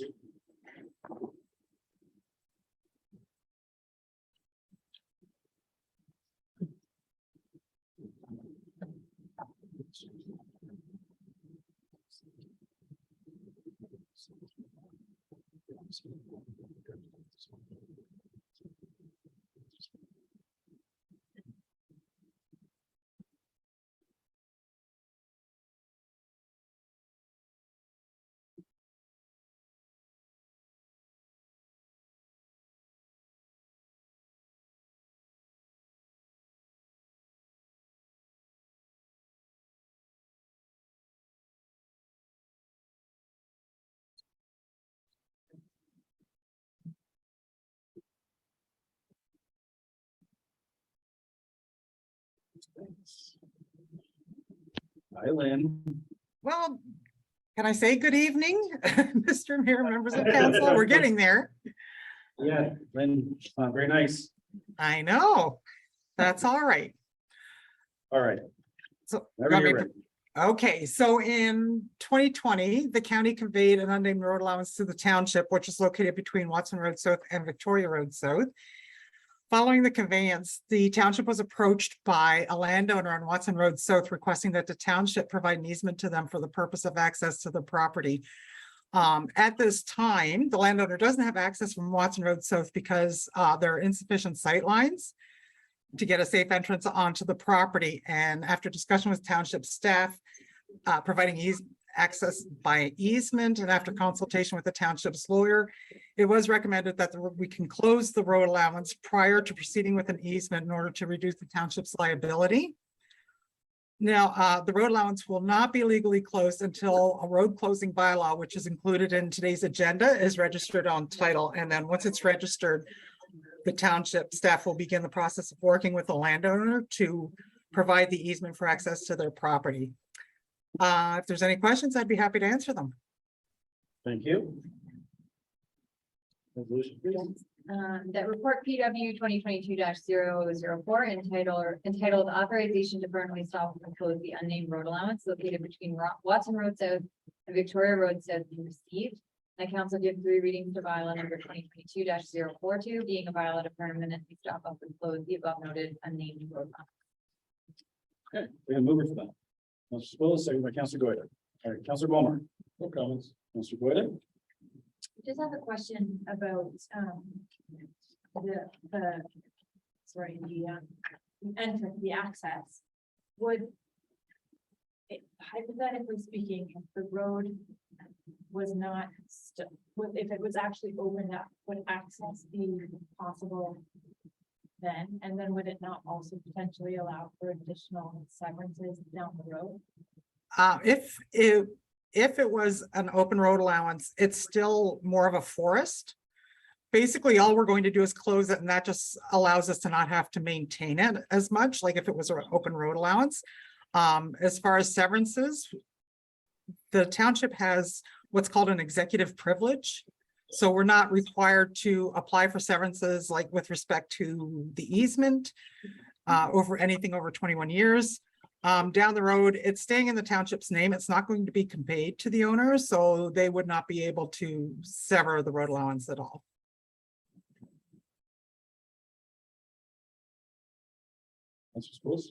Yes, I have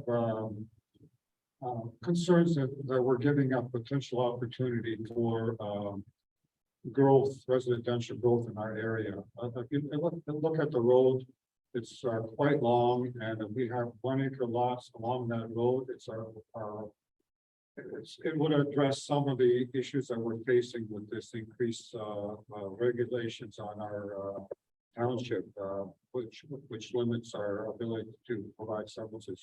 I understand it will be a lengthy process to go through and work out the details of getting the road through, getting somebody to pay for it, perhaps the adjacent owners as part of their agreement to severance would contribute to it.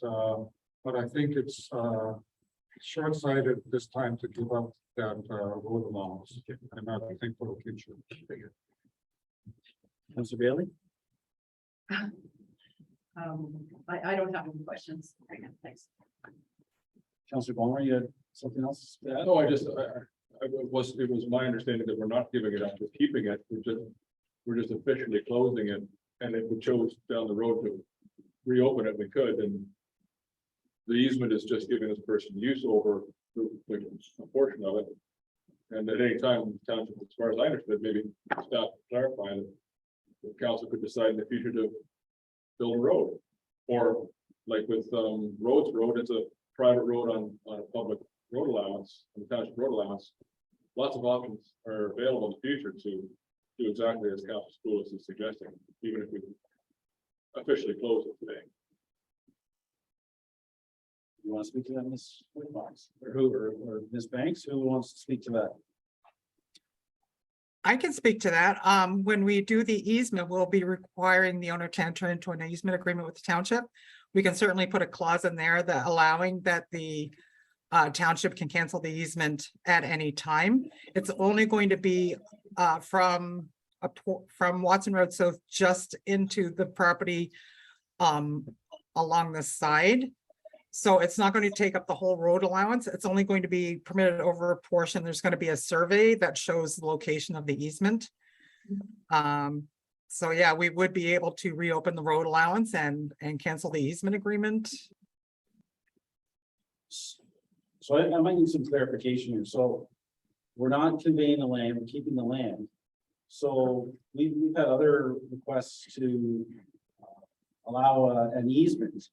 Why are we going through this process to close it when do we not just give them permission to go across our land?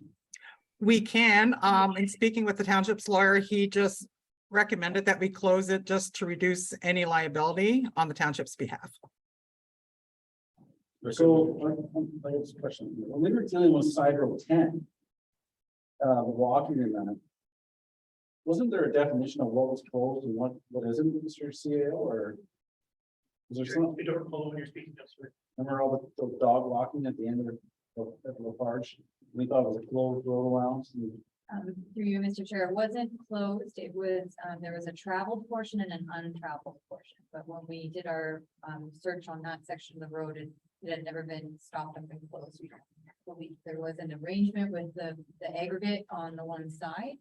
But to Ms. Banks' point, we are going to have a private landowner with an easement over this section of the road where they're going to be maintaining it. They are going to be traveling over it. And in order to reduce the township's liability with respect to that, it's been suggested by our solicitor to close it. Again, we can add an option in the easement to reverse that at any time. Now, there's some walking trails on that public land. If we do this, is that going to prohibit? Is that going to prohibit the public from using that municipal property?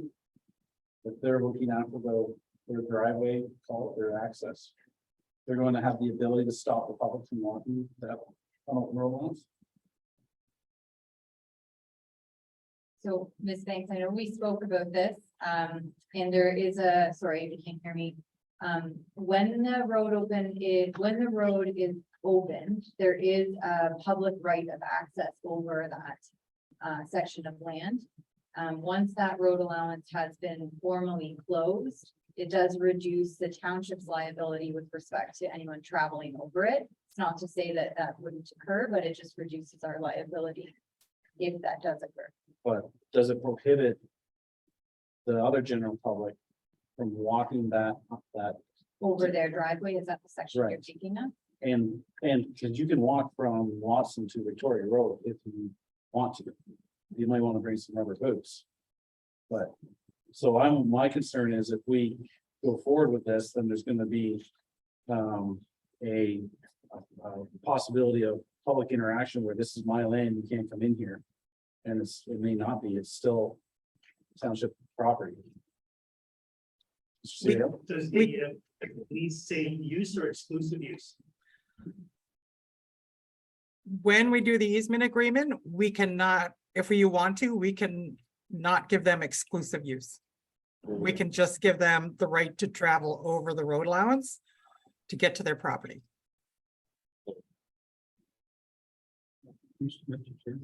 Yeah, my concern was the sentence in there that the township has received several requests from residents requesting the township convey a portion of rural allowance of western land.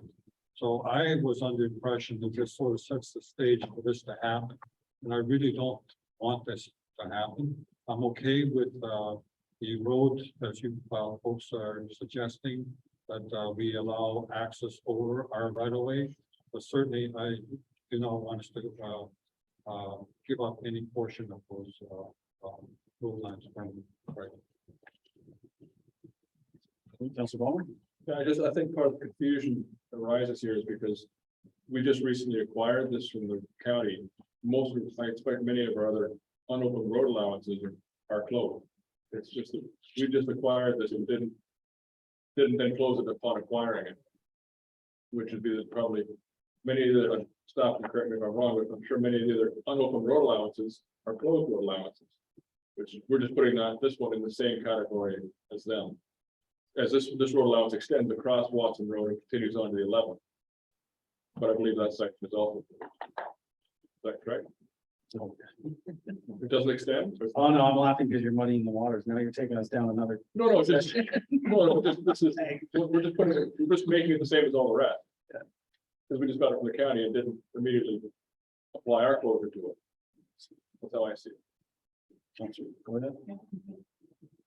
Yeah, as long as we're not conveying the land and we're not restricting access to the other general public. Then I'm more comfortable with it, but I originally thought it was going to be closed and deemed surplus. And away you go. So do we need to amend? Through Mr. Chair, the way it reads now, it's just that it's stopped up and closed. And that the bylaws to that effect is passed today. And do we need to put the wording in there that it's not exclusive use so that when somebody references back or a new landowner buys that house, they say, oh, I have exclusive use, is captured in the resolution that it's not? So Mr. CEO, that would be captured in a separate agreement. So we can include it in the resolution or if we don't do that. See, the lease or whatever the type is for access across, it's not exclusive. Okay. Okay, I'm gonna with it. Everybody else gets to. We do. All right, any further comments before we vote? All in favor? I think it's carried. Where was that one? 961. Okay.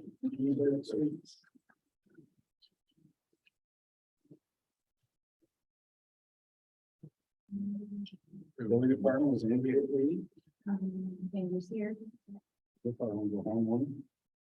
All right, we're gonna do 9.4.1. Sorry for bouncing around. We're just trying, because we're running late, I'm trying to. Which one is this? 941 is what? The building department, Okay, thank third you. quarter update, page 626.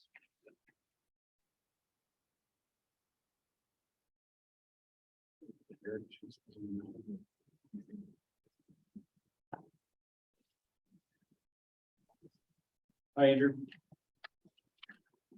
How's it going? What's going on? Let's go ahead, yes. Before you have just a report on the third quarter stats on our building department. If you have any questions, I'm happy to answer your questions. Sir, Ms. Whitebox, resolution, please. That report, BLDG 2022-005 entitled Building Department Third Quarter Update, July to September 2022. You received your information. And a mover for that, please. Councilor Goyette, Councilor Spools. Any questions or comments for Andrew? All in favor? Carried. Thank you. All right, thank you. Good job. 8 hours of waiting for 8 seconds. Oh, all right, what did I say? The heritage, that you said that was Jeff.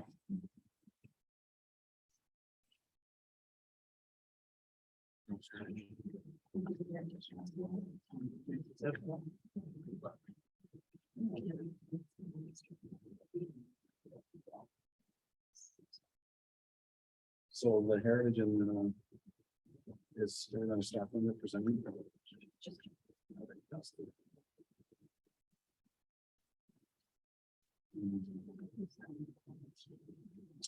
9.3.7, that's right, page 615. Mr. Bottom. Hello, council. Through you, Mr. Chair. On September 28th, council may recall that a report came to you advising that 82 Queen Street is a non-listed property. That the township received a written request for demolition. At that meeting, council requested staff go to the Heritage Committee for a recommendation on whether to designate the property or to permit the demolition. The committee advised that the property is of significant heritage value and that it is deserving of a heritage designation. This report is bringing forward that recommendation. I will note that the property owner has submitted to the township a withdrawal of their intent to demolish. This was contemplated by the committee and they are still recommending that council proceed with designation of the property. I'm happy to answer any questions if there are any. Thank you, Mr. Bond. Resolution, please. That report ADM 2022-061 entitled 82 Queen Street Heritage Designation be received, and the council of the township of Whistler state an intention to designate the property known as 82 Queen Street pursuant to section 29.4 of the Ontario Heritage Act. And that staff be authorized to proceed with the notice requirements outlined in section 29 of the Ontario Heritage Act, and that if no objections are received within the prescribed time period, staff prepare and provide the designation bylaw to council for enactment. Thank you. Very mover for that, please. Councillor Ballmer, seconded by Councillor Bailey. Comments, Councillor Ballmer. Thank you, Mr. Bunn, and thank you for noting that the Heritage Committee did discuss, what happens if the demolition permit is withdrawn. That was a significant discussion at the committee. 2 questions, I guess. Do we have sufficient information? I like what's here. I like the information you provided. Do we need to do a heritage assessment as part of this process, or would that be part of refining? If a heritage assessment was necessary, when would that be done? Maybe you can help me understand that. So for you, Mr. Mayor, an HIA or a heritage impact assessment would be done at time of if the property owner wanted to change the structure or make any renovations to it. The township can ask for that information. It is possible to see sometimes an HIA done prior at the time of designation, but it is not a requirement under the Act. Excellent. And it was made quite clear during, and I think you put it in the report as well, that the designation would not preclude someone from renovating. As the clerk was very helpful in pointing that out. One last question regarding coming back with a proposed bylaw to designate. Many, if not most municipalities maintain some kind of heritage fund similar to like our community improvement fund for businesses. They maintain a heritage fund for help owners of heritage structures pay for some additional costs when they have to hire specialty skilled craftsmen to do the pieces that are designated. Will the report maybe speak to that as well as part of doing the designation, or is that be a separate discussion about establishing a heritage fund to help with the ongoing maintenance of a designated structure? Through you, Mr. Mayor, I would suggest that be a separate report, to be honest. The report that comes forward will list any objections that the township received, and it's much more focused on this specific property. That report also gets forwarded on to the Ontario Heritage Trust, which is why I would suggest they be separated. Excellent, yes, because as you recall, there was some discussion of that at the Heritage Committee about appropriate heritage funds to, not to pay the whole cost of anything, but if someone had to fix a particularly special window, that a portion of that, if the window was significant to the building, a portion of the cost would be supported through that heritage fund. So thank you very much. Thank you. Thank you, Mr. Chair. Councilor Goida? Yes, I have one quick question. I apologize, this is the first designation that I have gone through, but in the report, it describes the heritage attributes that were identified. And it lists all of the exterior brick walls as well as all of the original windows and doors to be designated attributes. And so I'm just like, if someone wanted to do a renovation or addition, it would be very difficult for them to do that without affecting any of the outside walls. So I'm just like, does it mean that they can't do those things, or does it just mean that they, in order for them to do those things, they first have to consult with, is it the Heritage Committee that would do that work? I'm not sure. I just was hoping for some clarification on that. Absolutely. So through you, Mr. Mayor, it's a great question. And if there is any proposed renovations to the building, those proposals are brought to council and then sent to the Heritage Committee, who will work with the applicant. And just speaking with what Councillor Balmer had brought up, we would likely ask for an HIA or the Heritage Impact Assessment to say, you know, here's the plans that the property owner wants to do to the building. Here's really where the impact will be. And if it's significant, that document would outline that. But any of the renovations that touch any of the heritage attributes would have to go to council. So you did hit that correct. There would be an approval process. Okay. So it doesn't mean they can't do a renovation or addition. It just means they have to get special approval. Yes, that's absolutely correct. And that's a very important point to make. Nothing precludes a property owner who has a designated home on the property to make those renovations. It's just there is a bit of a process to go through to make them, at which point council can approve or deny. Thank you for clarifying. Thank you. Councilor Swills? I'm good, thank you. Councilor Bailey? Yeah, this is more of a question related, but the report talks about there being 3 other structures as, you know, part of this grouping. So I don't know what my question is, but I know we're not going to designate all 4 at once, but does this kind of start the process, or will we be seeing some follow-up report about the other 3 buildings? Yes, so through you, Mr. Mayor, council could direct the Heritage Committee to look at those buildings for potential designation into the future. We were lucky with this property that it does have significant cultural value to the township, being related to the founders and the first families of Morriston. So there was significant resources already put into this property pre even considering it for designation. So that was very fortunate. That research would have to be done on the other properties. Likely there is research already done, but I can't speak to the extent. So it would have to be referred back to the committee. Then a follow-up question is, what sort of budget or funding does the Heritage Committee have? And I would presume some of this would be costly to do. So the committee gets a budget, sorry, through you, Mr. Mayor, the committee does receive a budget that I would look to maybe the Director of Finance to speak to, but this work is often done in the committee's own time. They go out and do assessments of properties, they document it, they do the research. So it is, aside from the stipend that the committee does receive, their payment, it's very much a volunteer-based role, and they're doing that work.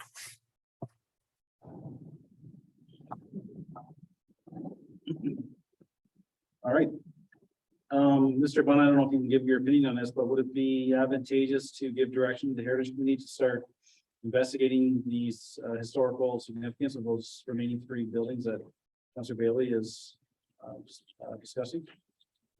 Through Mr. Mayor, it probably would be advantageous. The committee did discuss it. The question was brought up, do they designate all or suggest a designation of all 4 buildings? But like we mentioned, there's quite a bit of work that needs to be taken. So I think it is already on the committee's radar, but if council would like to see that certainly put on their work plan, then a resolution requesting that of the committee would be very helpful.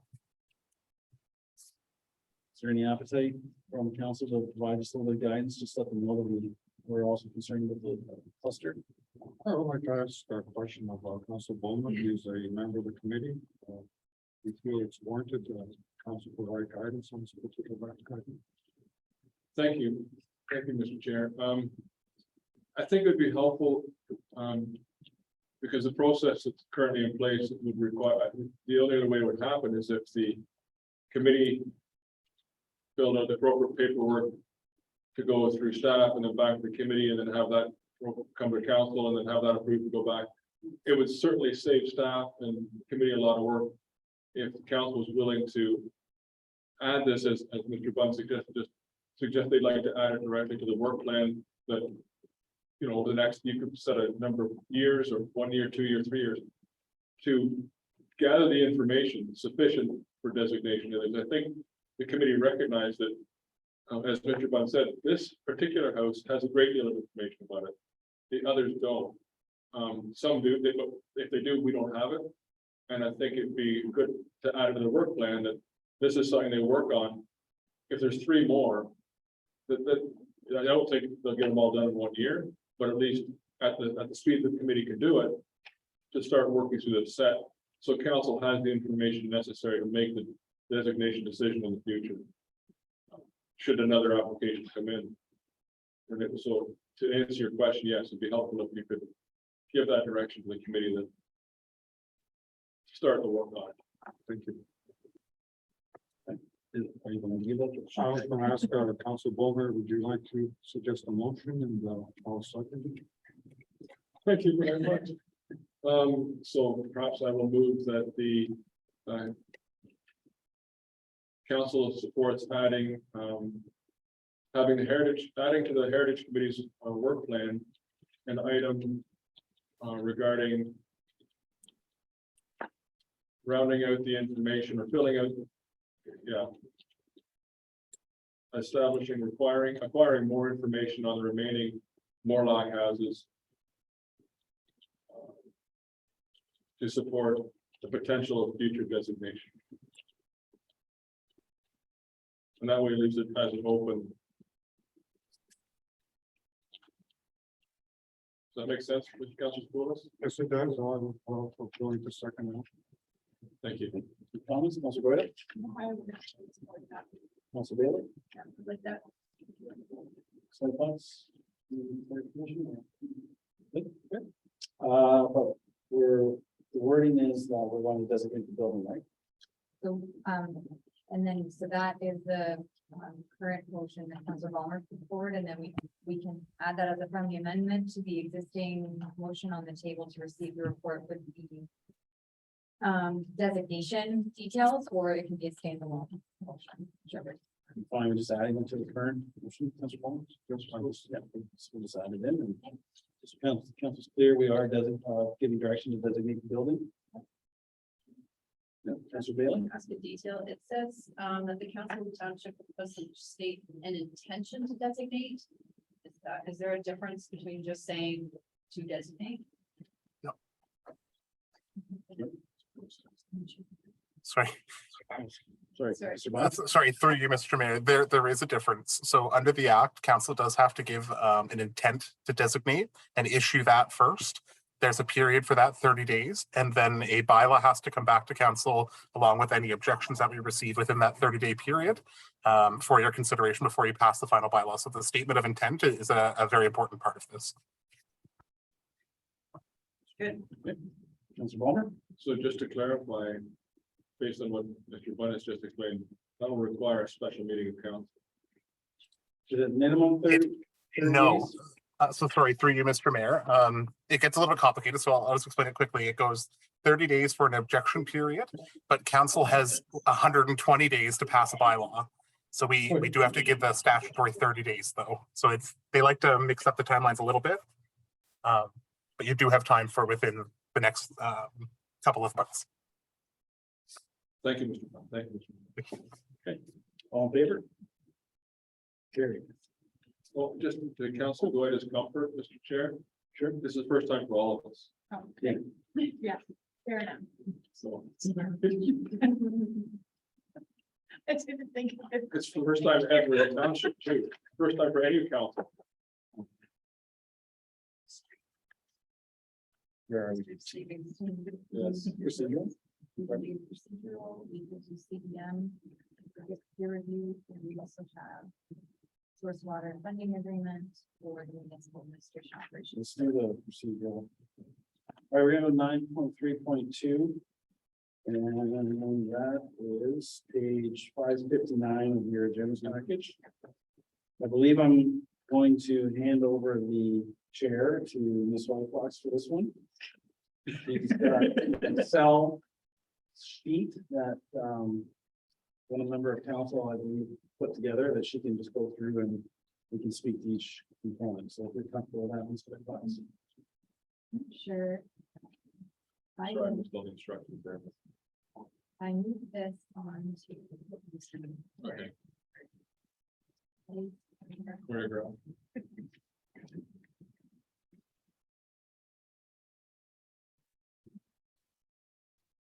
Don't think it's being caught by recording, but for those in the room, we can see it.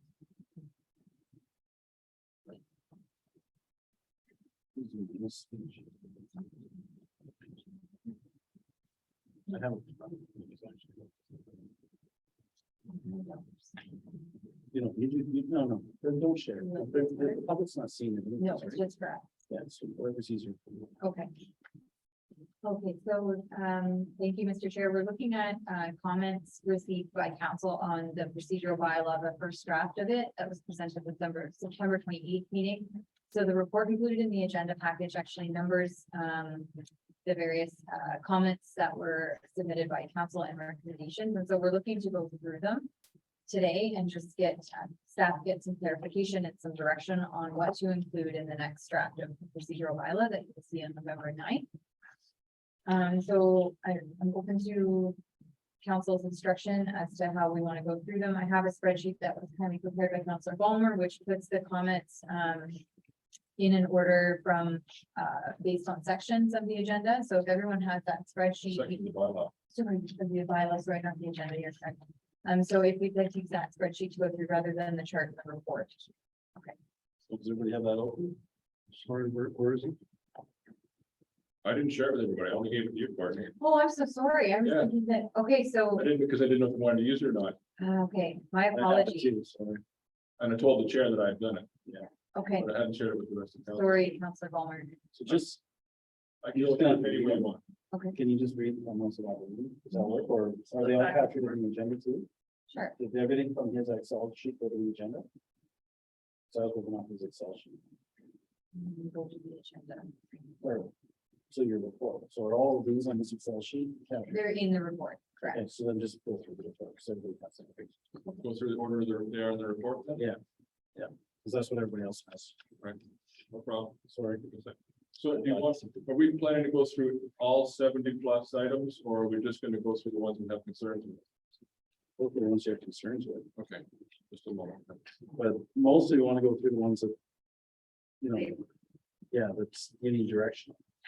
Okay, hold on a second. Thoughts? These are 70.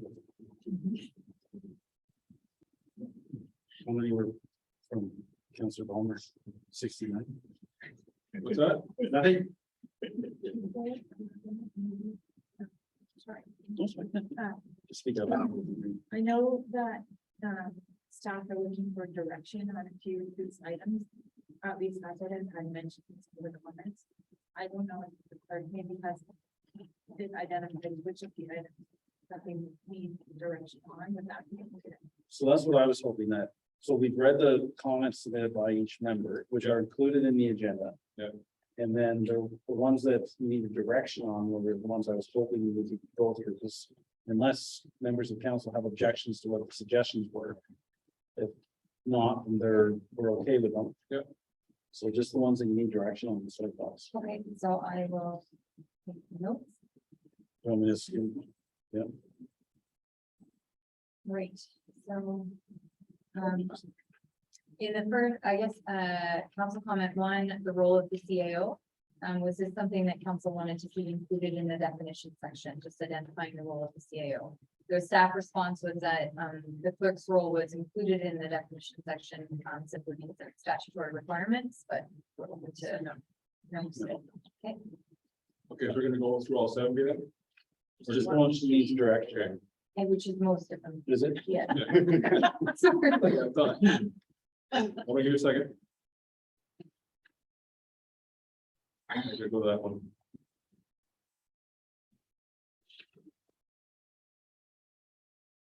Okay, The next is the comment about the intent of the bylaw. There is a section under 1.1A that talks about what the intent of the bylaw is, but does council want to see a separate section listing the intent? Who submitted them and what? I did and I said no. My next one was number 5. You want to skip down? Don't want to do it in order. Oh, Just keep going. Okay. So the definition of committee of the whole is not needed, so it was removed. As long as that's correct. Point of order has just been maybe more properly titled. Sorry, questions of order has been more properly titled than point of order. If that makes sense.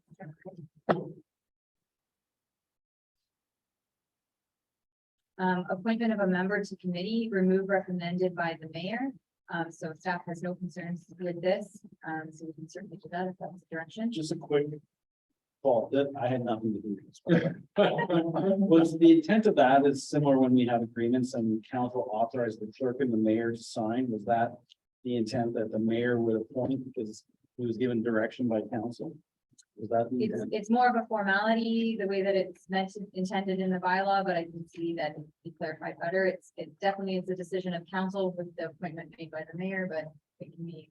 By removing this is not consequential. I like the proposed revision.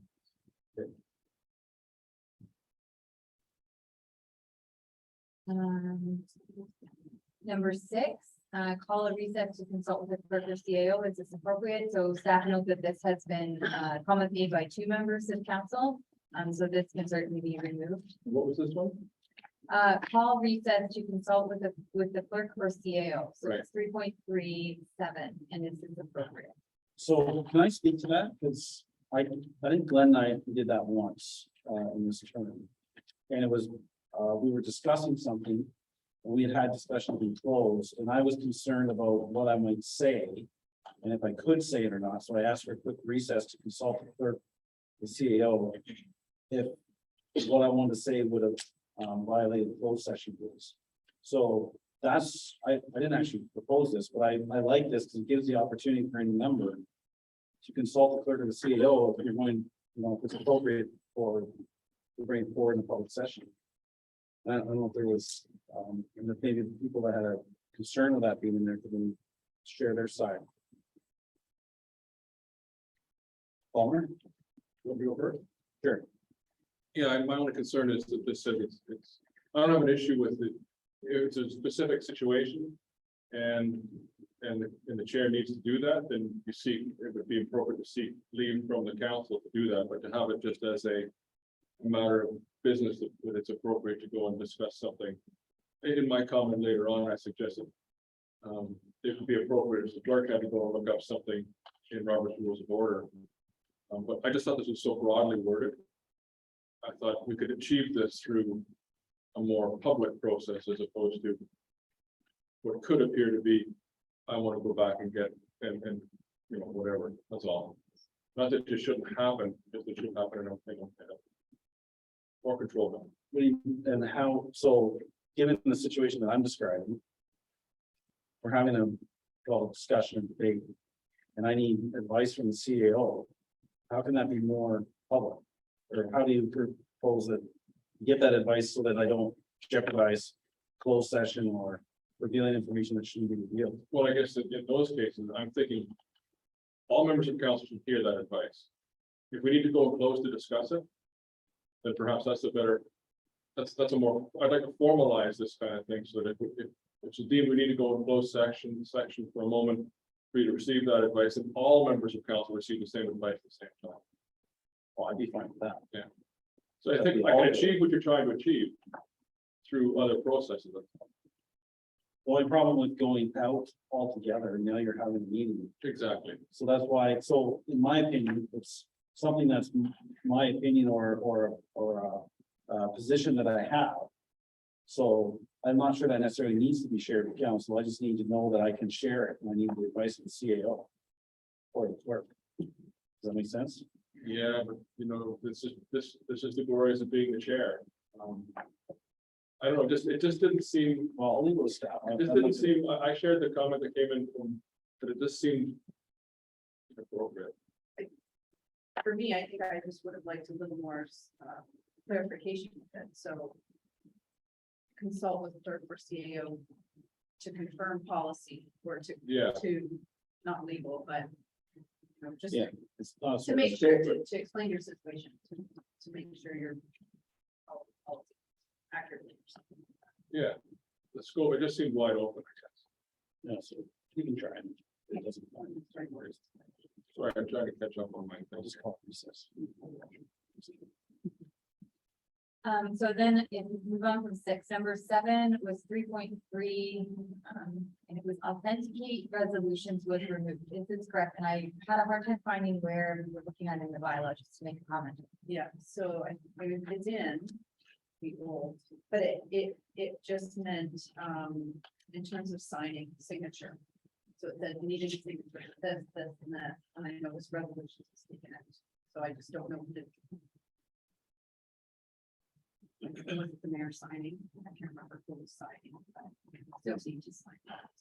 For that, we signed the minutes, which encloses all of the resolutions, which is adequate. Okay, so that was. Okay, number 8, 4.1A, inaugural meeting date and time set by clerk was council. Is this accurate? So there's an explanation that's provided in the report. And I had through it, so I didn't. So would that like to be revised or is that okay as well? And same. Yes, mine is all right as well. Item 10, remove 1 day's notice. So the staff response was, with respect to special meetings requiring 1 day's notice, emergent meetings can be called at any time. And the change there was, emergency meetings every week required 4 hours, and we're changing that to not require any sort of time.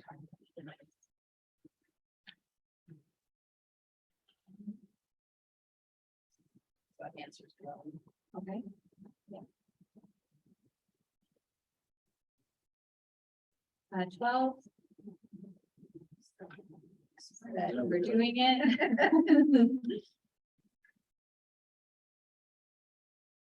13.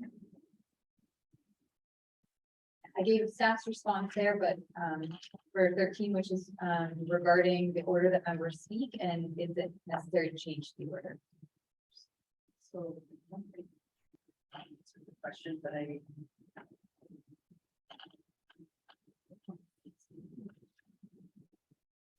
Was it proposed to change? From rotating, or was it not even?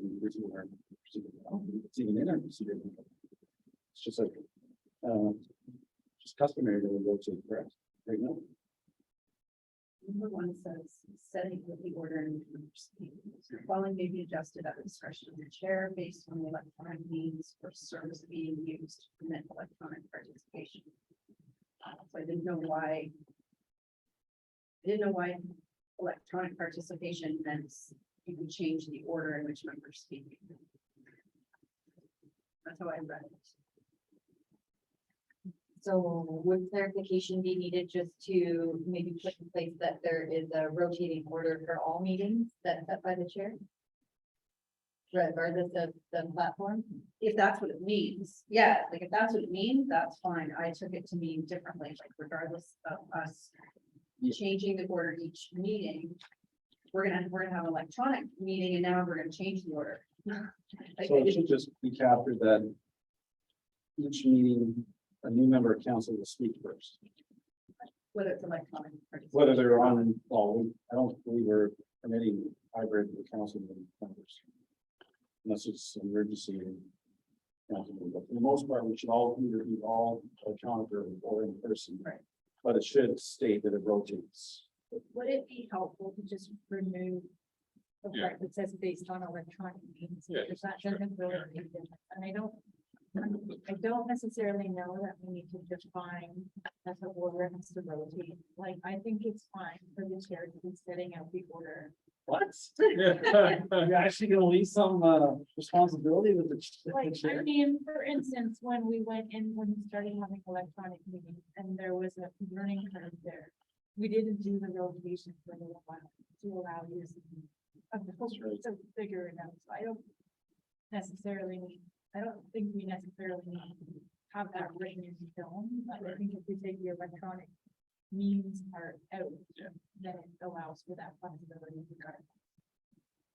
If I could, Mr. Chair, here comes your history lesson. For a long time, it was, the mayor would start at one end and go this way, and then the next meeting, the next item, he'd like start this end and go that way. So it wasn't even for the whole meeting, it would often switch Each topic. but that was the discretion of the chair.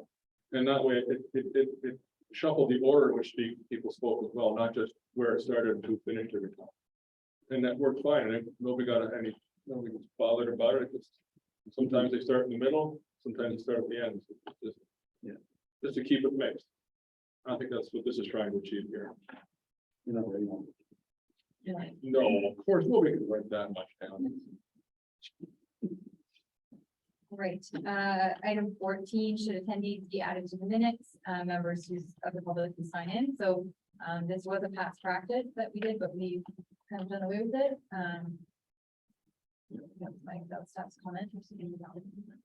I'm okay either way. I mean, yeah, for years it happened, and you can look in the record, see who was actually attended at the meeting. But I'm not married to it all the way, but I wouldn't mind keeping it. It's not normally done. and we say, if we're uploading to YouTube, half the time we're saying that, you're like, if you agree, or like, so the recorder has been. Yeah. Yeah. Number 15, and this is respect to the old bylaw and decorum and the use of electronic equipment section removed. So yes, that was removed. Purposely by staff, there's just a lot of different types of electronic equipment that can be used on the cell phone, et cetera. And we did add a section or a clause, I'm sorry, for the use of electronic equipment for the purpose of private conversations during a meeting, and that was with the council members. But it was removed, so. Where is that clause? And, you know, for decorum of 46. council members. Not public. The other one's, the one they added in was 46. We're trying to 46. No, 46. We're going by.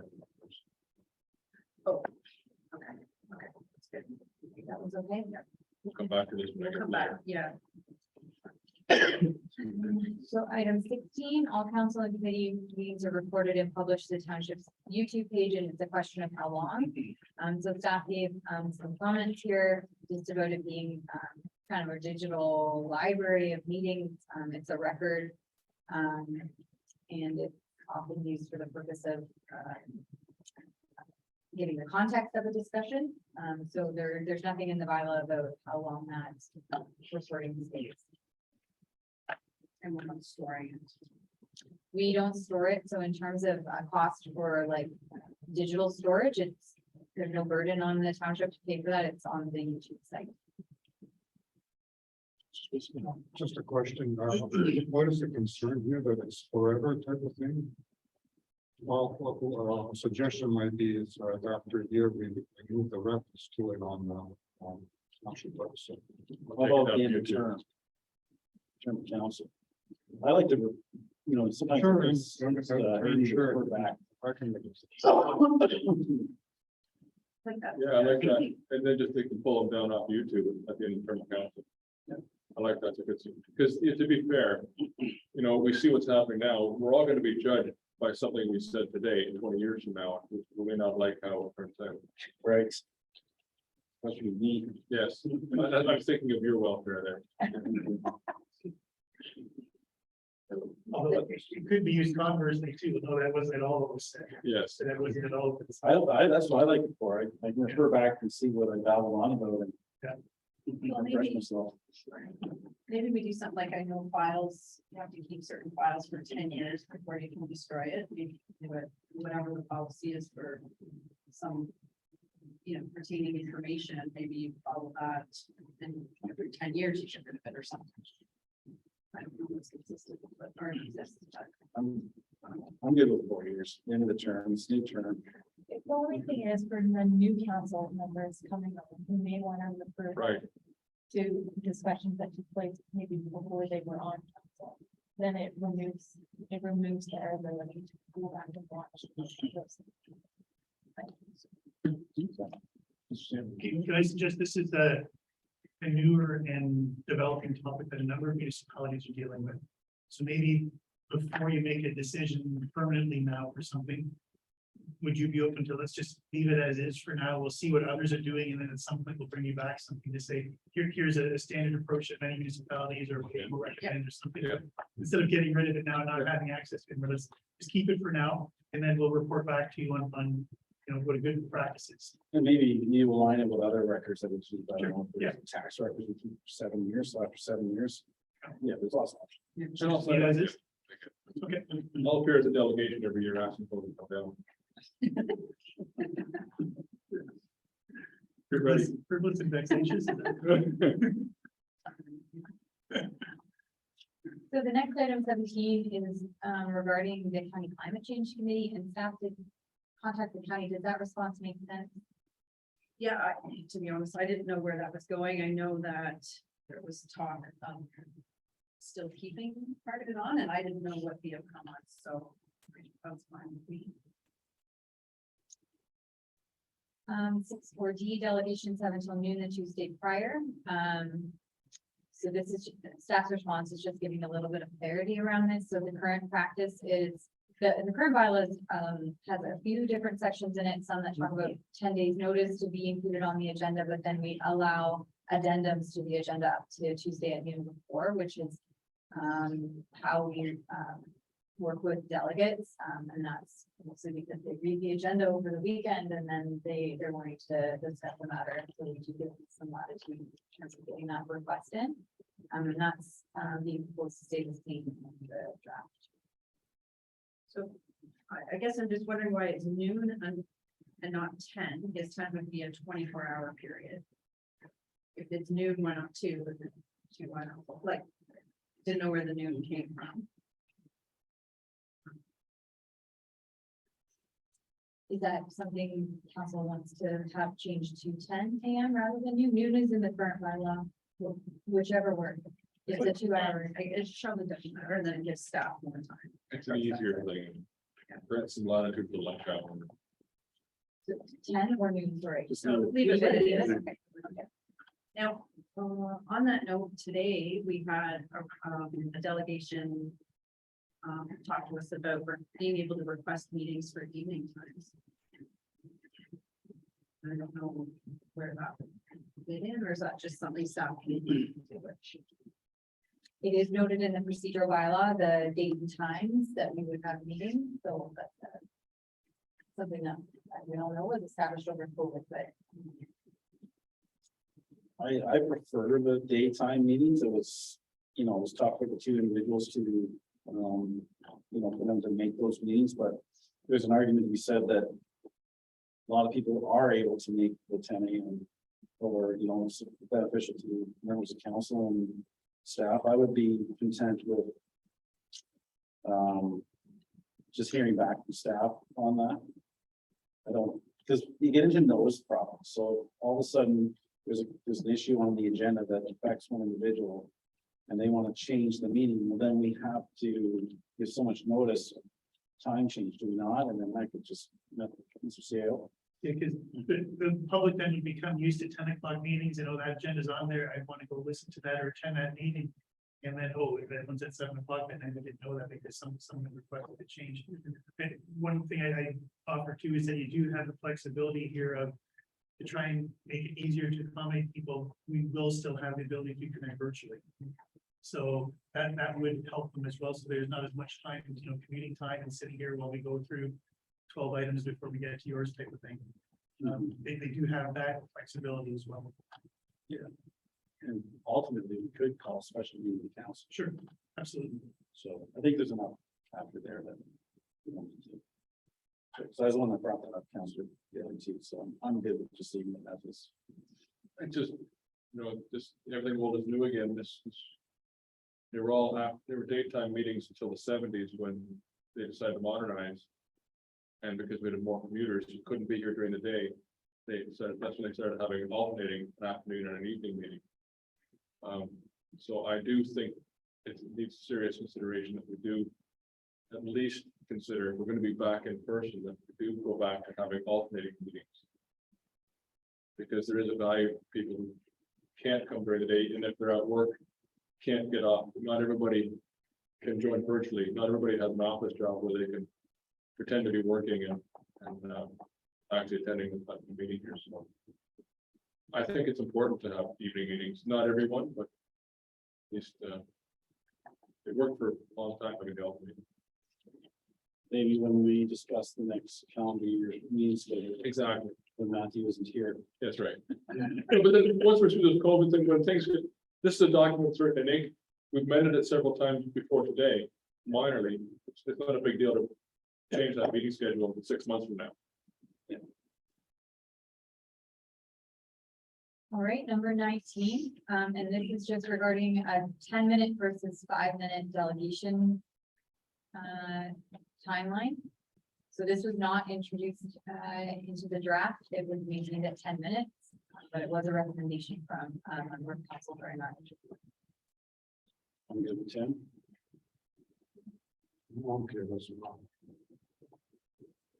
Louis Hamilton. Switch to 5. I'm familiar with 5, I'm curious, like an extension of 5, but if it's 10, okay, let's. Just for today, none of them need their 10 minutes, which is nice. So 5-7 minutes. So, Is that right? yeah, that's good. Okay, then that's fine. All right, number 20 is more of a clarification, and I'm just wondering if that did clarify enough. Remember what I wrote It's here. regarding the 6.5C. There's a question around what notice provisions be waived is referring to, and so in that section. So I believe it's referring to a notice of motion requires notice to the clerk in writing for inclusion on a subsequent agenda. Right, I clarified it. Yeah, okay, that's fine. Would it help just to write in ways to notice of motion provisions instead of notice provisions? To clarify which ones it's addressing them. Future members of council wouldn't have the same confusion. What are you talking, Courtney? Yeah, Yep, I can make that note. So just instead of notice provisions and notice of motion. yeah. 21 was with respect to publication deadline being 10 a.m. the Tuesday before the meeting. So this provision is indicating that a member would be required to provide written notice to the clerk prior to the regular circulation of the agenda. So again, this is with respect to somebody putting forward a notice of motion. So again, we're looking for that written notice in time for it to be circulated with the regular agenda. Yeah.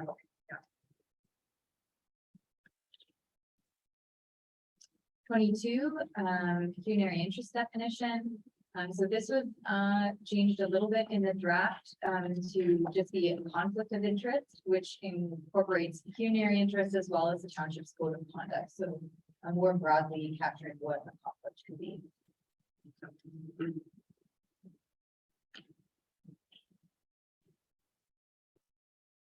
Number 23.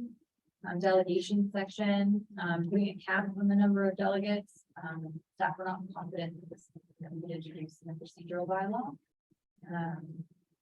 But there likely is some instruction that can be given to the delegates to keep them, from repeating themselves, staying in their timeframes, that sort of thing. Well, and like I just mentioned, now we can do a virtual with the numbers. The concern there is you have more than one person speaking, saying the same thing over and over. That becomes repetitive and it's just not productive use of anybody's time. But there's provisions in the procedural bylaw, chair to stop or tell the delegation to find some information, be more polite. At least, Is there? I believe so. That's- Even in our old one. there? because when I read it, it sounded like unless there were more than one person delegating, they couldn't repeat. So Sitting side by they're side. sitting side by side, the second person can't repeat what the first person said. But The next if one one. delegation comes and the next delegation comes separately, they can repeat it. How I read it. I will make a note. I could just make a note, to check on whether there's clarity around that repetition. Thank you. Maybe if I could add, I've noticed it at a few meetings, and not to point out anyone in particular, but there have been a couple of situations where someone's registered as a delegate, and then someone else says, well, I'm speaking on behalf of them. That's. And I'm not criticizing you, but that could put the municipality in a difficult situation, because we don't know or have confirmation that the registered person has authorized that. So there should be some type of mechanism that if you're speaking on behalf of, we need confirmation in writing from who the registered delegate is that you are speaking on behalf of. Just procedurally.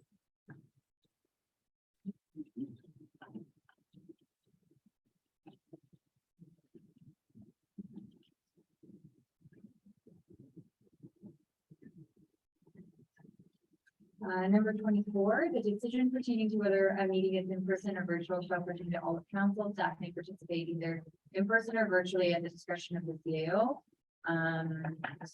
And then it, talks about that, participation at an in-person meeting is not permitted for council members, electronic participation, sorry.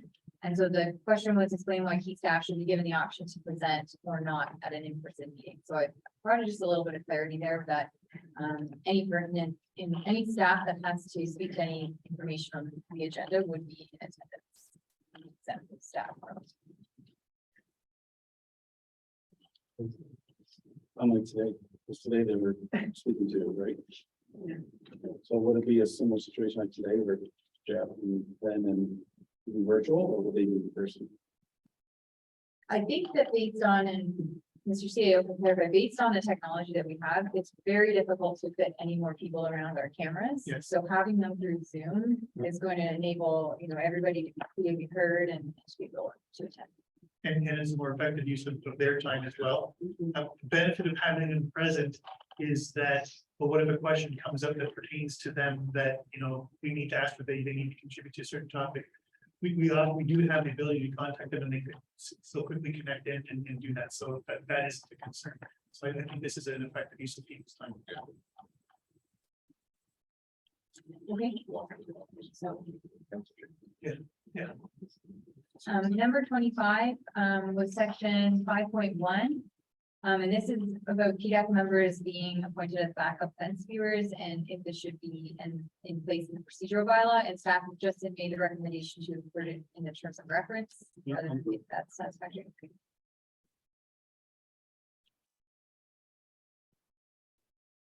Council order of business has announcements as item 7. So this was a recommendation from a member during the interview to move it up before close because most of the time the public's gone. By that time, and then we get to listen to the announcement. But this has moved it up. If I read this correctly, it's moved it up almost with delegations, moved it. We can put it wherever seems appropriate. We just wanted to move it up in the order. I would say just before close. Yeah. Okay. Because that was the concern. Because then we have a lot of discussions, a lot of those discussions sometimes trigger memories of old announcements. Why? History lessons? Yeah. No. I just want it right before closed session, so which would end up being down a little further in the agenda. When we talk about items. I was just worried it's a front type of thing, that we're gonna get into a lot of detail on something that's gonna take away from some of the relevant reports we have going on. Yeah. Something before close. I'm fine with it. And at least there's still public members here because here. Okay, I'm good. Right, number 27, staff is looking for some direction here, and specifically on the public presentations. So we've tried to, staff has tried to separate them out in the draft between delegation and presentations and from whom.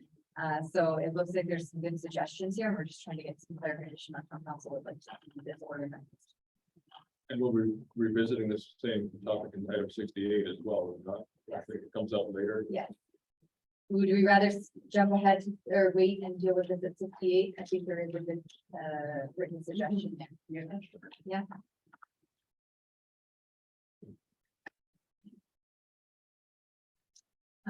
Definitions, it's not clear the difference between advisory committee and committee. So we can certainly clarify those, but I also think there's a suggestion later on to just retitle that section together. Yeah, item 62. Yeah, okay. I memorized it. No. Detailed notes. Probably 63. What, 63? Oh, I guess, well. Thank you. all right, section 3.3, this section is difficult to understand, and this was section 4, subsection 4 under 3.3. And I have made mention that 2 members have made similar comments, so this must be somewhere else as well a little bit. We can look at. Well, this section. Well, section 41, I think, we also have this on this, right? 41, I think not section, but.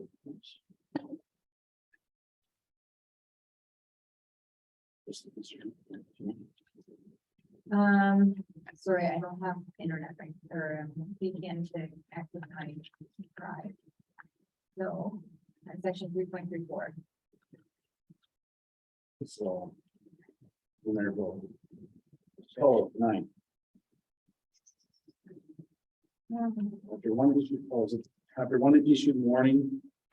Shall call by name any person persisting and breach of the rules of procedure, order them to leave the meeting, and if the person refuses to leave the meeting, chair may request that security or police be called for assistance to remove the person, or in the event of an electronic meeting, the chair may request that the person be removed. I think this may be that line, but I think it was actually not meant to be 9, it was meant to be 11. Which is, shall call a vote on the question of sustaining the ruling of the chair, response to a member disagreeing and appealing the ruling of the chair, and may provide further explanation of the ruling prior to calling the vote and announce the results of the vote. I think, yeah. 40 and 41 cover it. 40, yeah. Later. Okay. You give them the suggestion. That was a good suggestion. Yeah. Okay, we'll refer to 40 and 41. Okay.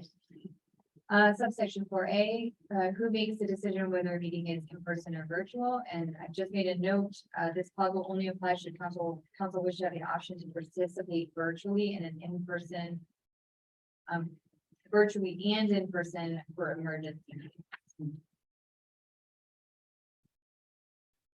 So I'm not sure if this is the appropriate time to get direction from council as to whether that should be an option for emergency meeting. And again, this is not for all members, this is just for council members. Because right now the bylaw is set up to say that council members must be in person.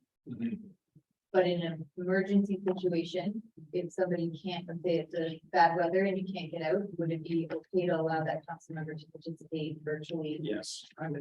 Yeah, for emergency. I think all you have to add in the language in that it's where. Especially for mayors and so.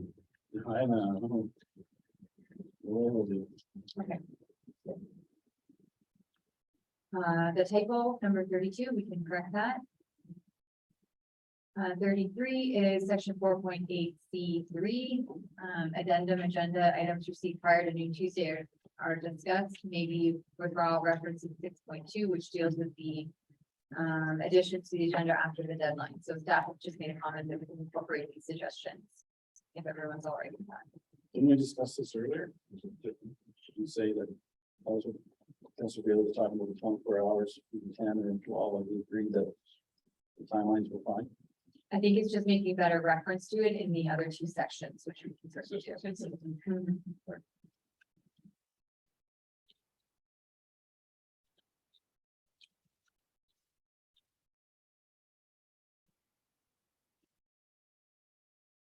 The next one, 34, is that staff or just council sort of like staff to provide a short description of each committee within the bylaw.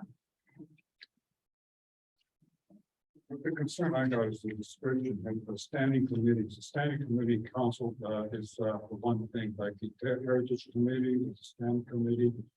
PDAC is, but all these other ones like the Friends of Mill Creek, yes, they are not standing committees. That is not a standing committee. So I think the standing committee should be what it is officially here. PDAC, Heritage, Recreation Committee, they're all standing committees. Anything else shouldn't be as part of the decision bylaw, because these other committees don't have to report to council. I think those other committees are listed as advisory. So maybe that's. Well, the standing committee got Friends of Mill Creek, that's not standing. Yeah, I know, but I thought those other ones that you mentioned. Yes, I agree with you. They're advisory committees, but in the two vernacular, a standing committee is the Army zones. That's what I'm seeing. Mr. Ballmer? Yeah, I think Councilor School is onto something here. And I think what he's really looking for is that break these into the three different types of committees that there are. There is the advisory committees. There's the, I don't know what the proper term for the committee of adjustment would be, because it's a tribunal. It's not, although it's a committee, it has authority to bind. So it's not an advisory committee, but it's a standing committee. And then there's other ones, the committees that we appoint, they're external committees that we appoint members to. So I think if we can come up with staff and come up with different names for each of those to indicate the level, maybe it's four, we need one for conservation authorities, one is for external committees, and the others for the two standing committees, both binding and advisory. I think he's on this. I think that'd be a good way to break it out. All right. But is Badna still listed on there? No, I'm just thinking of it. Yeah. I listed here, but it's a committee that have been in the past. Yes, it's true. One of our counselors is on it. I'm on the internet committee. I don't see any reason why I should be listed here. Well, I think because we appointed you to it. No, I didn't. Oh, we did? No, I was only member of the committee with the chair. Because we used to appoint a member to Friends of Mill Creek or PLCA. The internet committee, it's not appointed. Well, it wasn't, but if it lasts in the future, if you happen to be, if you're no longer a member of council in the future. I would think something like that. You would want to ask the chair of the committee. Okay, well. Just try to give it some higher profile. I understand that, but right now it's working well. Yeah, it doesn't change anything. It doesn't, it endorses your attendance there on behalf of the township. Number 35, we're halfway through. So the next question is about the delegations and how they're supposed, the intent is for them to register. And would it be permissible to have one person register and have two people come to speak? I think where staff is going with the bylaw in this draft is that the intention is that each delegate register themselves, and that if there is a group, that they appoint one person. One concern would be though, if we allow, because typically it's just two, people, it's not six. Now you're gonna have 20 minutes of delegations instead of 10. So if you allow some leniency, the two people to come, and if the delegation is going to be more than two, then you could maybe writing that they have to designate an individual. As you're Councilor, just for this component of procedure bylaw, just let people speak. Councilor Ballmer? Yeah, I think we can do with, I think you're on something there. If the definition includes a delegation is up to two people. And then when they fill out the form, is that they have to fill out two, if they don't fill out two names, one of the person's name they give can appear. If they want both people to show, they have to put both names on as a delegation form. And then I think that provides the self-limiting thing we should look for. If it's a group, they can choose which two are going to sign up as a delegation. Is this where we should capture written permission to provide a delegation from an absent party, or is that coming later? Here, written permission to delegate on behalf Another person. Township must receive that. That's what you're after. Yes. Yeah, by 10.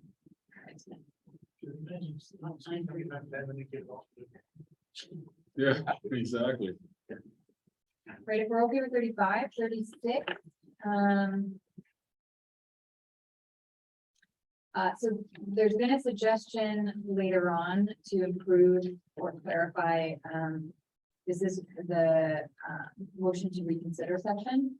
So perhaps we can just wait till we get the actual staff recommendation and then work off of that. Okay. Sure. 69.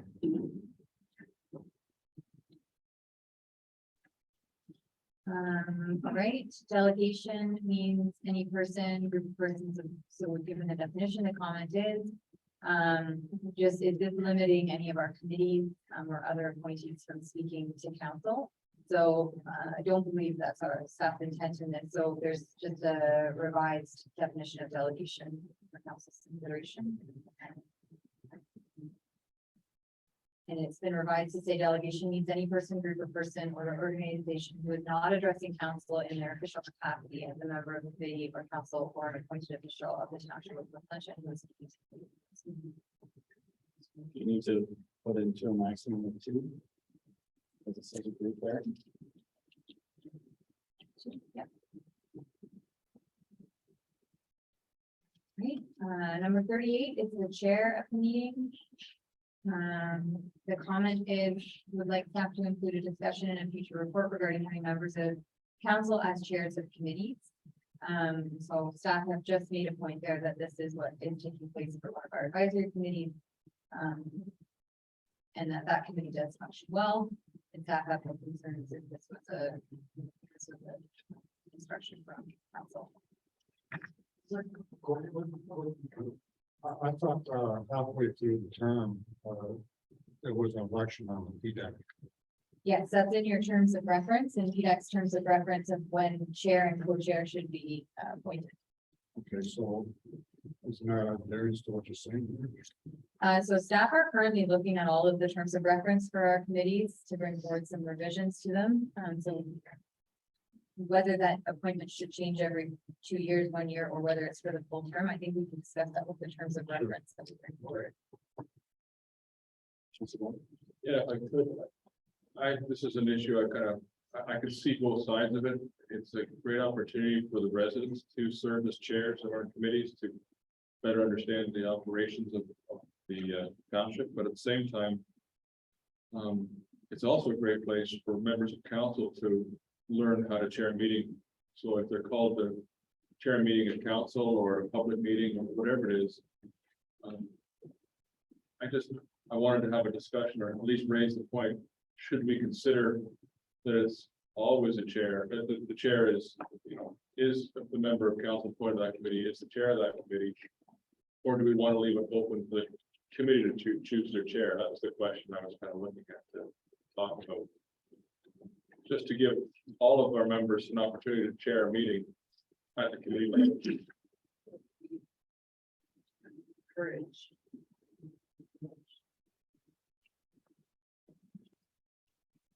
Yeah, I mean. Councilor Gordon.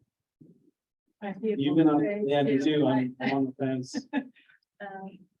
I don't know if. Yeah, I mean, I can see it. I don't know if there's like, if there's any experience, to staff that have experience. I'd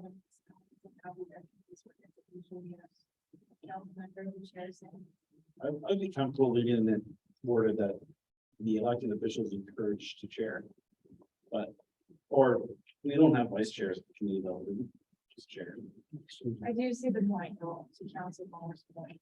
Like, I'm not the chair of the rec committee, so I have not chaired. I mean, that I can chair. So if I was asked to chair a council meeting, I would be. It would be a struggle, I think, because I haven't had time. So I do see it from that perspective as well. Please, just an alternate. I'll be sick.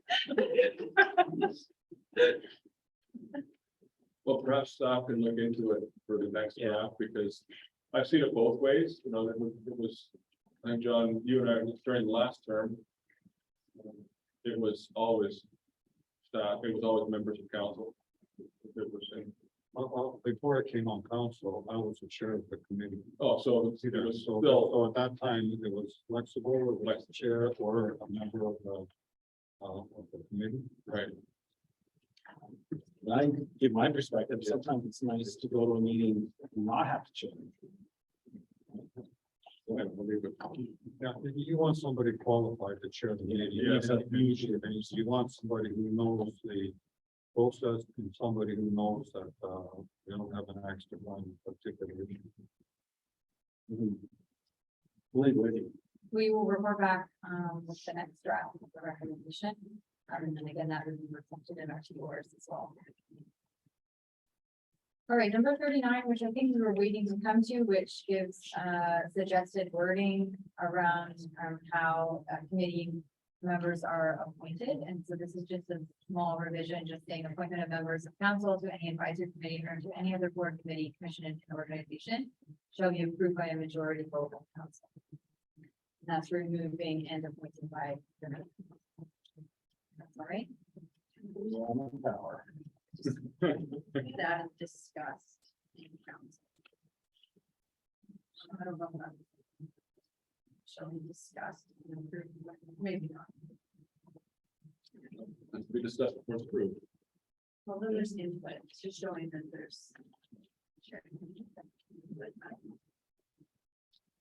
Right, the next one, number 40, 3.3 duties of the chair.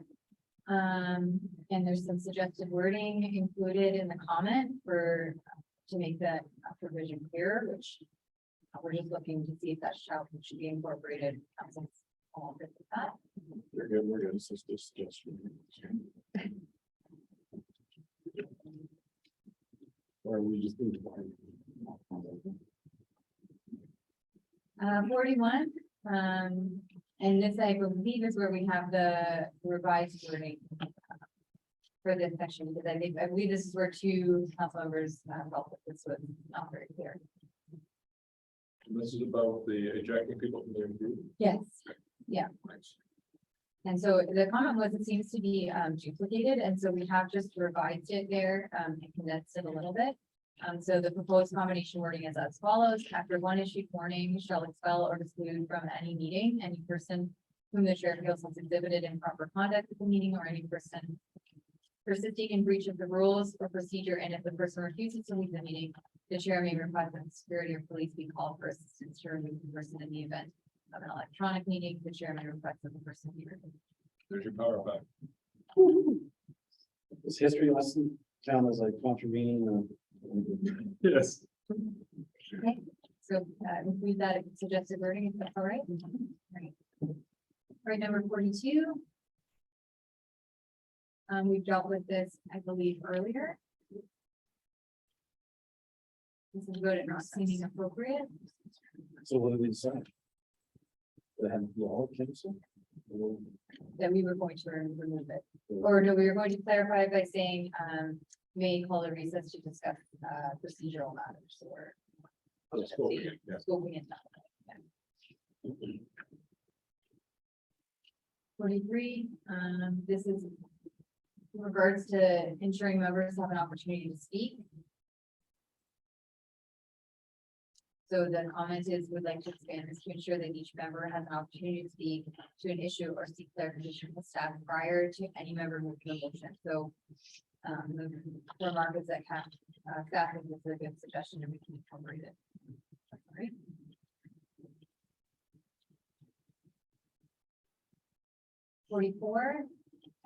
Same comment from staff. With the revised suggested wording, and that this is if available, so good point, perhaps today, a technical difficulty that is not available to display a motion on the screen.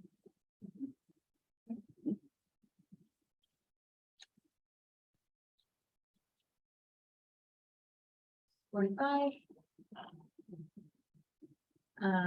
So staff have no concerns with the suggested wording, and to answer the question about whether this is being pulled from any piece of legislation, it's just been incorporated into the best practice, just in a municipal scan of other files that we looked at. And to be fair, I understand the direction, just language a little it's hard to require somebody to do something and at the same time allow them to abstain.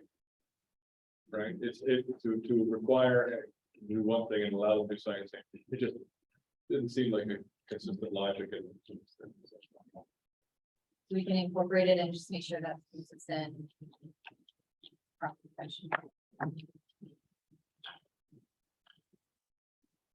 46. So there's some suggested wording from staff there, which just, I believe that, we just clarified it further, so that about refraining from communication electronically with individuals that are not meeting, so you can see how that's not quite enough. So we have suggested refrain from private electronic communications with any individual during a meeting where the nature of the communication relates to township business. This includes but is not limited to private electronic communications with staff, other members of council, the public, delegations, or conventions. We need the word private. Private electronic communications. Just refrain from electronic.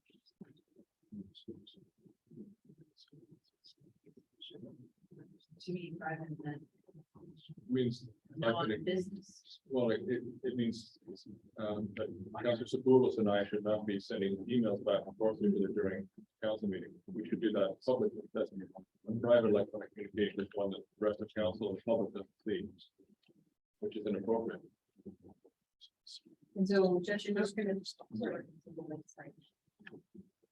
refrain from electronic communication with any individuals during. Yes, but we just came through 2 years of electronic communications with other members of council. I see. That weren't private, they're public, yeah. Okay. And if I could, I had two concerns that I would, one is, mine doesn't say public, it says pubic, and I think public would be more appropriate. That's your. And the other is, I'm concerned that this also provides, it suggests that, you know, Councilor Sapulis and I could be, you know, sharing cat videos during a council meeting, that'd be okay, as long as it doesn't have anything to do with anything on the council business. And to me, that's kind of disrespectful. If there's a delegation going on and 2 members of council are just emailing back and forth about the hockey game on the weekend, that too is disrespectful of the delegation. Or if there's another discussion, if they're doing it when someone else is making, you know, comments at council. I know policing this is a challenge, but I'd like to at least think that we don't think it's okay for private communication to take place during members of council during a meeting, regardless of the topic. We want them to be engaged in the matter at hand and be respectful of their position and everybody else. That makes sense. Is that short? I think the suggestion is to remove the phrase relates to township business and just leave it, like refrain from private electronic communications with any individuals during a meeting. Yeah, and then this includes, but is not limited to. Just remove the part about related to township business and just private communications in general. But if they choose to pull a newspaper out of the desk and read it, at least the public knows they're ignoring it. And they'll be held accountable for it, right? Thank you. It happens. Is that okay for number 46? Good. Number 47, there's the section that's referenced and then the comment that the 2 clauses seem to be intending to address the same thing. So staff have put a suggested provision there. And that's related to discussing any information, including written, electronic, or verbal communication to any individual or third party when it's been discussed in a closed meeting. Is that one all right? Okay. 48. So again, this has just been combined into one clause rather than 2. Simplify. Well. respect and comply, well, they don't have to, comply. They can ask for, if they don't like to rule the chair, they can pose a motion. But overrule the chair, so I don't know if that complies. I don't know, is that insinuating that you shall not go against the ruling of your chair? We definitely have a process in place for that. I would read that to mean unless there's a point of order. But if there's not going to be a point of order, then it's respecting the five of the chair, and then further the decision of council or committee. Is that section okay, 48, if we separate for the revisions, right? 49, this is attendees.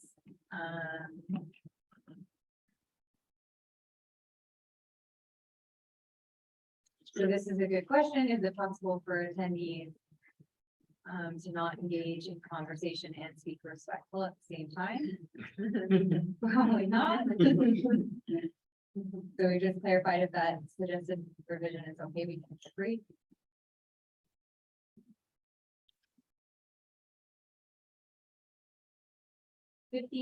Rules of debate and questions from members.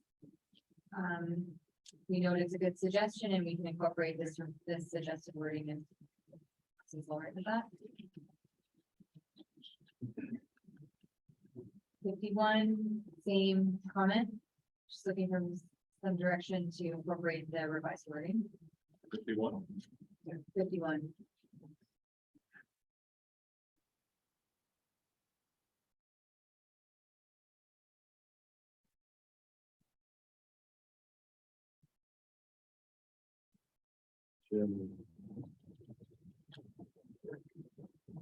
Is that all right, council? Incorporate that? Right. 52, special council or committee meetings, and staff will put a suggestion there for revised wording based on the comments. Again, just to condense it into one clause. Yeah. Councilor Vollmer, if I'm speaking too fast. No, it's perfect. Okay. Keep it up. 53, emergency council meeting. So again, we're seeking, I think we've gotten our answer to this, that we can, for an emergency purpose, attend a hybrid model for council members. As long as we scope the prohibition that was stated elsewhere. Yes. Section 4.6. Yes. Prohibition on this. 54, based on the comments, we proposed some revised wording. It's combining sections B and C. Just had one comment, but this is an emergency section and it's still has a special meetings, but it's an emergency section, so should we? That's 55 has that comment, so Yeah, if you just, council, if you'd like us to revise under emergency sections, not call them special meetings. Yes. call them Yeah. emergency. Yes. Yep, Okay, so to apply there too. So they're both under 4.5, aren't they? yes. Okay, perfect.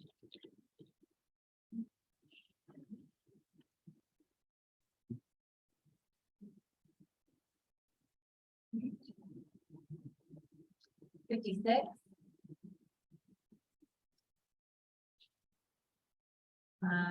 This is the emergency, again, with emergency meetings.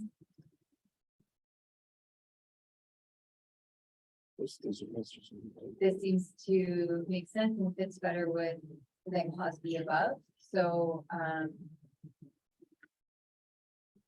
the only difference, I think, is, what we put in the notes is that the suggested wording above further clarifies how notice will be provided to each member, but we could combine it into one. Section that includes, section E. So it's up to you. I just, where we can reduce the wordiness. But I'm fine either way. Okay. 57, electronic participation.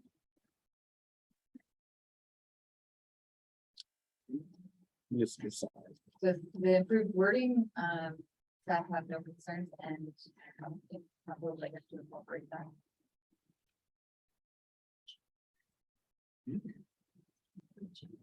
No, good. If you're all right with that, we'll incorporate it. Well, staff, sorry. Okay. 58. So clause B could be replaced with the following at council's discretion. Any member who is not physically present in the location where an emergency meeting takes place is permitted to participate electronically in both the closed session and shall have the same rights to speak as and both as a member just physically present. Yes. That makes more sense. Okay.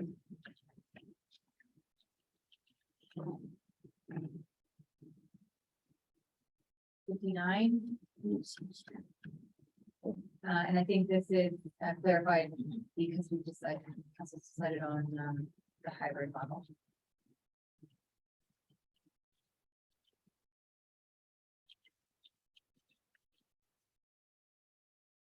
60. There's some suggested rewording there and just a little bit of reorganization of those clauses to hopefully make more sense. Any concerns?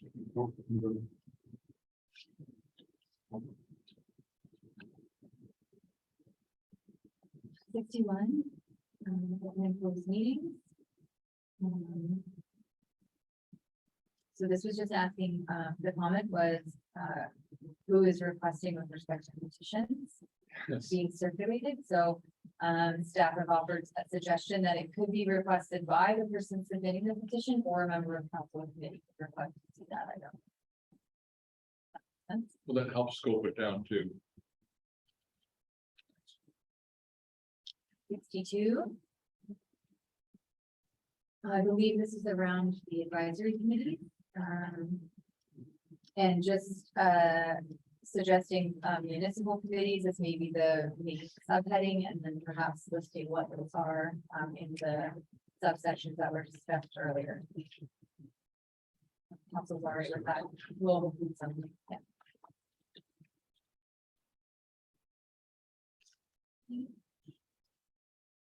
Again, for any committees, I think this is a similar comment. This is the one, the accessibility advisory committee. And maybe the council school is appointed, we're not even appointing people to this, so we need to list them. I think that's further on. Oh, So I'm sorry, 66, we were referring to. 63 second.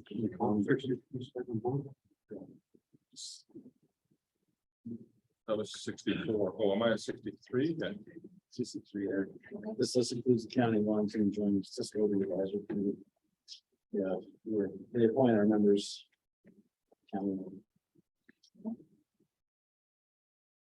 So we can remove the green legacy as well. That's no longer a committee. The next one, 65, this is just reconfirming that staff are mindful of the exemption requirements for the conservation authority, then we'll be making our exemptions at the direction of council. 66. So this is the well interface committee. And the wall protection committee. So we can make a relationship. Keep one, don't the others. High speed internet committee and Mill Creek. As additions. I would suggest to leave the high speed internet committee. Because it was formed by the residents and the way it works right now is working quite well, so. It has a separate webpage and is not required to report directly to council. And if you do that, how to report to council, then I would think there'd be a concern with certain members of the committee wanting to do that. Maybe have a separate standard or maybe to the council.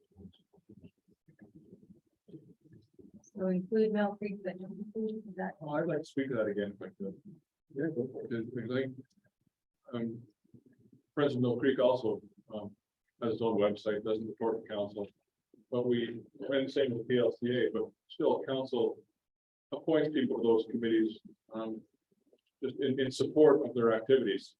And does not require any of those members of council to report back per se on the activities of those things in terms of what they do. But it does allow that an opportunity for that information to come back and forth. And makes it official that you're there at the, you are the council appointee, and it elevates that committee a little bit.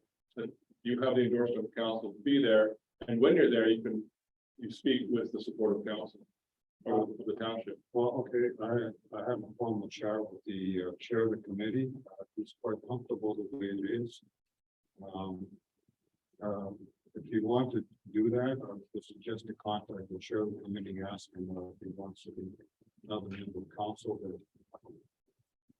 Yeah, that's, because that's how it was structured in the first place. We used the Friends of Mill Creek model to create that committee as a citizen committee with the support of council member. And I don't know if you recall the first presentation made by Glenn James, he said it's an arm's length. Yes, that's right. Delivery of arm's length. That's right. There are confidential matters there that are discussed that we do not want to be out in the. That's right. Public at large. The same, Friends of Mill Creek, the same thing. There are things they discuss that don't come to council. Well, all I'm asking is that you're want to do that, I give the chair the opportunity to. Okay. Discuss it. So leave it off for now? I will suggest leave it off for now. Well, we have a representative of the committee and they don't want to be on, I don't see the need for switching off, but those communications can happen later. No. I would think that the news is gonna wrap up in a couple of years. Yeah. Why is that? It's confidential.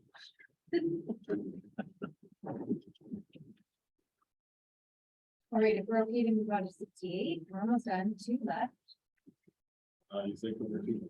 3. 3 more? 70? What's that? We're at 68 and we have 70. Oh, I know, but I added one based on the questions that came in. Okay, no problem. So this one's about public presentation, so I know we deferred this, we talked about it briefly earlier. So this is about better defining what is a public presentation versus a delegation versus something that's included in the staff report. Still have public presentations. This way you can limit public presentations which are not delegation. Timeline. In my vernacular, delegation is a citizen making the point of specific issue. That's right. Presentation is somebody coming to present concepts of our an idea which they wish council to endorse with a full set of slides and everything like that. It's not somebody saying, I don't like what's happening with this particular bylaw, I want to change. So to me, there's 2 different elements. The exact packages. I think it's how it's captured there. And the other issue is staff presentations. I think including other public agencies in there that would make sense as well, because if we have, say, the MTO coming here, doing a presentation, I wouldn't want them limited to 10 minutes. Because they're informing us. Exactly what they're doing. The mission staff may have a lot of questions that need to be answered. Okay, so staff can report back on that in the next draft. Number 69 is the reconsideration of a council decision. So based on the comments, staff have put together suggested revision to that section. I'm just looking for feedback.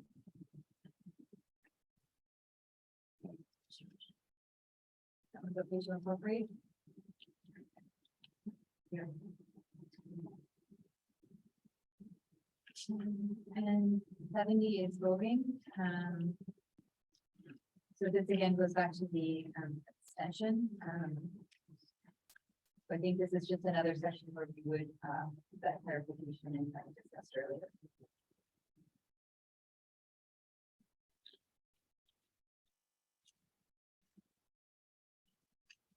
There's one additional one that came up in the council question. What is the number? Yeah, no, go ahead. Yeah. I think it was section 7.5B. Should be section 7.5A because section 7.4 has an A and the section 7.5 is separate. The letter should start again, should they not?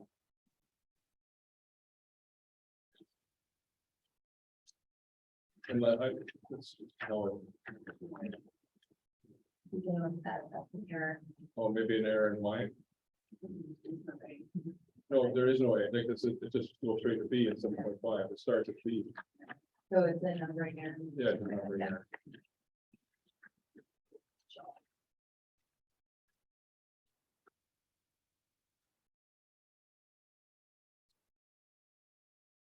Thank you, Madam Clerk.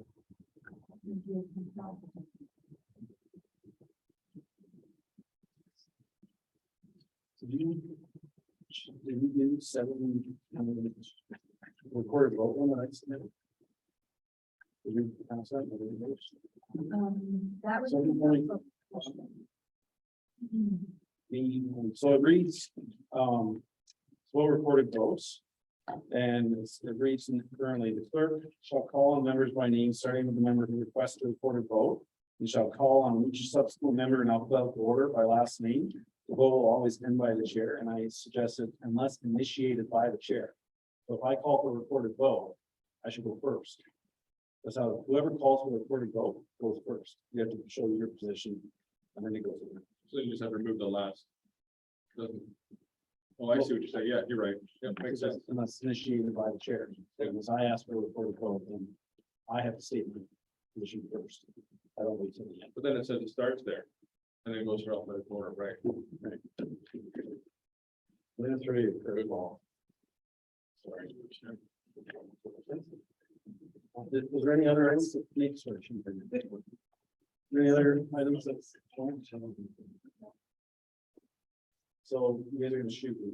It just came to my mind while we we're going through this, is that we don't have procedural bylaw, anything for attendance of council members. So if we're absent for X amount of meetings, consequences. So I want it addressed, but I wouldn't want to delay adoption of the whole thing while we try to get this finished. That did exist somewhere. We don't remember where. Walker most have had one for a while. We did have it here. We had to be, if you missed more than 3 meetings in a row, you lost your seat. So if we could, Was it in the old procedural bylaw or somewhere else in the? because right now you get elected, not attend ever, Yeah. but you're paying. You know, corporate. Max out cash.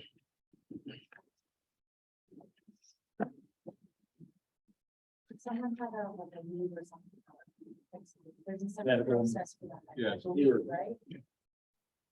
But it was 3 in a row. You could miss 2 and come back. And Miss we had, two. we had a member of council do that. With Florida for the winner. Oh. To carry out the duties of council under any act.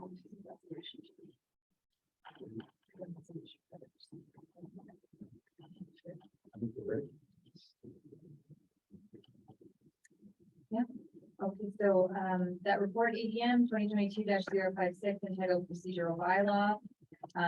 Comments, clarification and direction be received, and then council provide clarification and direction on suggested revisions included in the chart within the report and within the council questions submitted. And the council direct staff to prepare the final procedural bylaw, which includes the approved revisions for approval at the November 9th, 2022 council meeting. May I move it, please? Councilor Spruill, Councilor Goida, final comments? All in favor? Very. Well, it's gonna be a little long meeting. All right, 9.3.3. We have CBM areas peer review. That is going to be presented by Mr. CAO. Yes. Okay, so in the interest of time, we'll go into a whole bunch of detail, but basically you saw the report was prepared as a consulting in response to a request by council to review a number of the documents. Number of potential issues were identified, and I'll emphasize potential because we are a commenting body. We're not a regulating or licensing body, so we don't have privy to a lot of the information, monitoring reports, production reports, those types of things. So there were some potential issues that were identified. So the recommendation is that we forward those to the MNRF for investigation to determine if there is compliance. Because the MNRF will also have the latest site licenses. We may not even have that if there's been minor amendments that we might not have been notified. So just to be based on that. This is based on what we can tell. So we're asking for further confirmation. One thing that's been added to this is that when we went through, or you saw in the consent agenda, there was a number of compliance assessment reports. We wanted to specifically identify a number of the potential concerns that were there. And again, their potentials. So those are all tabulated as well. So basically we have a motion put together. And Ms. White Fox has that is what the report says here, saying that they're potential. And then it says forward a copy of the ASMIT report and then provides a list of the items that were identified as potential items in those compliance reports. So that's basically where we're at, just in the interest of time. If there's any specific questions, I can address those. And then I don't know, Ms. White, did you want to read through the whole thing? Yeah, it's kind of a long list, or how you're thinking that? So let's, we have to review the whole thing, we just get it on the table. Right? Can you share your screen?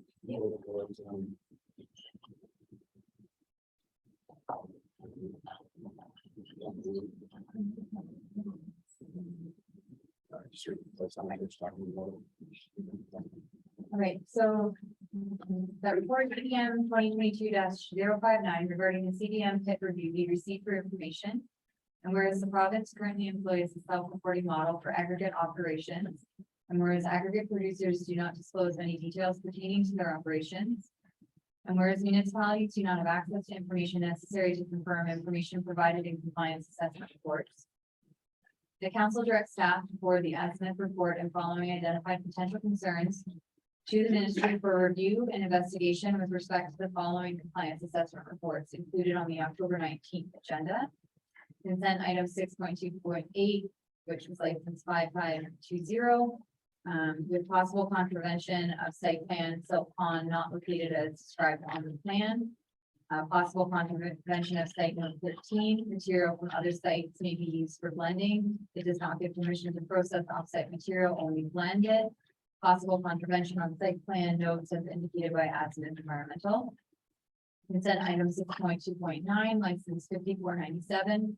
Possible contravention of site plan, silk pond not located as described on the plan. Possible contravention of site note 9. There shall be no offsite discharge of water. With the illegal silk pond, it appears to be on Aggregate Resources Act license 5520. Site note also states this site may import material for blending, does not grant permission for processing. Site plan non-compliance for use of entrances is provided by consultant. Consent item 6.210, license 5631, possible contravention of site plan as settling pond is not an approved area. Site plan note 13 allows blending of offsite material, not processing. Consent item 6.211, license 5563, license appears to share the site plan for ARA license 5563. Possible contravention of site plan if the silk pond is not located in the proper spot. Site plan note 13 allows blending of offsite material and not processing. Consent item 6.215, license 624864. Requiring confirmation that the processing plant is not washing aggregate within this license as required in site number 11. Consent item 6217, ARA license 624952. Possible non-compliance with their site notes as indicated by ASMIT. And consent item 6218, 625284. Possibly non-compliance with their site note number 12. Every effort should be used to use the entrance west as well as site note 13 indicating that municipal approval must be granted. CDM will be required to reduce the size of entrance to be entirely located on the PQA maps license 17600. That was a lot. Thank you, Courtney. The only thing I'm gonna ask for a revision is near the beginning, silk pond. Wording was illegal silk pond, it should make the other language with, Potentially illegal. potentially, yeah. All right, so we have a move that case and discuss, seconded by Mr. Bailey, thank you. Right, Councilor Bowman. Thank you, thank you, that's very, very thorough. The only thing I'm not sure I heard in there, was, I know you mentioned self-compliance reports. But I think the concern is also that these discrepancies and these potential discrepancies were not reported on the annual self-compliance assessment report. But did I hear that? That's the number of our concern as well. It's that, is that captured in there?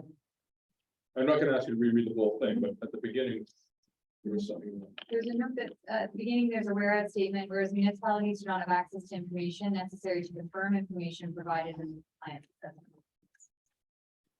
And how about, and whereas the council of township Osage is concerned that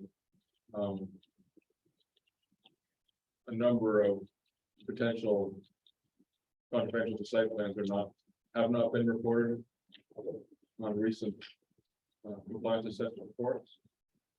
Is that, or have not been identified, or does that make sense?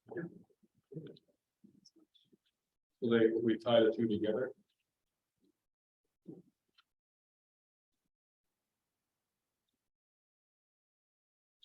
Okay with that, Mr. Chair? 100%.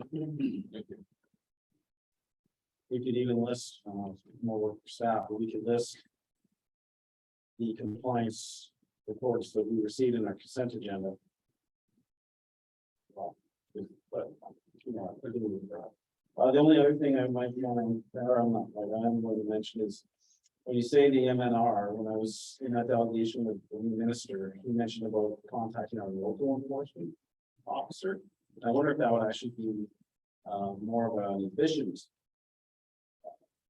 avenue, because we send it to MNRF and it might get filed, not seen for days, weeks. Do we have the option to contact the local individual at the same time? Absolutely. Yeah. Councilor Bennett. Oh, you might do it. I'm just receiving. Yeah, we're. Councilor Lewis. Yes, I believe some of the comments that are in there were as a result of Van Harden's review. I was wondering if it's pertinent to include that as part of the documentation. Yes, so we get it's a whole picture. It's not us speculating. We hired a professional, Van Harden. We hired this particular consultant, a professional as well. It's not council members going out and doing their own independent.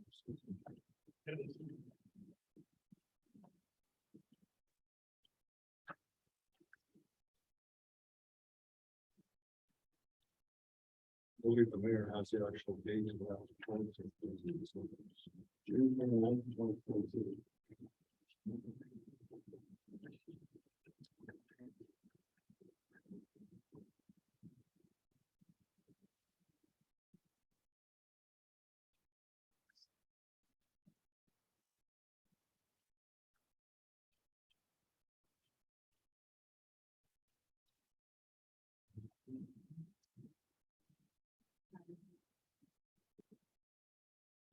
Okay.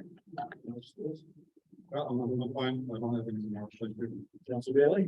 That was my question. I just sort of to confirm you have not sent this forward? No. No, because council received that, and then they asked us to have a consultant review the operational aspects, needed the environmental and time review estimate. Okay. So the two combined are the full picture. Just the mine was more about how it's presented, so that as our report, does staff feel that's clear enough? Okay, forwarding on me.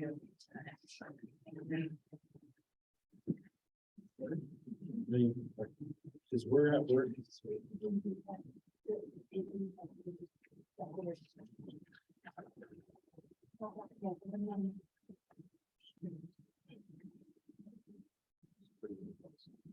Receive and forward to ministry.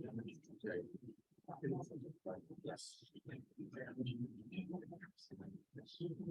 This is seeing forward to this report. Actually. we're receiving it, and then we're passing along all the information, including the reports to the administration.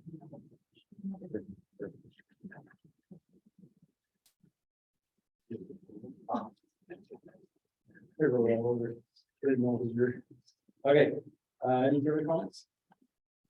You're comfortable? All right, all in favor?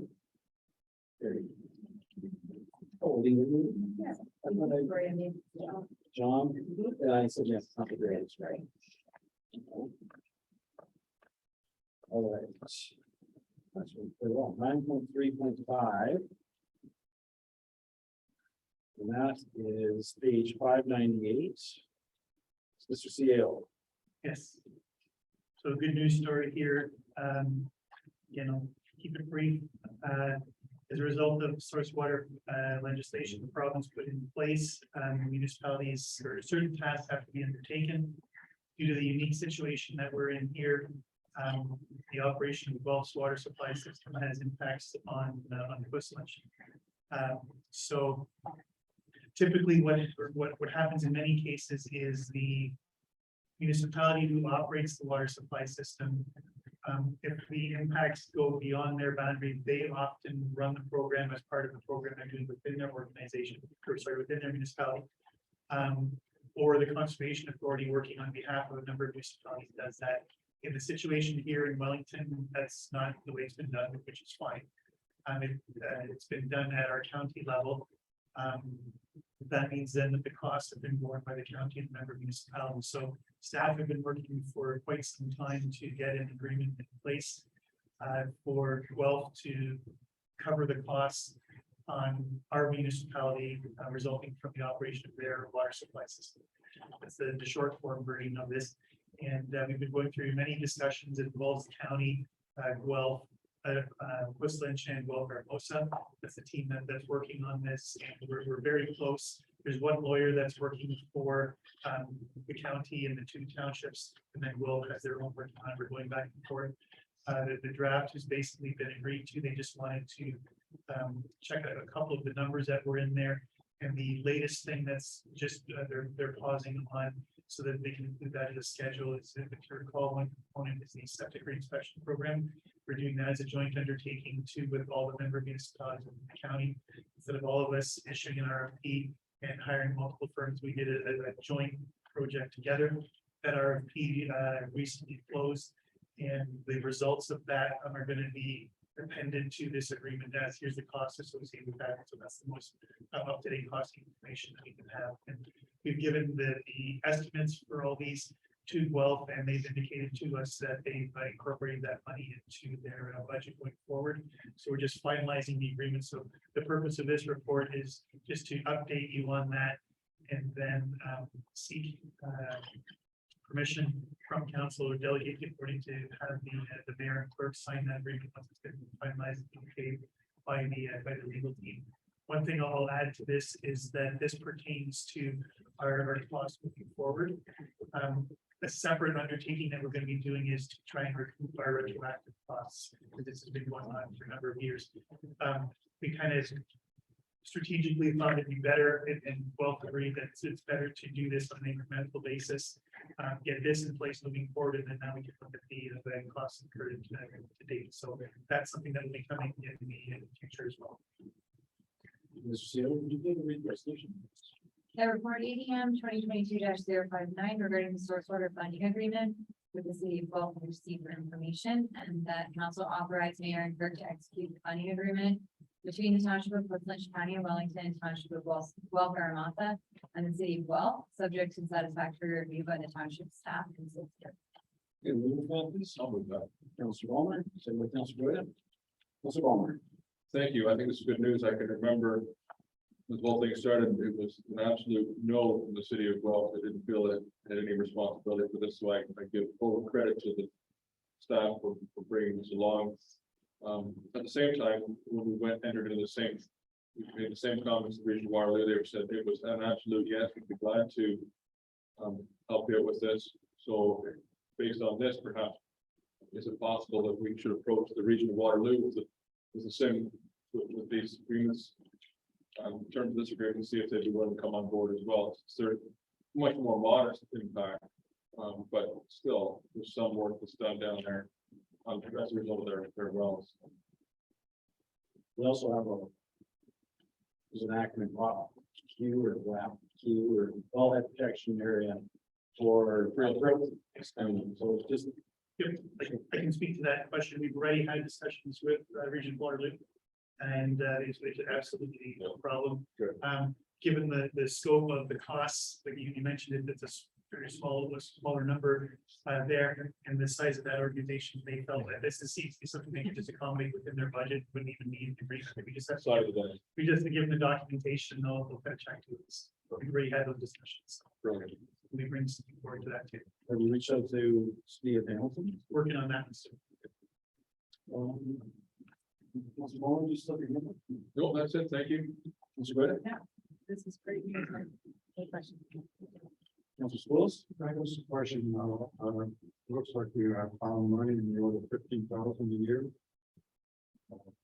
Moving forward, where is that money, where will that money be put in? Where will we put it? Yeah, is it the asset management plan or? That'll be something that we're gonna be, we'll be pointing that out during the budget process, that here's these funds that have been typically spent each year. Now through this agreement, we'll need them, so here's some funds that are currently in the budget the council can allocate where they direct us to. Okay, so, we can wait until that time of, budget time to be allocate the funds. That would be a recommendation. I can make a motion right now to allocate the budget. Suggestively. It might be good to wait to the budget process when our treasurer is here as well. Sure, okay, fine. Yep. Council Bailey? No, my question I think was answered when that question. Great work. Let's see what come to fruition. Okay, on favor? Carried. Got a lot of smoothing marks on the page there. It's a good way to start. 1967. Thank you, Council Schools. All right, next one is 936. The municipal administration operations facility. And Mr. Steele. Okay, so again, in the interest of time, there's all the details that were provided in the report, there's substantial amount of information in there. Basically, what's summarized is we're in need of improvements to the facility of additional space requirements, plus there's some health and safety requirements operationally at the facility. There's some challenges there. So the report identified a few options to consider. So we're not at the point to say that this undertaking is going to cost X because we don't know yet. So before we put a lot of time and effort into the staff level and have our architect put a lot of time into various designs, because that does come at a cost for architect. We're just seeking some direction from council, which general direction you'd like us to pursue so that we can come up with some more quantified information to bring back for you for consideration. So essentially, just kind of going off the top of my head here, basically we have the option of trying to accommodate everything within the existing facility with an addition to it to provide the necessary square footage. So that's providing whatever improvements we need for the fire department, for the bunker gear room, the shower washroom facilities, those types of things. And then increase the office floor space as necessary. So we could do that by the existing facility, I either mentioned with some addition, or what we could do too is, as outlined in the report, the county is looking at the needs for for childcare. Typically, I believe it was outlined in the report, if not, I apologize, but typically that goes with the school, with the funding program that they get for the province. They pursued that opportunity. There isn't space available at the school, so they didn't have an option available. So they're asking us if we have, if there's a way to partner or something. So that's kind of what we're saying. Well, if they have a need for space, we have a need for space. It might be good to build a consolidated facility. And then kind of get the administration and the child daycare center away from operations. It's not really conducive to have a daycare center with the public workshop and fire station, right? Just with equipment moving around, those types of things. So that would be an option. And then the way that it was explained to me is through the funding program that they get, the county gets from the provincial government. They don't have access to capital funds to construct a facility. But they would receive funding for all the operating costs, and the lease payment would be considered to be part of the operating costs. So there an opportunity exists if we need to create some administration space that's more conducive to a childcare facility. We'll just have some good noise there between the two. But maybe put those two together. And then, some of the revenue that we get from leasing the space on a long-term lease to the county could help fund the overall. It would be a newer, more efficient facility, all those kinds of things. We can seek some additional funding. The report also identifies, we do have certain funds available in the asset management plan to replace various components. That could be incorporated into the facility too. And if we did that, then that would free up a bit more space in the current administration component of the building to provide the necessary space that both fire and public works needs. So that's kind of the two options. And then the only further requirement was in the report, it outlines that we've got two scenarios. Given the staffing levels that we're at, the service levels that council has approved, there's space requirements for that. So do we take the approach that some municipalities are doing and to reduce the capital needs and capital costs for the municipality, have a smaller footprint, and then utilize a partial work from home model or rotational basis, kind of like we're doing now. I know some municipalities are doing that, and they're saying they can cut their floor space requirements by 30%, but even that, so you're minimizing costs now and some future costs. Or would you want us to size this to fully accommodate everyone present at the location? So that's a lot of information very quickly, but basically we're just looking, so we can bring this information to you to make a decision. Would you like us to have the combined facility with the county, and what I should mention that would be located, or possibly be located in the vacant property in behind existing facility that the county currently owns, and that's been floated with the county, and they said, yeah, that's definitely potential that they would consider discussing with us. So that's a possibility. So does it make sense? I think that's what the outline in the report is. Look at a combined facility in the back for daycare and administration, and modify the existing operations facility for strictly operations for fire public works. And then if that's the case, do you want it sized for full complement or? Can you speak to any potential to this property or childcare center? Sure. In speaking with the county, and they had, if they're going to do this to comply with the funding requirements that they get from the province, they have to supply certain services, and if they provide those services, the legislation stipulates that thou shalt have this much square footage, this type of storage, washing facilities, kitchen, lunchroom, staff area, whatever. It's the criteria. So they said they've gone through this in other areas of the county, and for the number of childcare spaces that they would need to provide, it would be a space of approximately 6,000 square feet. So just comparatively, I took a look at mapping of this facility. So to put that in context, it would be something equivalent to the full library facility. So the office and room and the collection rooms and all that kind of stuff. So that's the size of it. So to put that on this facility, on this property, it would be a real challenge. Where would you put that? There's that grass area in between the library and the MRF, but that's all septic system. So if you put it there, then you have to relocate the septic, and with the other upgrades that we're doing to the facility around here, I don't know where you really put another septic system. Plus, you need a pumping station, which would be expensive too, because you have to pump it to some alternate location on the property. And the one key thing, maybe I don't think I mentioned that in the other discussion, was that the real objective, if at all possible, is to, in terms of accessibility, but just in terms of construction costs and ongoing maintenance costs, is to have it on one floor. Because as soon as you introduce the aspect of two floors, then for accessibility, you need a lift. That's a very expensive component to put in, and it has high annual operating costs, inspection, certification costs, and things like that. So if you would go to the 2-floor model, it would be really only if you don't have any other viable options where you can go all. That address. And the remainder of the land's flood here. Right, So we can't do that. correct. One last question. In what you're proposing, typically, public works and operations is in the back of the property, and municipal office is in the front. Do you see any negative? Well, I can see negative, but is there a way to make sure that it's pretty enough that it's, you know, less, not the public works isn't pretty. No, I understand. The facility is dated, granted, no problem there.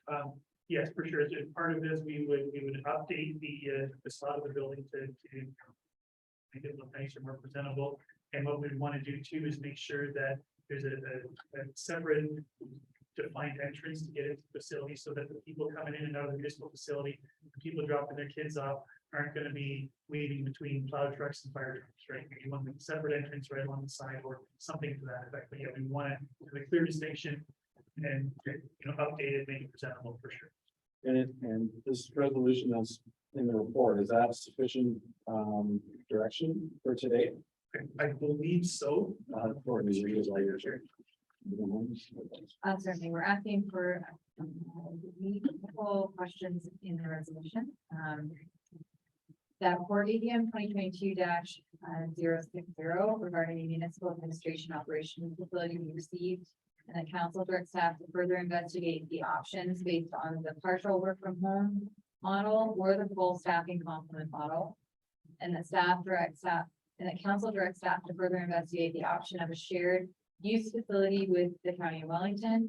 And the staff reports back to council with conceptual floor plans, estimated project costing and a detailed financing plan. And that the design provides for a more green, efficient, sustainable building to reduce the township's carbon footprint. Councilor Gordon, Councilor, sorry, Mr. Seal, one more question. Sure. I'm just trying to actually follow. Typically, when, in your experience, if you're building a facility, do you build in some redundancy? Because, you know, these things have a lifespan of quite a long time. It's typically how it transpires. And so if you work from home and reduce our floor space, would that hinder the municipality for future, you know?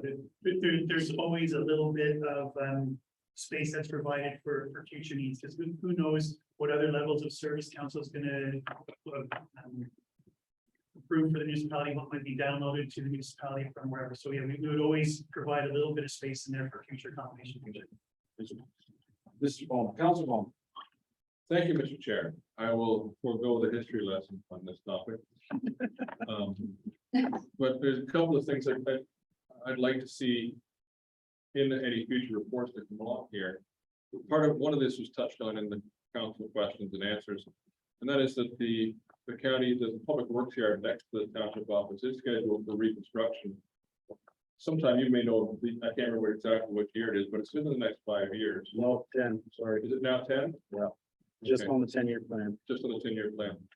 So I'd like to do that discuss, because as you mentioned, as you know, that's only a part-time road shed.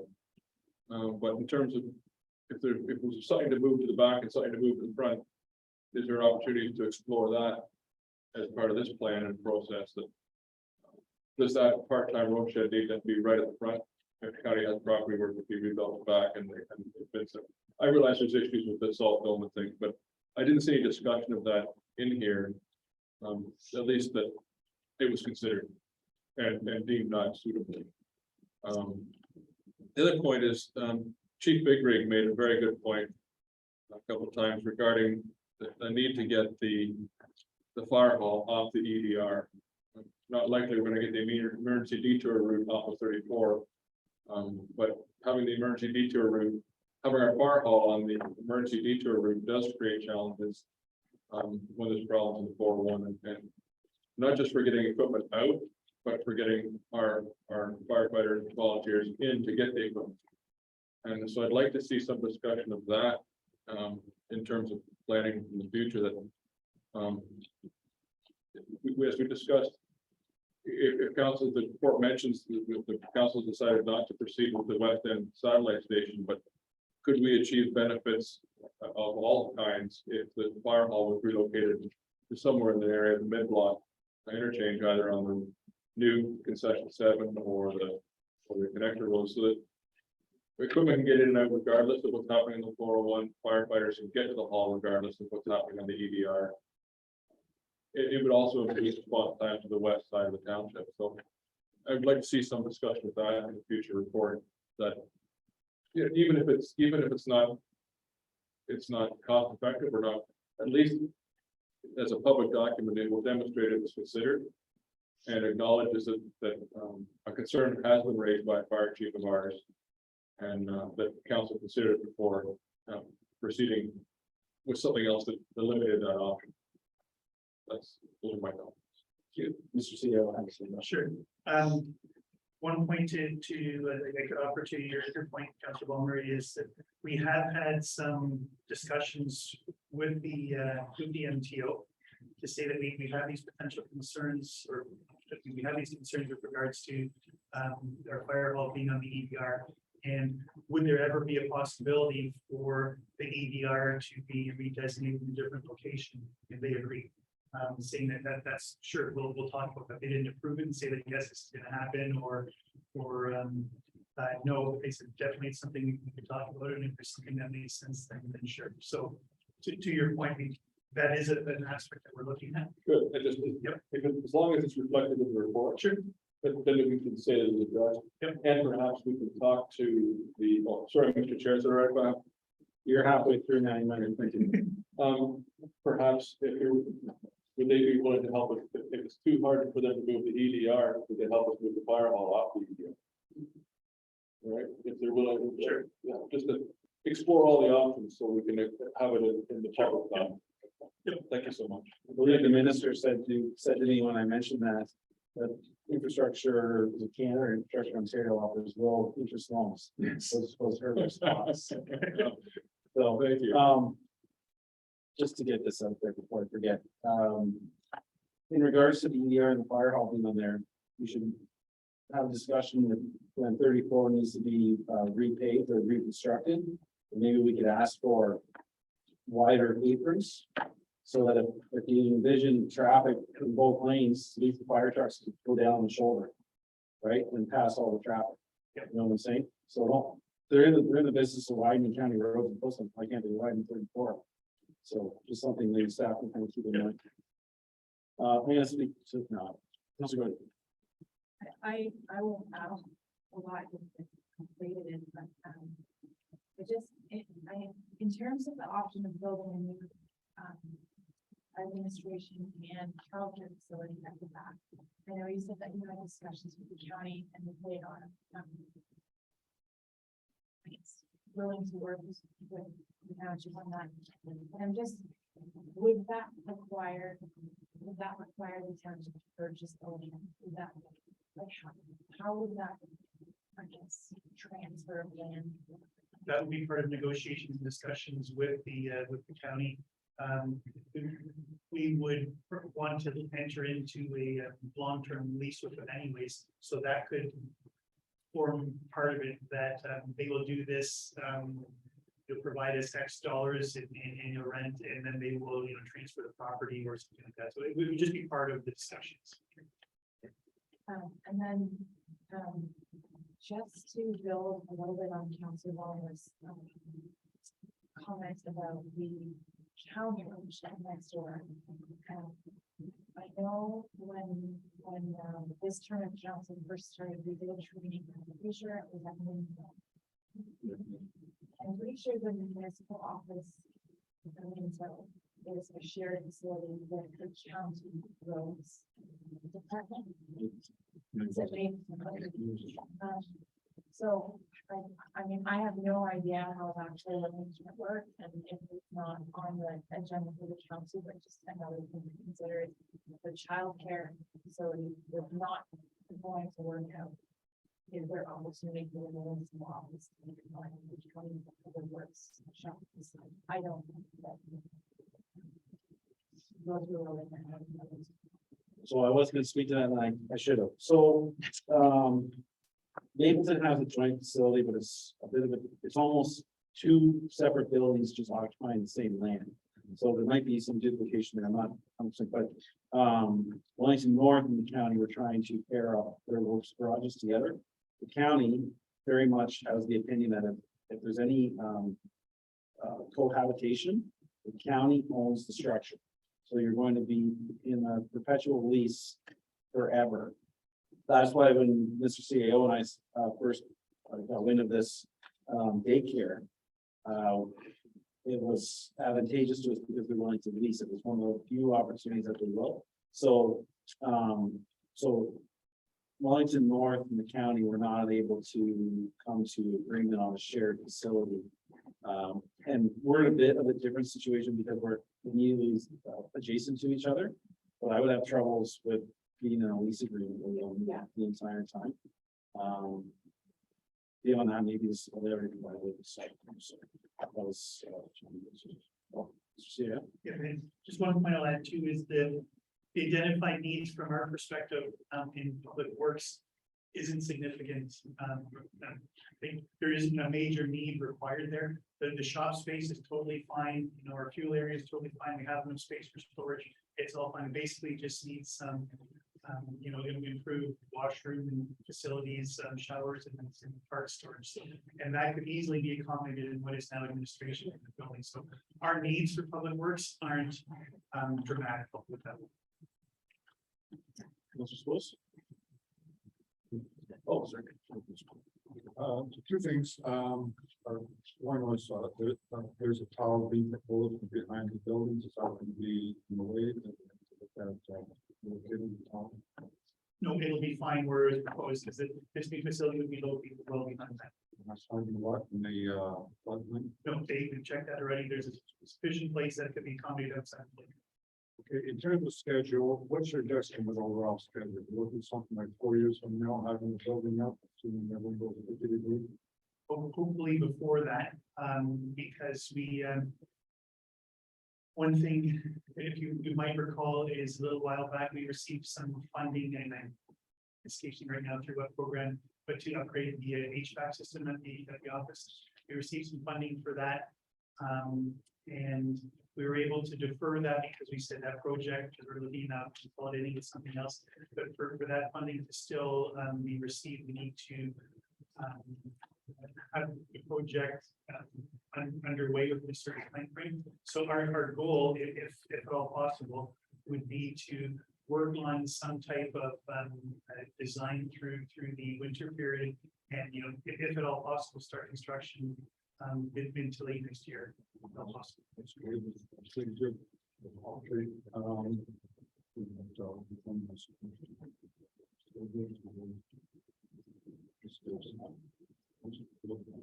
I think I'm okay with the fire. Basically, it was answered by it. So I'm good. So I forgot to ask, is there any questions on the bunker gear room? I can't speak over it in detail. I think that was all open, but it's basically a requirement for the operation of that department under these guidelines.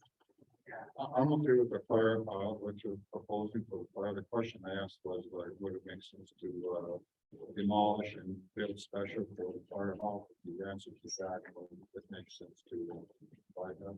So my other point that I made is that I would support the partial work from home model. You were asking for that. I think this is the way about the future. I think more and more we're getting to working type of thing with home. So I would think that would be the Mr. Bailey? Actually, on that note, I would like a little more information on how that works. I mean, I know we've hired staff over the last few years. And I would imagine we continue to hire staff. So if you do a work model based on the numbers you have now, what, you know, if there's staff growth, you don't want to then be saying, oh darn, we should have had enough space for that. So is there sort of like a staff growth study, or is there like a prediction? Based on the current need and projections, I believe our staffing levels are where they need to be for the foreseeable future. And unless council adds more services or services are downloaded or there's additional requirements from the province. Or whoever. It's, you know, which we don't know, so, you know, further to the question that Mayor Sealy asked a little bit before was, if we do build it, and we need a, we determine that we need a square footage of X, what we would, today, what we would do is make it X plus a small proportion, and it's not like doubling it or anything like that, just a small portion, so that there would be some accommodation for some growth. So my focus was more on the childcare spaces, and I think it's a really great need in the community. I was wondering about the number though that's proposed for 64 spaces, and I'm just wondering if that's a reasonable number for the population of Quisling. And if not, is it we're accommodating South Guelph people coming in, or is it just for Wellington County folks, or how do the numbers look there? That all, I've received all of that information through the childcare folks at the county, based on their assessments and projections and studies and all that. And Quisling has been identified as a underserved community within the county. So based on the process that they do, she told me that that was the number that was projected for this community. They were going to do some follow-up community consultation and surveys and things to get input, but that's their service that they provide, and they determined that and told me that this is what their requirements would be. So just kind of what they're telling me. Because that number was that's what the square footage was based on. Correct. So if those numbers aren't that accurate, then potentially the square footage need would go down. Possibly, yes. Okay. I think that's all. Okay. Can the mayor get an office? That's working from home. Yeah. Go Wi-Fi. Can there be an extra office? So a history lesson there too, some space. Oh, yeah. That's one approach, and then I agree with the term, but it's called hotel space, where it's designated common area where staff can come in and out, and there's computer hookups and, you know, space for them to work in, and that place is shared by whoever needs space. Sometimes we need to have private conversations. Right.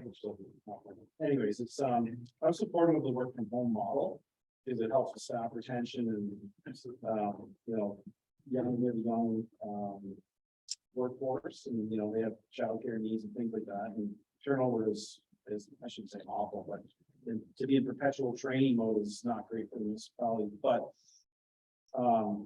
with the longevity of the building and, you know, potential for the county to be leasing a portion of it, and I'm sure then they would pay a bit extra because they, you know, the capital costs for the heating, the air conditioning, all that good stuff.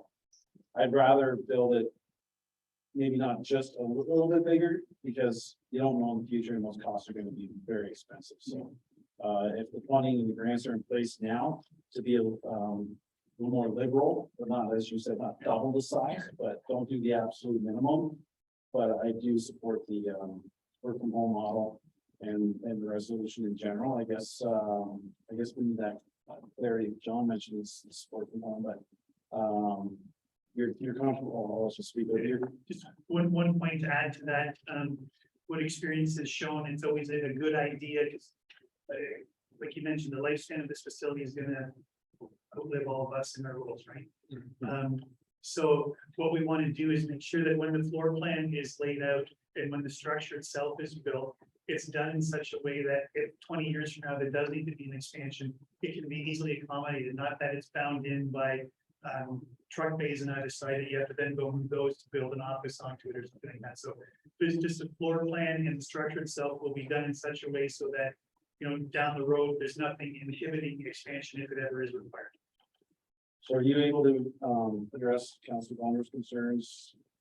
If we support this as it's pretty much penned, but he wants to hear back more about the potential moving of fire hall. I think we've seen some. Sure. Yeah, we could accommodate that in the report that we bring back, for sure. We have it. Okay. Do we need to read it? you'd like, I can just review the last section with what Council Homer added. That council directs staff to include consideration to relocate the part-time road shed and consideration for the current ER route and potential options for relocation of the fire hall as part of a future staff report. Sorry, Council Bonner, what do you reference, what do you consider the part-time version? Well, the road shed, the county road shed, it's only used for winter maintenance. No, you know, like this after year round. No. Not that I know of, but talking to the guys over the years, there's one person assigned down here, but I think they only use it for winter maintenance. It doesn't, either way, you can take that out of there. It's the county road shed next door. Yeah, I just want to make sure that we have considered it as an option as part of the mix. As long as it's in their staff report, the public staff report, so people know in the future that we didn't just go ahead without considering it. Okay. Sure. What sort of obligated that are we going to be doing or being doing? All of it, or?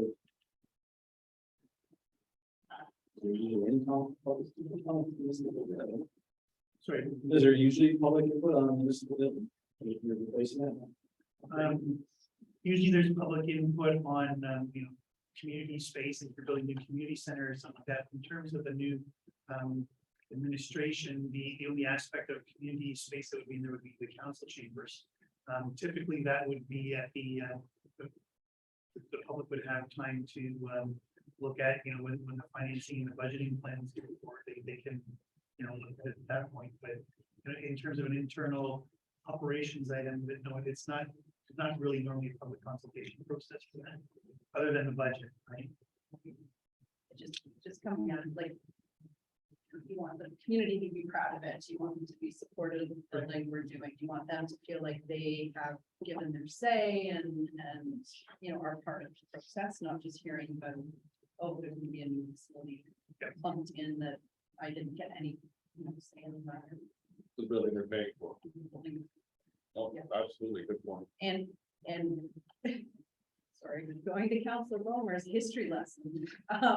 I think it's really important to find out the history and, you know, figure out what land we're about to put it on and, you know the history of the building that we're about to replace and see what we can bring to the new structure.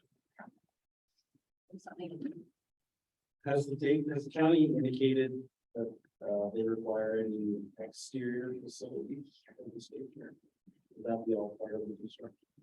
That would be part of the construction, yeah, so they would likely want, some type of grassed area outdoors for the kids to play on. Likely there's some type of requirement for a play structure and fenced in area, so it's safe.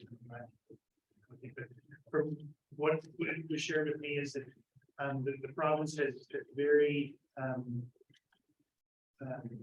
well documented, if you're going to provide this type of facility, and this type of service, you need to have this. So they have like a mandatory list that you. Right, so. We do, I think we're still looking for direction on the partial work from home model or the school staff. I believe there was also, right? Partial, okay. We do have a new mindset. Anything else? Councilor Bonner? Just one question, to Councilor Bailey's point about buying from the community and the building they're proud of. I noticed that staff mentioned that they had been working with an architectural firm to this point. Was there didn't read anything in there that there would this be open for competition from more than one architectural firm to design the building, or just go with the existing architect and then put it out for tender? The reason we have the existing architect, just as a cost saving measure, was a number of years ago, the municipality retained an architectural firm in our RFP process, I understand. So they were familiar with the site, they had all the drawings of the floor plans and all that, so it just made more sense for them to continue on. So, you know, possibly what we could do is when they're coming up with this is say, we've got, you know, these potential scenarios, or here's some schematic drawings of what the plan could possibly look like. You know, what do you like? Yes, good, thank you. That's what I was looking for. Yeah, we could do some. So what may not be a competition, but at least some opportunity to buy in. Sure. Yeah, we can do that. Thank you. That helped with the library here. Thank you. All right, any further comments, questions? All vote. Good, all in favor? Very good. All right, I believe we're on 10.1. This is just for information. Resolution, please. The council received correspondence item 10.1 regarding Highway 6 Cameron Expressway bid block interchange detailed time, class environmental assessment study, construction, notice of completion for ignition. Excuse me, can I get moving for that, please? Councilor School, seconded by Councilor Palmer.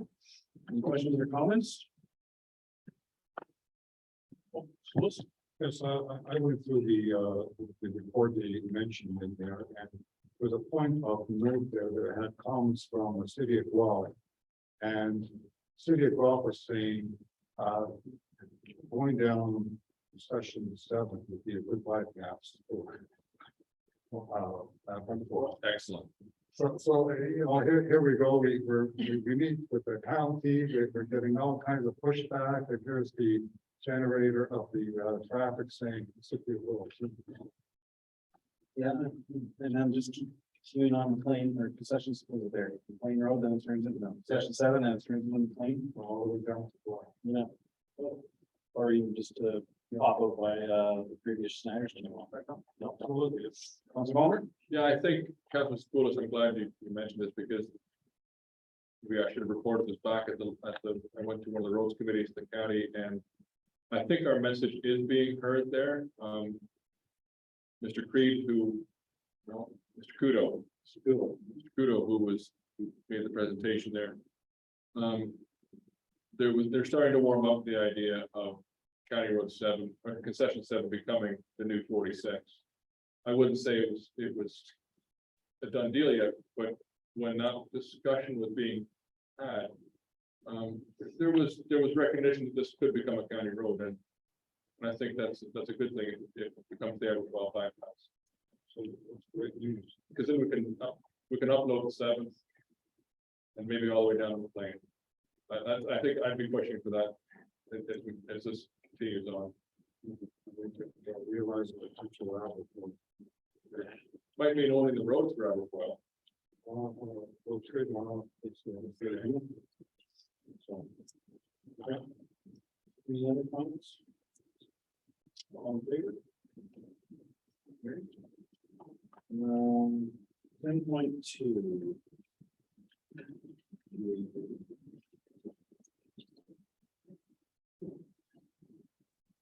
10.2, the resolution for that. So the council receives correspondence item 10.2 regarding the Roswell pit site visit summary for information. And what we've got, please. Councilor Lewis, second by Councilor Bailey. Any questions or comments? No, I can just have answer my question. Notes. All in favor? Mr. Bailey? Very. 10 point. No, we did that. Did we do something? Sorry, I just saw Kevin Munson probably. All right, 10.3. Resolution for that, please. The council received correspondence in item 10.3 regarding the County of Wellington Council resolution for the official plan review report. And moving for that, please, Councilor Palmer. Yep. Councilor Gueda, any comments?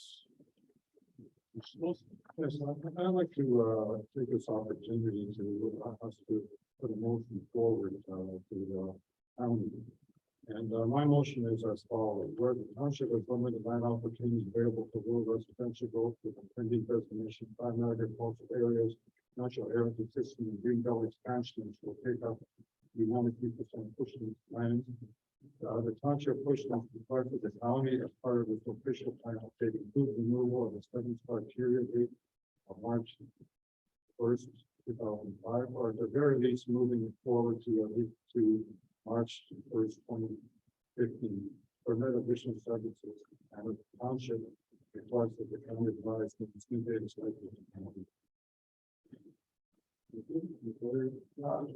think it's self-explanatory, to me, residential growth is the only way for the foreseeable future to continue to pay our bills. If we don't have, as many irons in the fire as possible, it would be, remiss on us not to, consider something like this. Wait a second, please. Councilor Webb, Councilor Bowman. Thank you. Oh, I understand what council is trying to achieve with this resolution.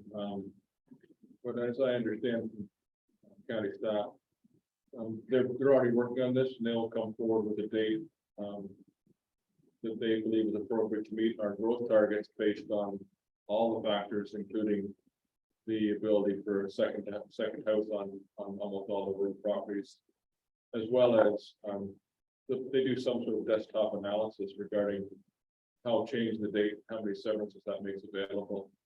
So I'm comfortable leaving it to their professional judgment rather than pulling a name or a date from a hat without all the information.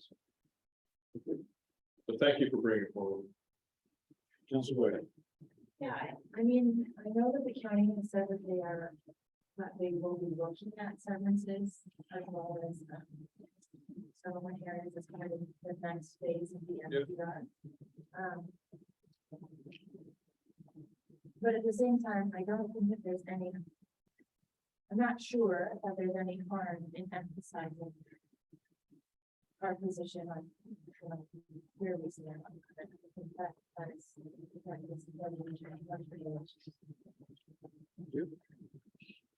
Councilor Bailey. Yeah, I'm aware that the county is aware that we want to be looking into this. I don't know if this notice of motion is just sort of a little push to say, hey, can you formally do something a little quicker for us? I don't know if that's appropriate. I don't know if it's needed. I don't know if it can just be done through other communication. I would also just wondering where the date came from. That you're proposing. I'm proposing, I believe the previous one was based on 10 years from when it was previously done. I'm doing the same thing. Would we not anticipate that they might follow suit as well and be giving the same date anyway? I'm looking at it, the same issue as we had with Everquell. I'm trying to make it a community. If we don't if we're silent, then we're basically acceding to whatever they come up with. I think we want to be part of the process. We have to speak up and let them know where we're going. So if I maybe an amendment, friendly amendment might be to remove date, the suggested date, and just ask the county to be looking into it. Well, then we want a report back, just let us know where they're at and that.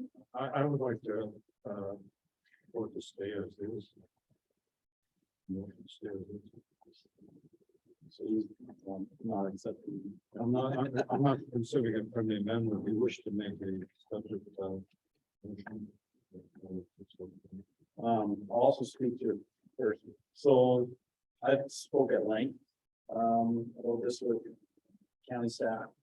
And, you know, one of the arguments or justifications I feel that we should remove this entirely is that there's already a checklist of plenty of things that prevent you from having a consent in Postage, and it can be anything from natural heritage features, green belt, Councilor Schools mentioned them all, and the prime ag mapping is going to be expanding in Postage. There's no doubt about that. So that's going to remove even more possibilities of consents. And to me, if we don't allow growth, I feel that the market can dictate whether or not they sell and the price of them if they're needed. But we also have other, you know, industries that are using up our land. And me personally, I would rather see consents on them than some other industrial uses. So to me, I feel it's adequate because in the past, and this is taking words from Councilor Bowman, possible, you can verify, it's not possible, I'm taking words from him. He mentioned that historically, growth was a ceiling Right, Councilor Palmer, but now it's more of a minimum approach. So they would put this date in place to ensure that the growth didn't exceed the ceiling. But now we have it as a starting, almost as a minimum. So we don't necessarily, it's almost a redundancy to have it there because that ceiling is removed. And again, back to the mapping's changing, the Greenbelt expansion. The ministry shelved the Greenbelt expansion. They didn't cancel it. They just paused it. So for me, I would support the recommendation on those components. So. That's that. Any questions? Councilor Palmer, anyone else on? Right. Sure. And sorry, I have. I had a few words, lifting from what you have before, so. Can I just? Go ahead, if you got it. No, I just wanted to clarify, is it being added to the receiving of it, or is it separate from the receiving of it? Whatever works for you. I have it included in Councilor School's in one resolution, but I'm fine with that. I prefer it was two separate. If we can receive the report, we consider the resolution separate title. So do we have a mover seconder for the report? Yes, we do. So we're just receiving the report. And then, so all in favor? Great. Councilor School, about first motion. What we read? So it's a motion related to, first have the, actual wording.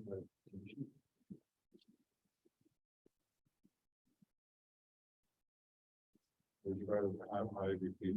I'd rather do it all, just make sure my. Sure, okay.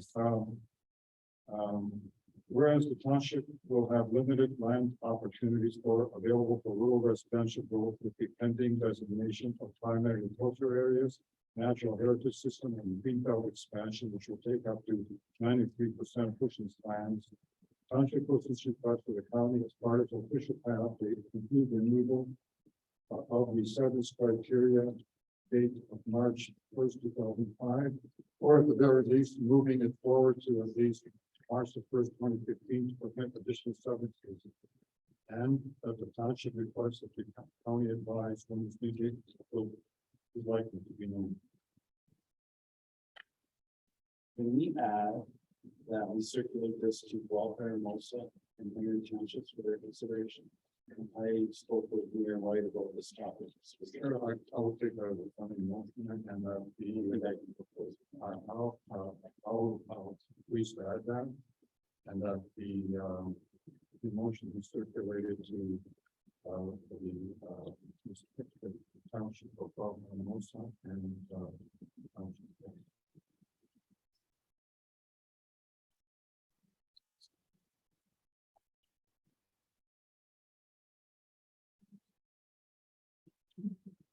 Mr. Gill?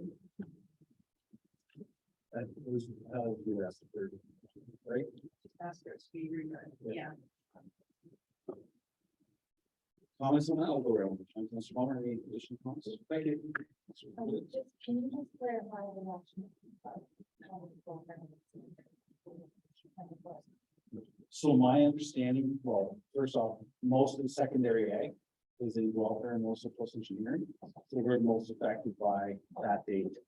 And then and then hopefully it's a little bit.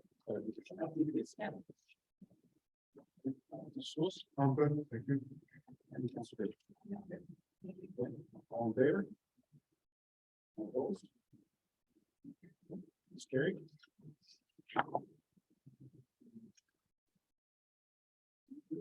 Mayor's updates. Council members, do you have any updates? Councilor Palmer, will you be correct?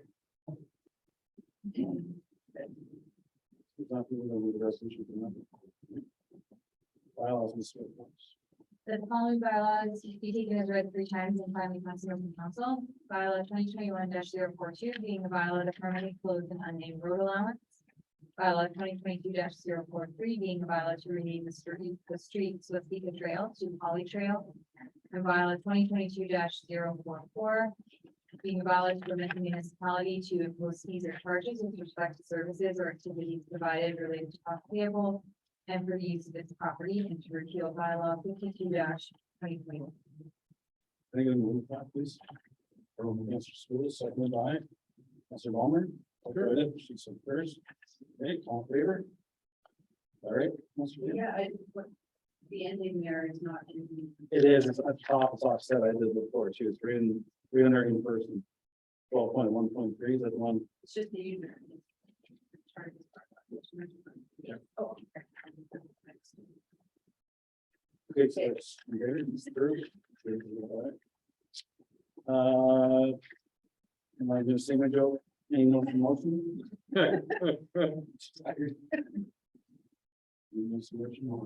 Any new business? No.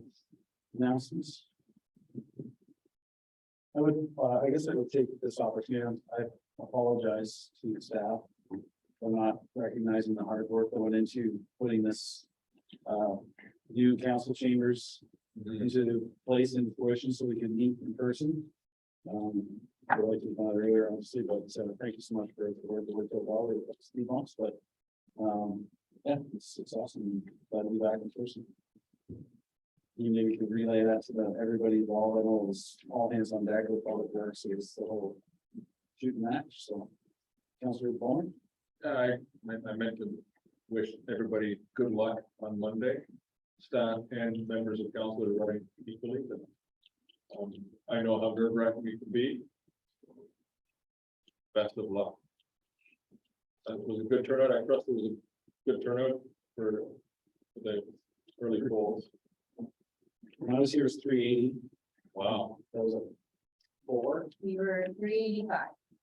Is that up last time? Slightly. But that doesn't take into account our vote by mail, which is also Wednesday. Wow. Did you take this opportunity to discuss how election night's going to go for the members of council? Because historically, we go to council chambers, I don't believe that's going to happen. It was here last time, but I'll build it. No, we did the early bird vote over at the chambers. Oh, yeah. And then we came here. You did. You were there. That's what it is. Yeah. Oh, I am. I'm getting old. We have that second, or we still? It's, we're still working on the details of either having here at the Alphails or back at council chambers. We're just trying to work out logistics because we will be processing ballots for our vote by mail at council chambers. So we're trying to nail that down. So it's going to be email, right? Were you, do this last time you provided periodic updates online? I did not come here this time around, and I was relying on the updates through email. Well, it's good to be here.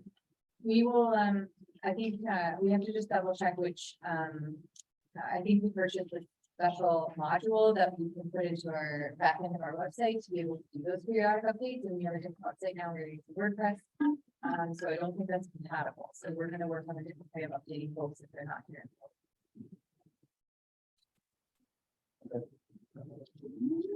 What's next? Urban bylaw, please.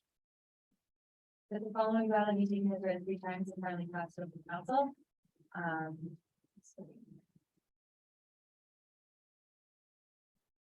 Bylaw 2022-045 being violated from the proceedings of council for the corporation of the township of Clifton, as meeting held on the 19th day of October 2022. Right, and move on. Councilor Ballmer, second by Councilor Bailey, all in favor? Carried. Any adjournment, please? Council hereby adjourns at 7:20 PM.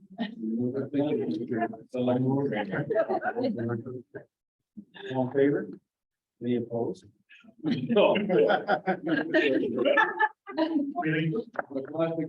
Halloween, everyone.